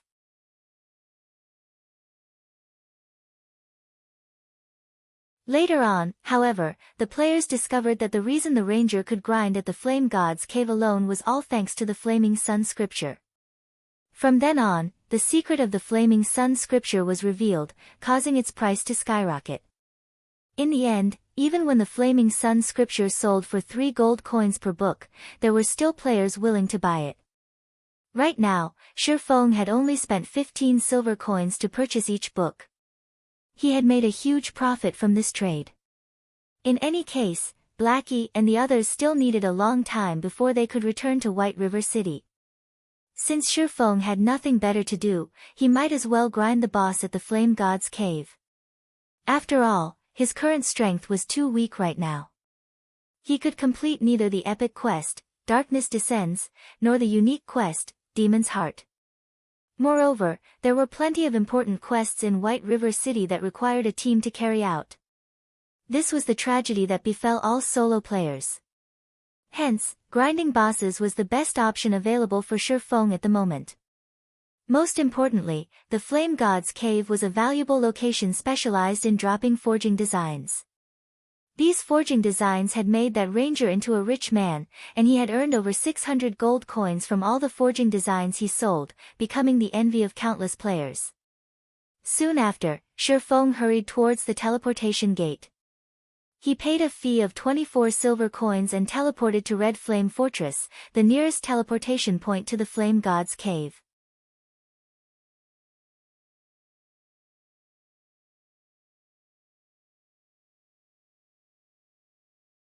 Chapter 200, Flame God's Cave. Red Flame Fortress was located in the middle of the scorching hot canyon. A large volcano loomed behind it. The terrain around this region was extremely hot all year round, and the air was similarly parched and blistering. A gust of wind here was like a wave of heat, and one wouldn't feel a hint of relief from it. Meanwhile, the surrounding environment of the canyon consisted of only scorched, barren earth and mountains. All around, web-like cracks decorated the ground. Just this sight would cause one to lose their appetite. As this was a virtual environment, players could fully experience the scorching heat. Being parched and drenched in sweat were only minor inconveniences, but one's vision blurring? That was a bigger problem.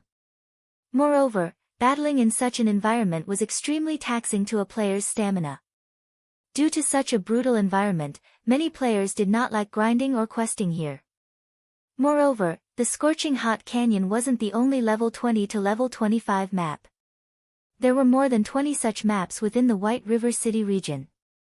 The millions of players within the White River City region could simply choose any one of these other locations to grind and do quests. For example, the cooling lakeside, the shady forest, and such were all good locations.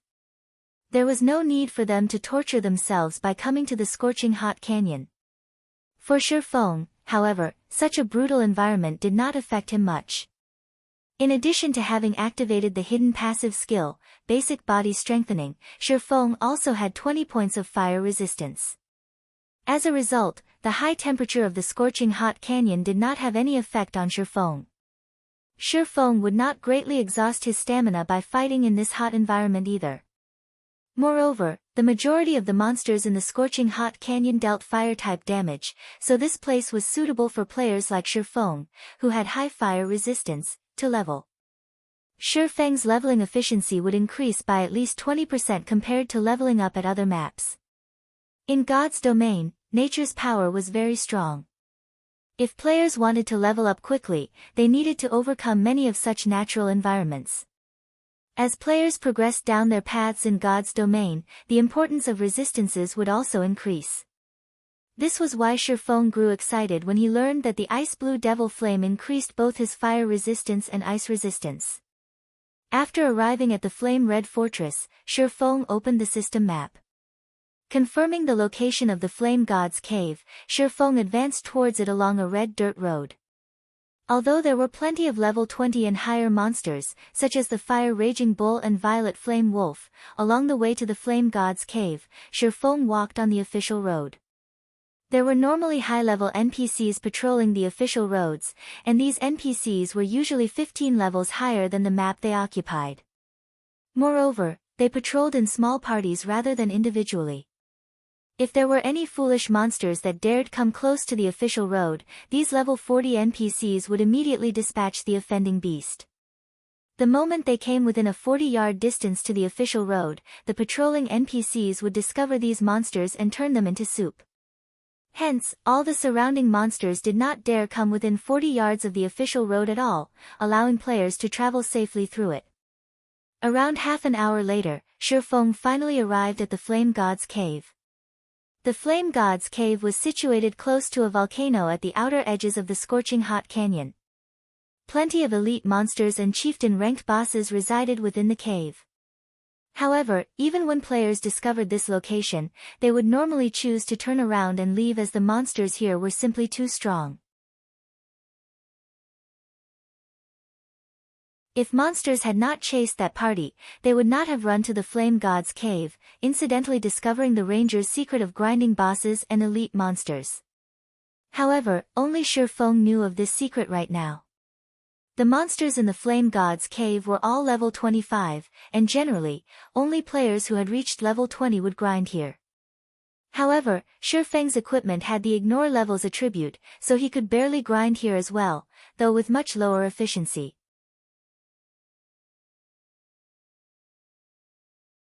Regardless, he would still be grinding level 25 monsters. Even if his speed were slower than a level 20 player, his gains would still be much greater compared to grinding level 14 monsters. As for why the monsters in the Flame God's cave were so amazing, it was mainly because of the extraordinarily high damage of their fire-type attacks. Even if it were only a level 25 common monster, it could still kill an MT of the same level with just 2 or 3 moves. Not to mention, the monsters in the Flame God's cave all lived in groups, and one would usually meet 5 or 6 monsters at the same time. Even an MT with top-tier equipment could not handle so many monsters at once.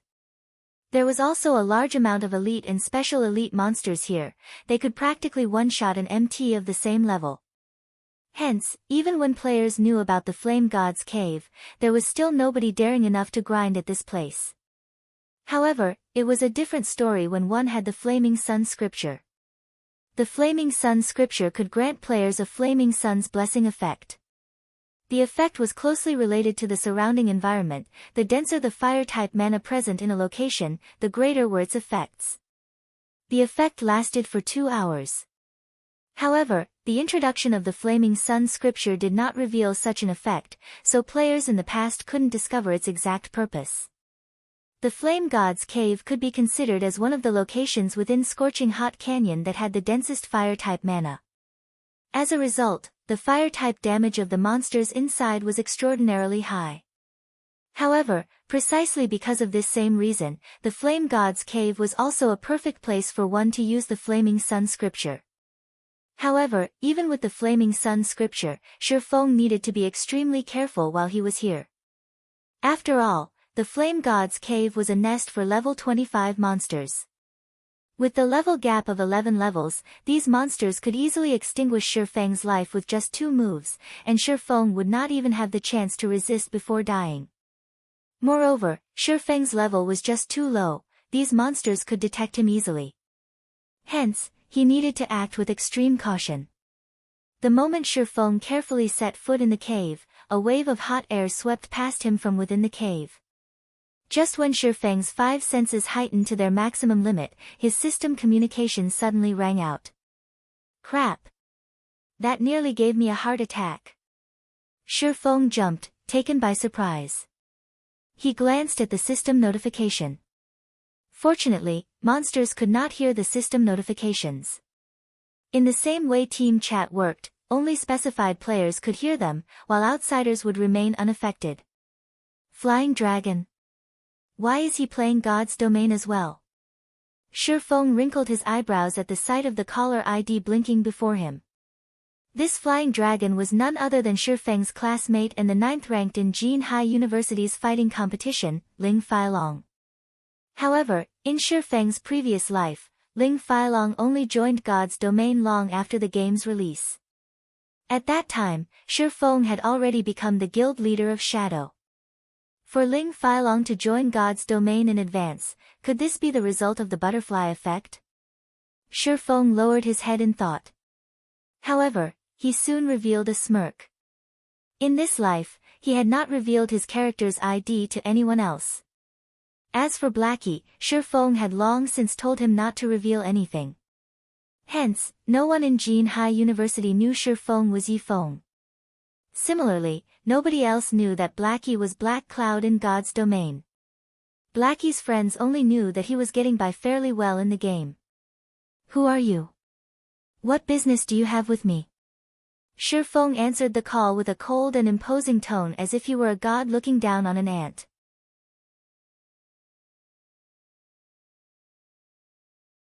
Ling Feilong immediately felt chills all down his body when he heard Shifeng's voice, followed by immense pressure. He felt like he had just walked out of a cold pool of water. His heartbeat instantly soared to 180 beats per minute. This is Yifeng, the god-ranked expert that caused even Martial Union to submit? His voice alone is already so imposing and threatening. The pressure he gives off is even stronger than Brother Zhang's. It's as expected of a god-ranked expert. No wonder Brother Zhang wanted me to recruit him. Ling Failong was inwardly shocked, and he grew even more respectful towards Shifeng. Originally, Zhou Yuhu should have been the one to contact the God-ranked expert. However, Zhou Yuhu previously had a falling out with the God-ranked expert, so the responsibility had been pushed onto him, Ling Failong, instead. Ling Failong felt that his chance to shine had arrived. As long as he could deal with this matter appropriately and gain the favor of such a God-ranked expert, his position in Shadow would rise quickly in the future. He would surely surpass Zhou Yuhu. After all, Zhou Yuhu had once found conflict with this God-ranked expert. In the future, Zhou Yuhu would certainly have difficulty getting by in Shadow. Before Ling Failong had personally felt Yifeng's imposing aura, he always thought that nobody could be as strong as Brother Zhang. However, Ling Failong was now completely certain that, if this God-ranked expert joined Shadow, even Zhang Luowei would have to submit to his strength. Meanwhile, Shadow would similarly fall under the control of this expert. How are you, expert?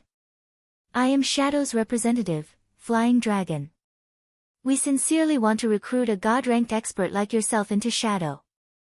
As for the treatment you will receive, please rest assured. We at Shadow will certainly not mistreat you. Ling Failong's tone was both soft and respectful when he spoke. After all, the God-ranked expert before his eyes right now someone he needed to fawn over desperately in the future. He was truly afraid that this God-ranked expert would immediately disconnect his call.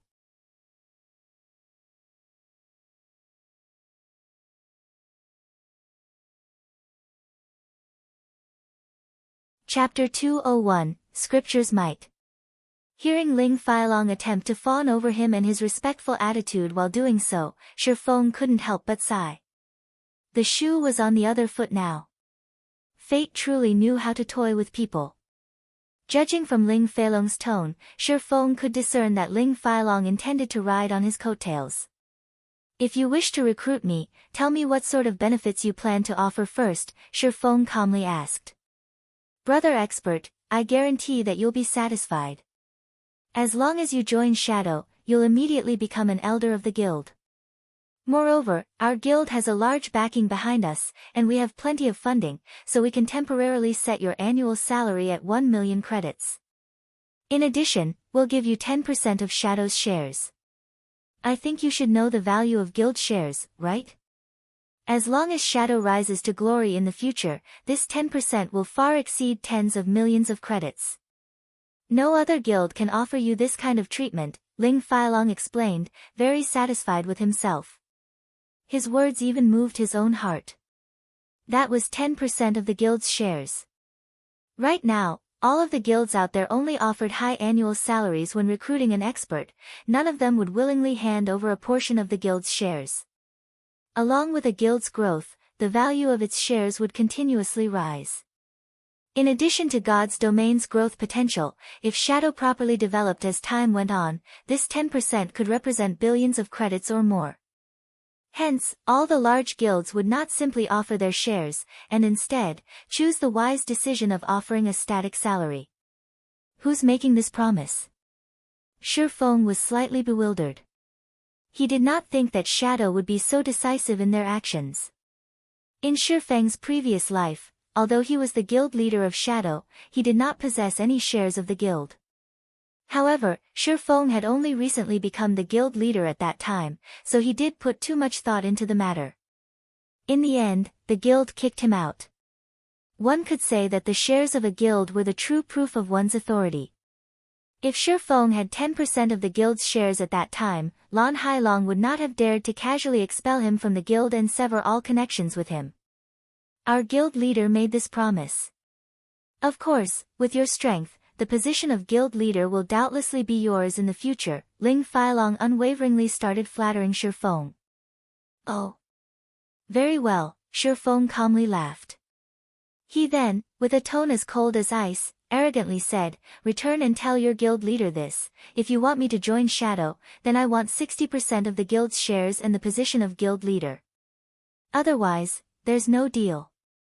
Finished speaking, Shifeng disconnected the call. Of course, he only said those words as a joke to toy with Ling Failong. Even if Shadow were willing to hand over 100% of its shares, Shifeng would still reject the offer without hesitation. He swore that would never again wear the hateful name of Shadow. He simply said those words because he knew that Ling Failong, Zhang Luowei, and Lan Hailong could never truly agree to such a request. After all, with 60% of the guild's shares, Shifeng would become the head honcho of Shadow, his word would be final.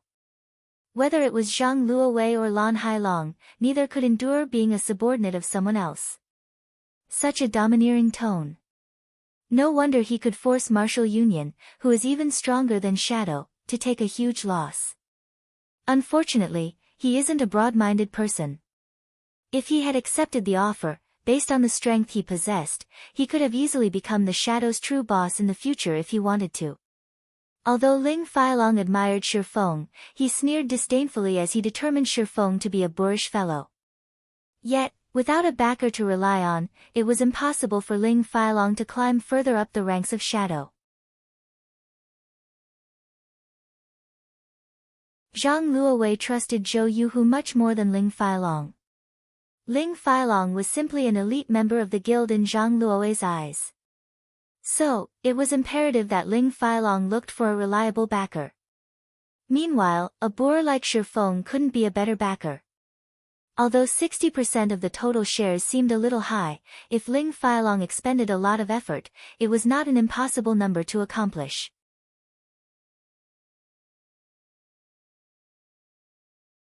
It seems that I'll have to rearrange his words before reporting back to Brother Zhang and Brother Lan. At this moment, Shifeng would have never imagined that his casual remark meant to anger Lan Hailong and Zhang Luowei would become Ling Failong's new goal. Inside the Flame God's cave, Shifeng took out one of the Flaming Sun scriptures from his bag. He then opened the book, reading the incantations inside. All of a sudden, the Flaming Sun scripture ignited, emitting dazzling golden flames. As if the fire-type mana within the Flame God's cave had transformed into soldiers, it all charged towards the golden flame, submitting to it. The golden flame was like an emperor among flames. In reality, it wasn't just the fire-type mana that was affected. Even Shifeng's ice-blue devil flame felt restless, giving off the notion of submission. Just what kind of flame is it? Shifeng looked at the bundle of golden flame, his heart filled with curiosity. To cause even the Tier 2 ice-blue devil flame to submit, if this flame had a rank, I wonder what tier it belonged to. It should be at least Tier 3, possibly Tier 4. If Shifeng could absorb this bundle of golden flame, his strength might rise to a whole new level. Unfortunately, this flame was not a mysterious flame, so Shifeng had no way of absorbing it. After a minute passed, the golden flame sank into Shifeng's body after it absorbed a sufficient amount of fire-type mana. Instantly, a new status effect appeared on Shifeng's status bar. Flaming Sun's Blessing. Increases fire resistance by 100 points and reduces damage from fire-type attacks by 90%. All fire-type damage received has a 20% chance to recover an equivalent amount of HP, damage dealt towards fire-type monsters increased by 100%. Duration of 2 hours. Effective only within the Flame God's cave. In reality, the Flaming Sun scripture's original purpose was simply for the convenience of players when grinding in a hot environment. However, when used inside the Flame God's cave, where the density of fire-type mana was extremely high, its effects increased by manyfold. Hence why the ranger in Shifeng's previous life was able to solo the elite monsters and chieftain-ranked bosses here. To begin with, Shifeng already had 20 points of fire resistance. Now that he gained an additional 100 points, normal fire attacks would only be an itch to him. Not to mention, there was also the 90% damage reduction to fire-type attacks. This increase was just too awesome. With the Flaming Sun's blessing, Shifeng boldly advanced deeper into the Flame God's cave. There were multiple pathways in the Flame God's cave, and it was extremely spacious. Players could easily get lost in the cave.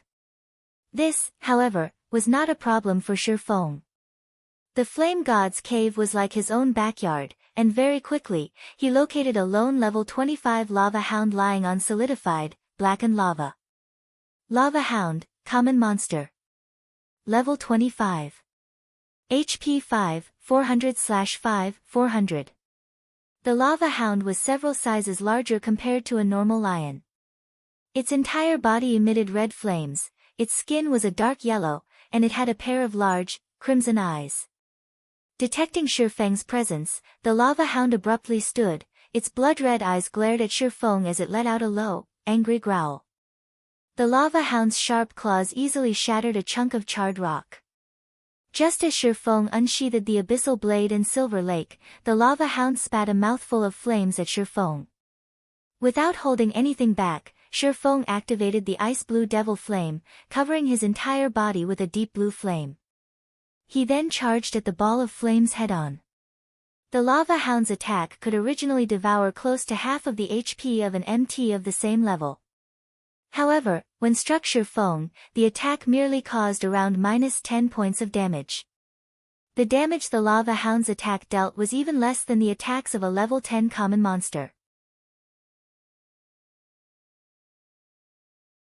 As expected, with 120 points of fire resistance, my resistance has reached extraordinary levels. Finished experimenting with his durability, Shifeng arrived in front of the Lava Hound and sent a chop slashing at its nape, drawing a pool of piping hot blood. A damage of -345 points appeared above the Lava Hound's head. The damage was barely within Shifeng's acceptable range. Moreover, due to the Lava Hound being 11 levels higher than himself, Shifeng's skill proficiency also soared with lightning speed.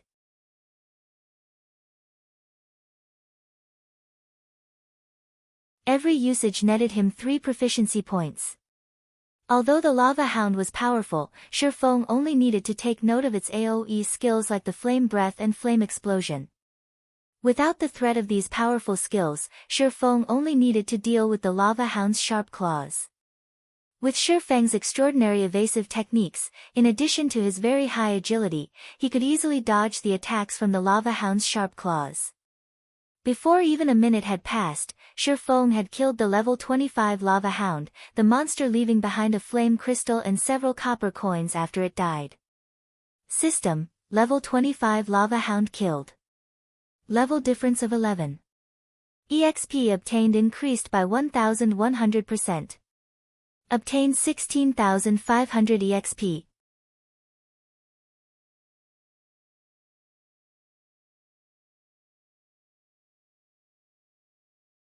Chapter 202, Scorching Lamia.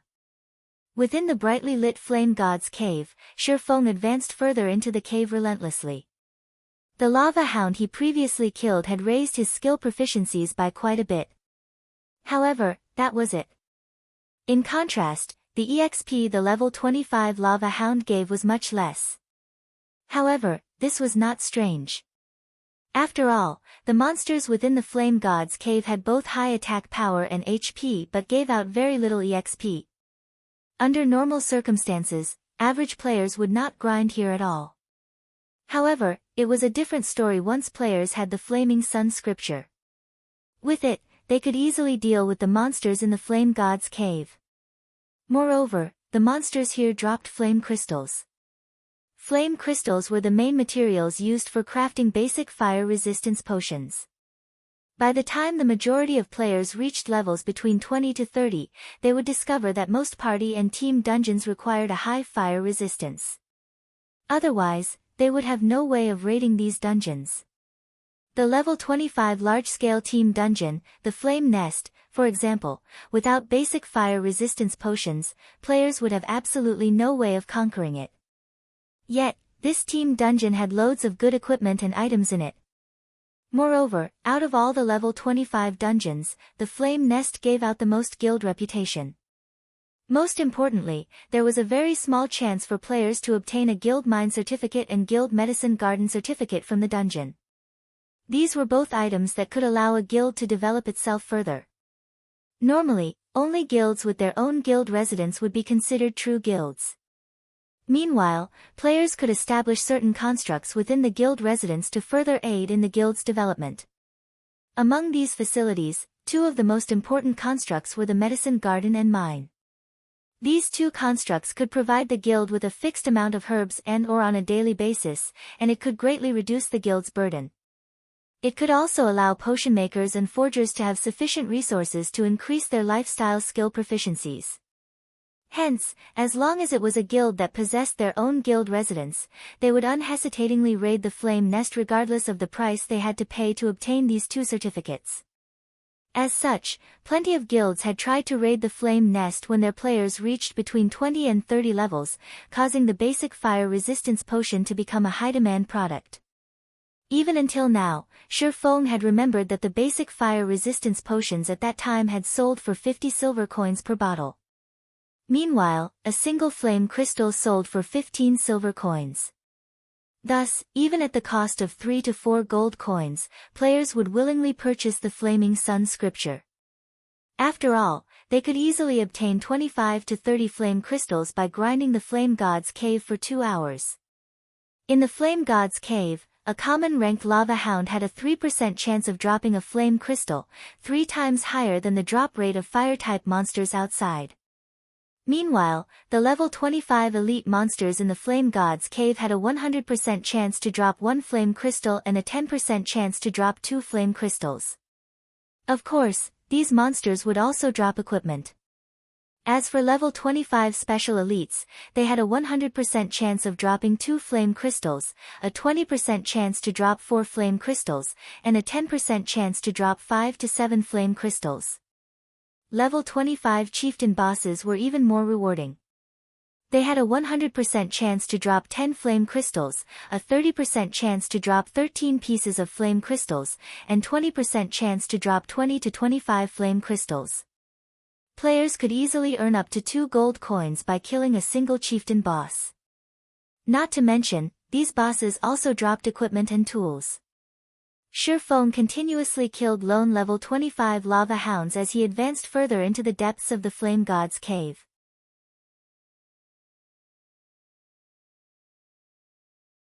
Even when he met 2 lava hounds at the same time, he still easily dealt with them. Only, more time was necessary. The flame breath of the lava hounds could be easily dodged. Players only needed to take note of the lava hound's throat. When its throat glowed and gave off the color of fire, it was about to spit out flames. However, the damage of this move was only a small matter to Shi Feng. It dealt about only -100 damage in total to Shi Feng.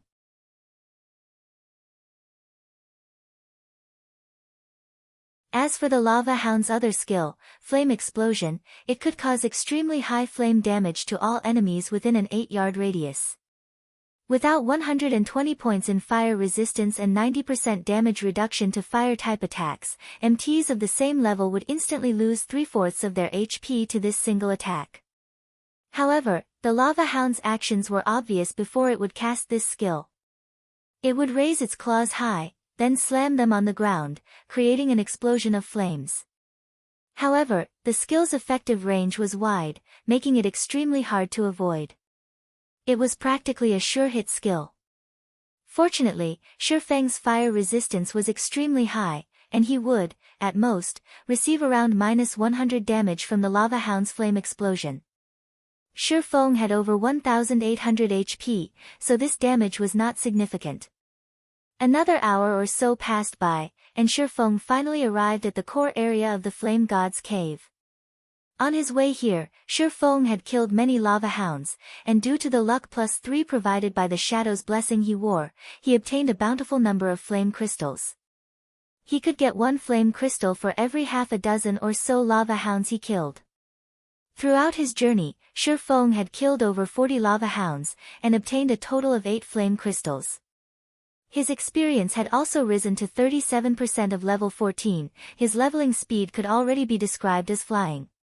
His skills, Chop, Thundering Flash, and Thunder Flame Explosion, also rose to level 7, level 5, and level 3 respectively. If including the upgrade provided by the Abyssal Blade, these skills would be level 10, level 8, and level 6 respectively. These improvements had pushed Shi Feng's damage output to a whole new level once more. Unfortunately, the lava hounds Shi Feng killed did not drop any equipment, the same went for the forging designs that Shi Feng most desired. The core area Shifeng had reached was a large, empty lava field. Molten lava flowed throughout the surroundings. At the highest point of the empty field sat plenty of bright crystals reflecting the glow of the lava into the surroundings, illuminating the spacious and empty field. The cooled accumulation of lava formed the land here. This place was more like a swamp than a durable stone road, and players would find it very hard to transverse across this lava field. A single misstep would instantly lead to players fall into a pit of molten lava. If players did not possess a definite control over their own bodies, they would find themselves at a serious disadvantage when battling here. Meanwhile, on the empty land a short distance away, Shifeng discovered plenty of level 25 elite flame Naga silently guarding. Occasionally, he could also spot a few level 25 special elite flame Naga warriors. Compared to the lava hound, these monsters possessed much more intelligence. Aside from attacking with flames, they could also deal a substantial amount of physical damage. These monsters also had exceptionally fast reactions, especially the flame Naga warriors. These warriors wore armor and wielded a shield in one of their hands. They were practically shield warriors, and players would find them extremely difficult to deal with. Flame Naga, Elite Rank. Level 25. HP 20,000/20,000. Flame Naga Warrior, Special Elite. Level 25. HP 50,000/50,000. Soon after, Shifeng lifted his head and shifted his gaze towards the distant central region of this lava field. Due to the long distance, Shifeng had to squint and focus his eyes for quite some time. Only after activating his extraordinary vision could he discover a beautiful figure laying atop a stone altar. That was a Lamia. Unlike her Naga brethren, who possessed the heads and faces of a snake, although the lower half of this Lamia body was a snake's tail, her upper body was that of a human's. This Lamia possessed beauty that even women would envy. Her eyes were like red gemstones, giving off a dazzling glow.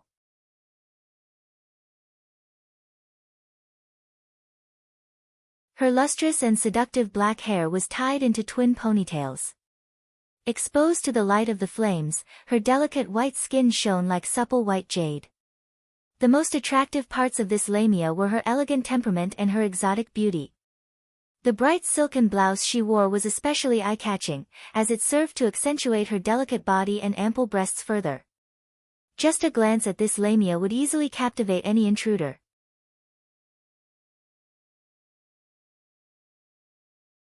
It was truly hard to imagine that this delicate and beautiful Lamia was the Scorching Lamia Sela, the level 25 High Lord ranked boss of the Flame God's Cave. Sure enough, the benefits of pioneering a new land are plentiful. I have already found a High Lord rank on this first trip.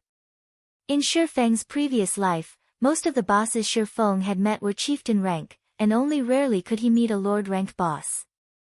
Only with superb luck could one find a Lord ranked boss. Shifeng's eyes shone as he gazed at Scorching Lamia Sela's attractive appearance. His breathing became slightly hurried. He also grew excited, a never-before-seen resplendent smile appearing on his calm face. Of course, Shifeng wasn't captivated by Sela's beauty, but the bountiful wealth that a High Lord ranked boss represented. Not to mention, Sela was the High Lord of the Flame God's Cave. If he could kill her, he wondered just how much EXP and high-level items and equipment he could obtain.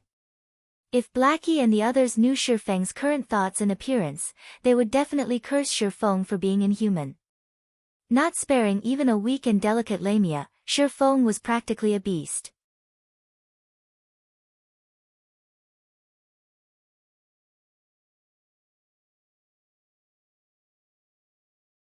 Chapter 203, Scorching Heart.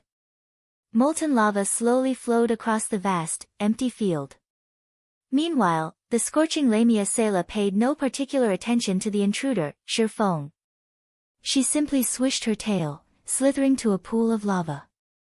With a splash, Sela dove straight into the scorching pool, frolicking with a content expression. If a normal player copied Sela's actions and jumped into the lava pool, they could lose their lives in a given minute. Even if they activated the Flaming Sun's blessing and received an additional 100 points to their fire resistance, they would still lose 300 HP every second they submerged in the lava pool.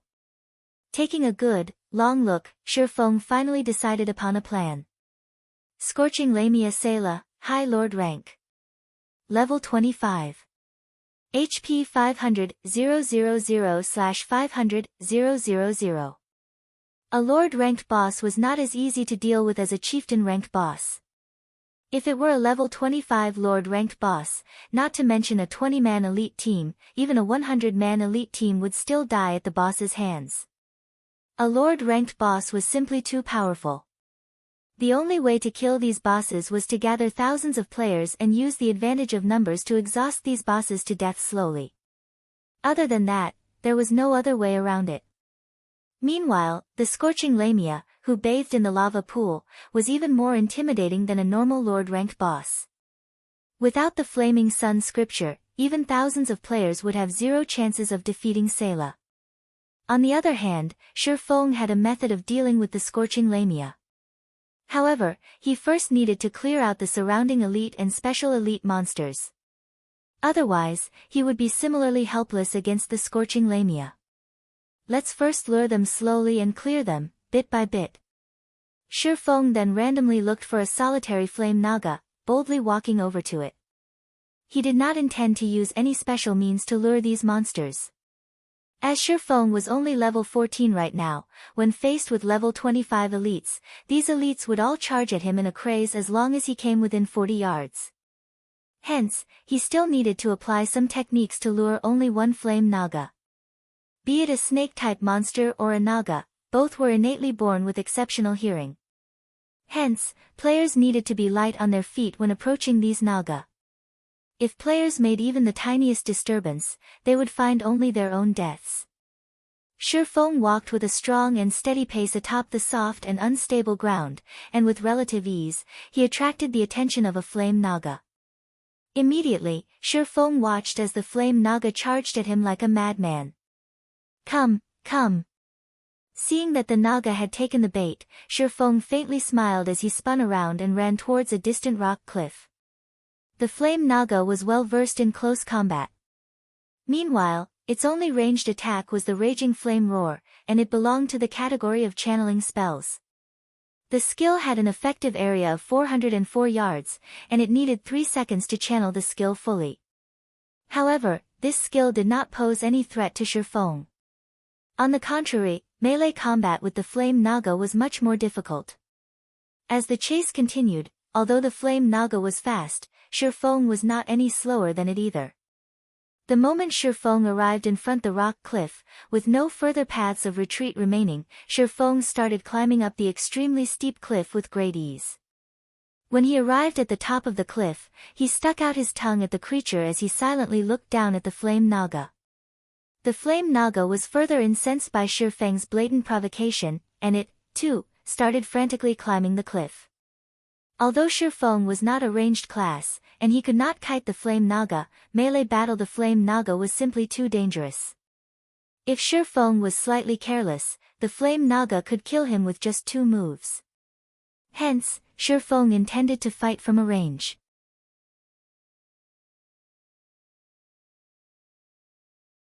Seeing that the flame naga was about to climb the cliff, Shifeng took out a basic frost grenade from his bag. He then threw it at the flame naga. Pang! Ice fragments scattered, and cold air spread out to the surroundings. The flame naga instantly froze.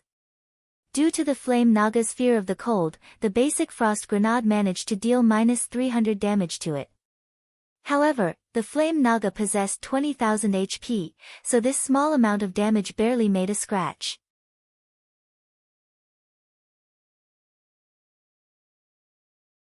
Frozen halfway through its climb up the rock cliff, the flame naga's immobile body fell. 2 stones, protruding from the rock wall, halted the serpentine beast's fall, sandwiching the flame naga's body between the rocks as it hung halfway up the cliff.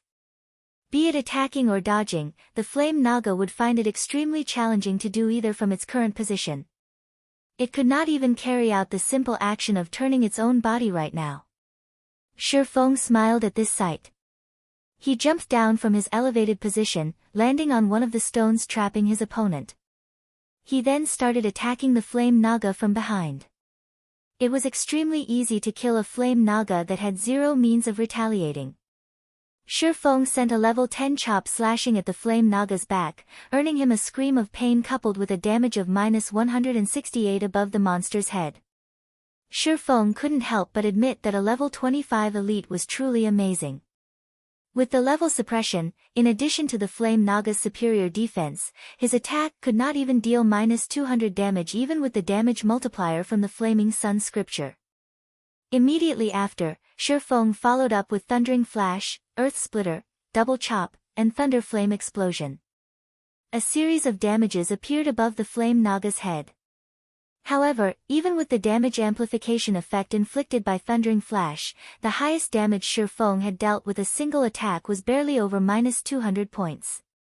Though there was the occasional critical hit of over -400 damage, the flame naga had a total of 20,000 HP. Aside from Shifeng's skills being capable of causing more than -100 damage to the flame naga, his normal attacks could not deal over -50 damage. Moreover, Shifeng had activated the Ice Blue Devil Flames effect before his attacks. Seeing as the freezing effect was about to end, Shifeng threw another basic frost grenade at the flame naga, freezing his target once more. He then resumed his barrage of attacks. Although the flame naga had relatively fast regeneration, neither was the damage Shifeng was causing to it a small amount. 2 minutes later, the flame naga's HP finally fell to 20%. Simultaneously, the flame naga released a fierce roar. Flames covered its entire body, and shortly after, its body started trembling. Shifeng had long since been prepared for it. Immediately, he hid behind the corner of a rock. Boom! Countless flying flame blades shot out from the flame naga's body. These flame blades were the beast's scales, and their appearance signaled its ultimate move, flame bullets. The damage these flame bullets dealt was a combination of physical and fire-type damage. With Shifeng's current HP that was slightly over 1,800 points, these bullets could instantly send him into a critical condition. However, with the iron-like rock blocking these blades for him, Shifeng received no damage at all. After the waves of flame bullets ended, Shifeng threw out another frost grenade before resuming his attack. In the end, Shifeng killed the level 25 flame naga with relative ease. The instant the flame naga died, Shifeng's experience bar increased by a small portion. Shifeng was already level 14, and he needed an extremely large amount of EXP to reach level 15. His experience bar rising by a noticeable chunk showed just how bountiful the EXP the flame naga provided was. The flame naga also dropped 2 flame crystals, 1 bronze ornament, and tens of copper coins. Ornaments were the rarest of all equipment. Compared to jewelry such as rings and necklaces, ornaments were far more valuable. In God's domain, every player could equip 3 ornaments at most.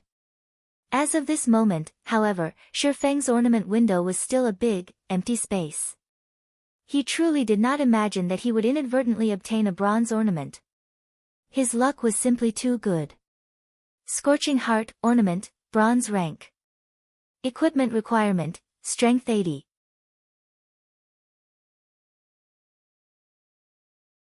Strength plus 10, Agility plus 10, Endurance plus 10. Fire Resistance plus 3. Can be activated to cast a Tier 2 flame shield that can absorb a maximum of 1000 flame damage. Although this ornament did not offer a large increase to his attributes, ornaments that could increase one's resistances were extremely rare. Every such ornament was valued at 6 gold coins or more. This is too great. I'm now level 14, and I have 114 points in strength and 131 points in agility.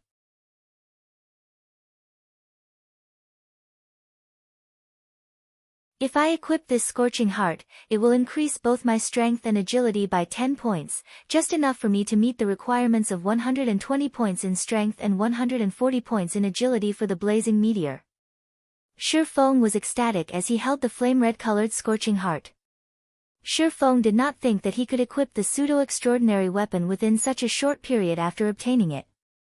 If he could equip the blazing meteor right now, his strength would definitely receive an explosive increase. He might even reach the standards of an official Tier 1 swordsman. You're tuning in to the Blissful Bookshelf YouTube channel.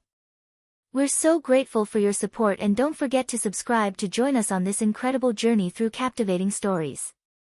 Your generosity through donations truly makes a world of difference, as it's the primary source of revenue that allows me to expand and enhance this channel for you.